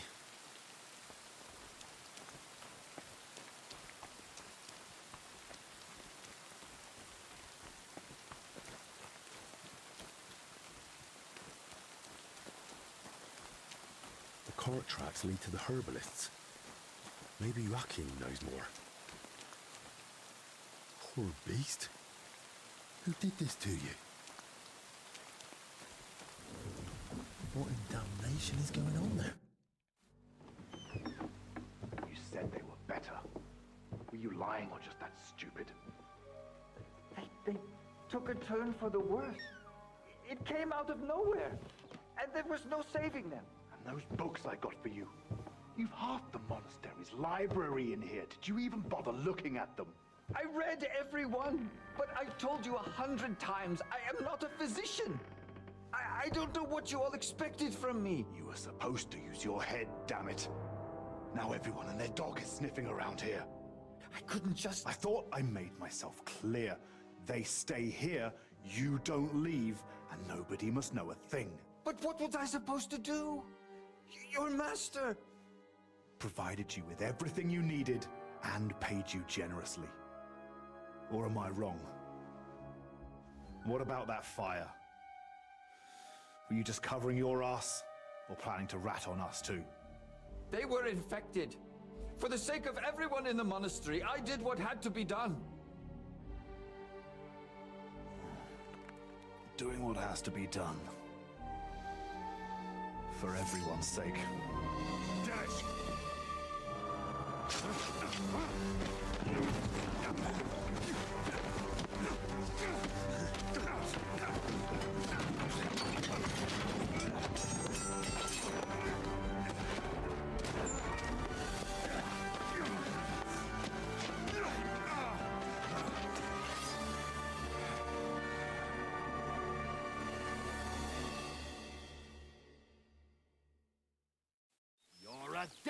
У меня-то меча нет, ну ладно. Придется голыми руками тебя мочить.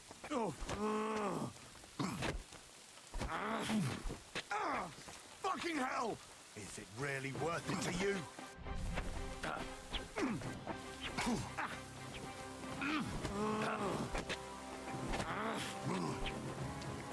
You'll all die here.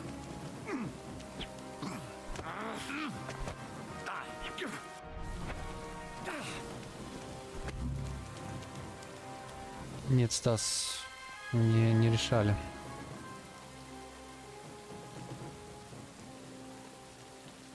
Да я думаю, найдем быстро вариант. Я ж не в Африке живу. Или где-нибудь там, не знаю, в Австралии.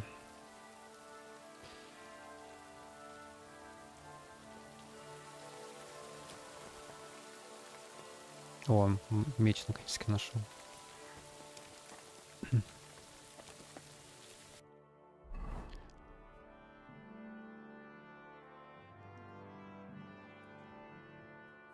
Не, он, наверное, уже ушел. Мне так кажется. Он сначала пришел, тебе написал, там, думал, ты здесь. Я сказал, что ты АФК. И теперь он АФК, а ты пришел.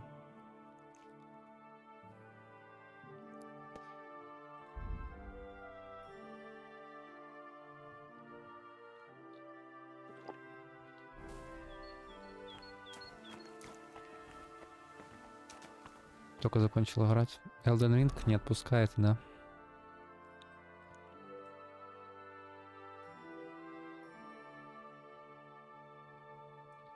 Ну, я так и понял, что ты АФК на стриме сидел. Занят своими какими-то делами.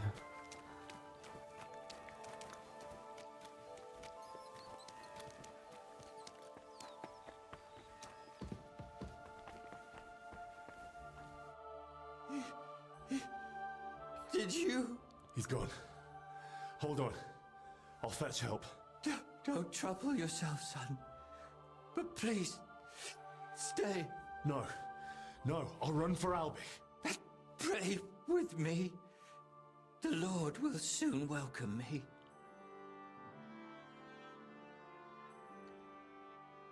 All right. But I need to ask you something first. Yes? Why did you set the shed alight? Were you trying to get rid of the bodies? Get rid of them? No. But should they rot under my roof? I only hope the fire would consume them. And that'd be the end of it.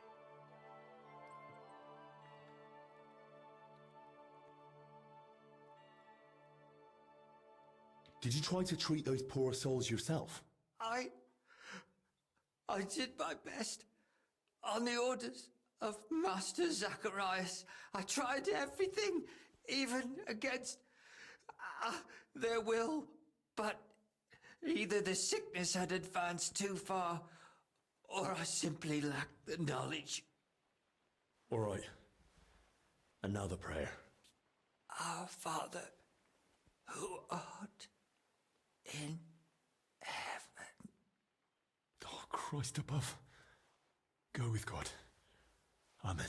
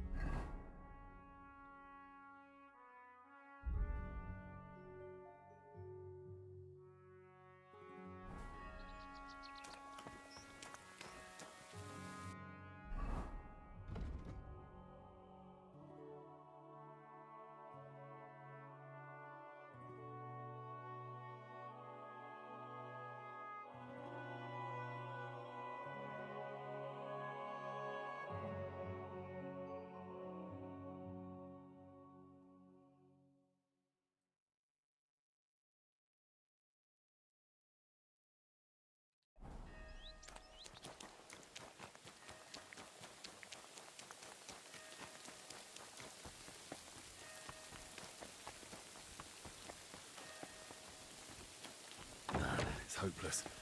I can't get it open.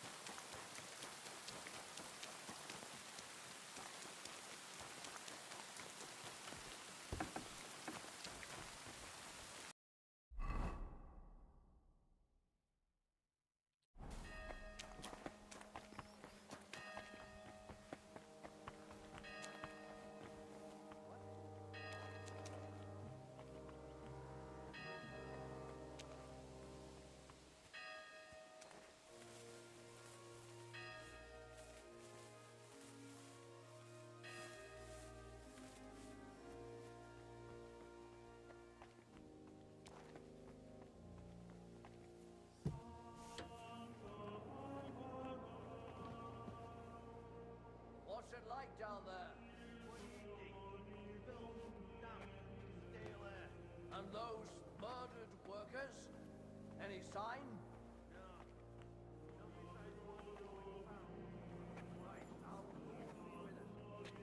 How could such a thing happen? In the house. It'd be wet enough that people are dying of plague. Now we've got a killer stalking the place. Then mind yourself down there. I don't fancy reporting more losses to Master Ludolf. Of course I will. Can't wait for all this to be over so we can get the hell out. If someone really is skulking about and killing folk, it'll land on our hands either way. Huh?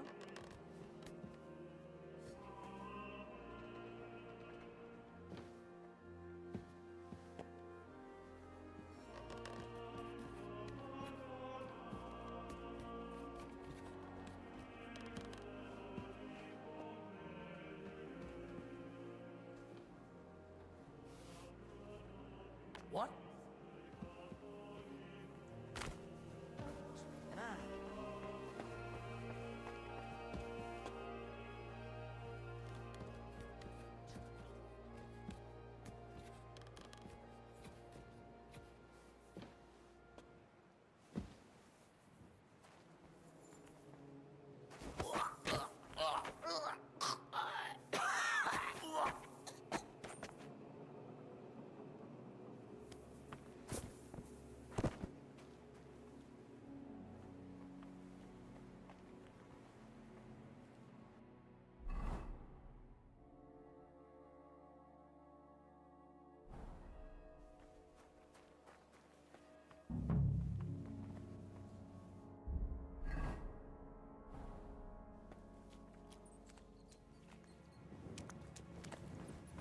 Some past abbot's tomb.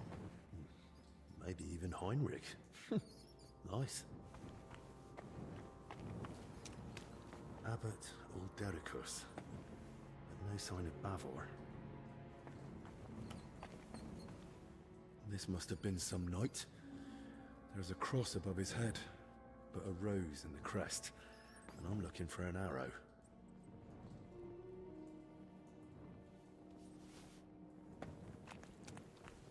Abbot Vitus. Crispin mentioned him. Let's hope he forgives us for digging into Bavor's story again. Да, давай, Лёд, спокойной ночи.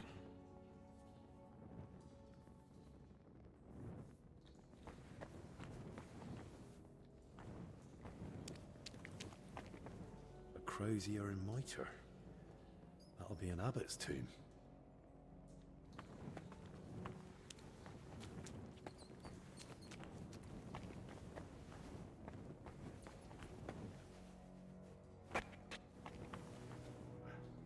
More like an abbot's tomb from the carving. Good thing. Be shifting that rubble for days on my own. This one's rather worn down, but I think I can make out the abbot's symbol.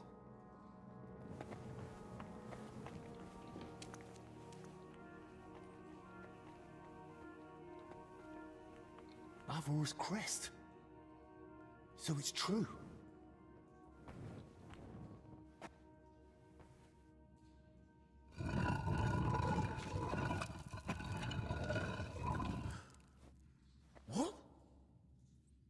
That's not Bavor. I need to tell Crispin.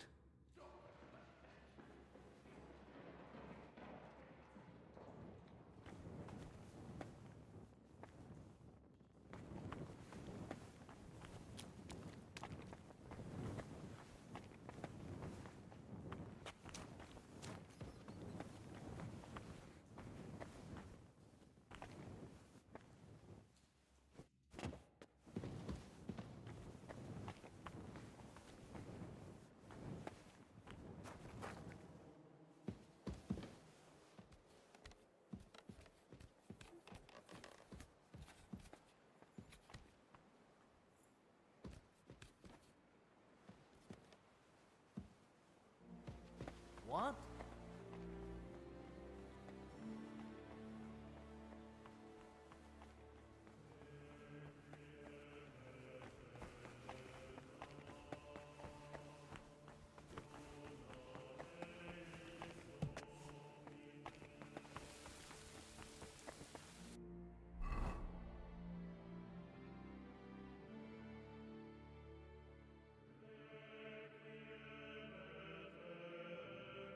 А, блин, мне там фреску надо еще найти. Ё-моё.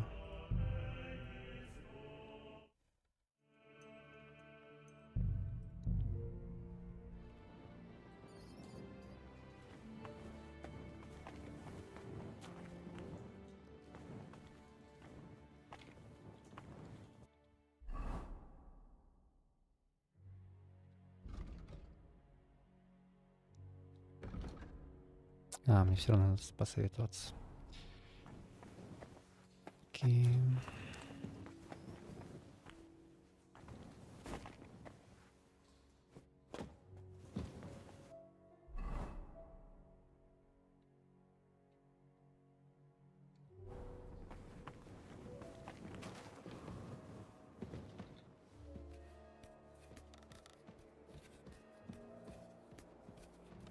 Hey, what are you wandering around here for?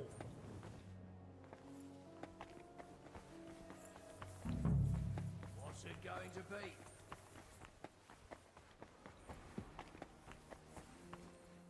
I'm losing my...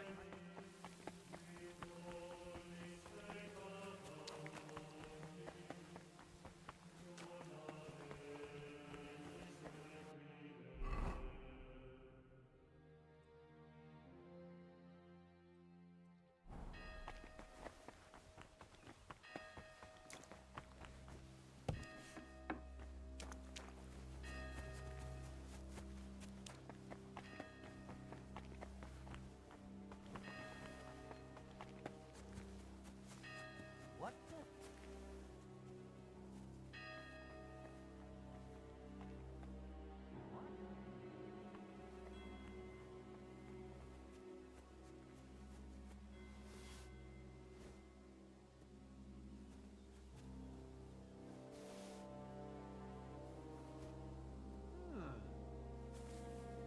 I must be mad.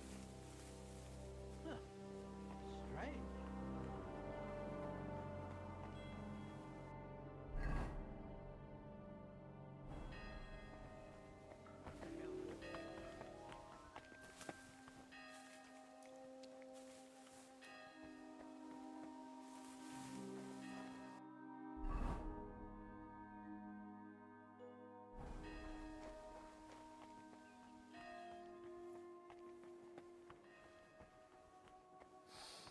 Oh, Mother of God, where's that stench coming from?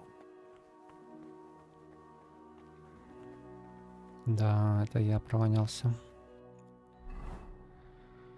Но помыться здесь негде.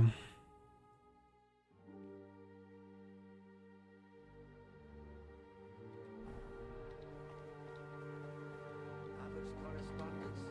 There might be a mention there. That's not my place. Brother Crispin? Henry, I searched through the archives again to see if I might still find something on Bavor, but so far nothing. And your search in the crypt? Did you dare go down there? I dared. And more than that, I truly did find Bavor's sarcophagus in the hidden chamber. By all the saints? And the relic? Was it there? No. I was hoping, but I don't think it's that simple. There's a sarcophagus with Bavor's crest, but Bavor isn't the one lying in it. What? You? I had to know. Judging by the robes, I'd say it's an abbot or some other high-ranking cleric. Good lord, that's truly strange. I swear it's true. But now I haven't the faintest idea what to do next. I was kinda hoping you might come up with an explanation. That chamber looked untouched for years. Explanations do come to mind, but they're purely speculation. It's possible Bavor was never buried here at all. Or perhaps his grave was moved. What do you mean, not buried here? Everything points to it. Until we find the body, we can't be certain. The travel records, the accounts, all point to the intent, but not its fulfillment. There was his coat of arms on the bottom of the sarcophagus. Yes, which would support my second theory that his remains were moved. But why would anyone move him? Isn't that against God's will or something? There are reasons for it. They're internal matters of the monastery. I shouldn't be discussing them with a layman.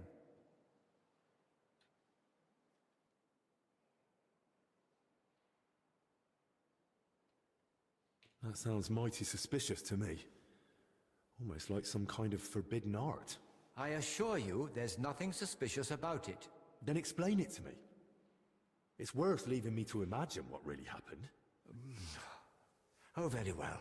To be laid to rest in the monastery crypt near the altar is the best one can hope for the soul of the departed.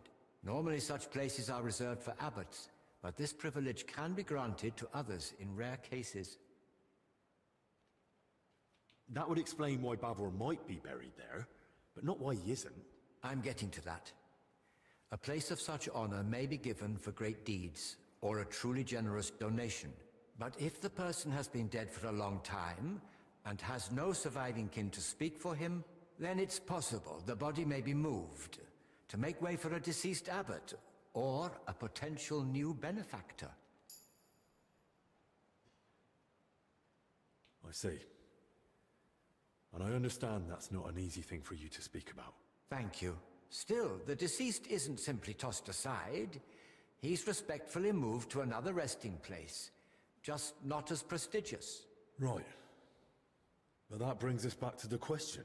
So where could they have moved Bavor to?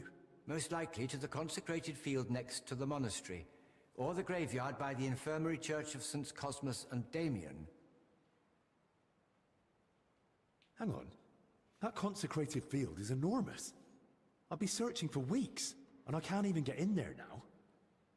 Better to scout the infirmary church first. God be with you, Henry. I hope you manage to find Bavor at last.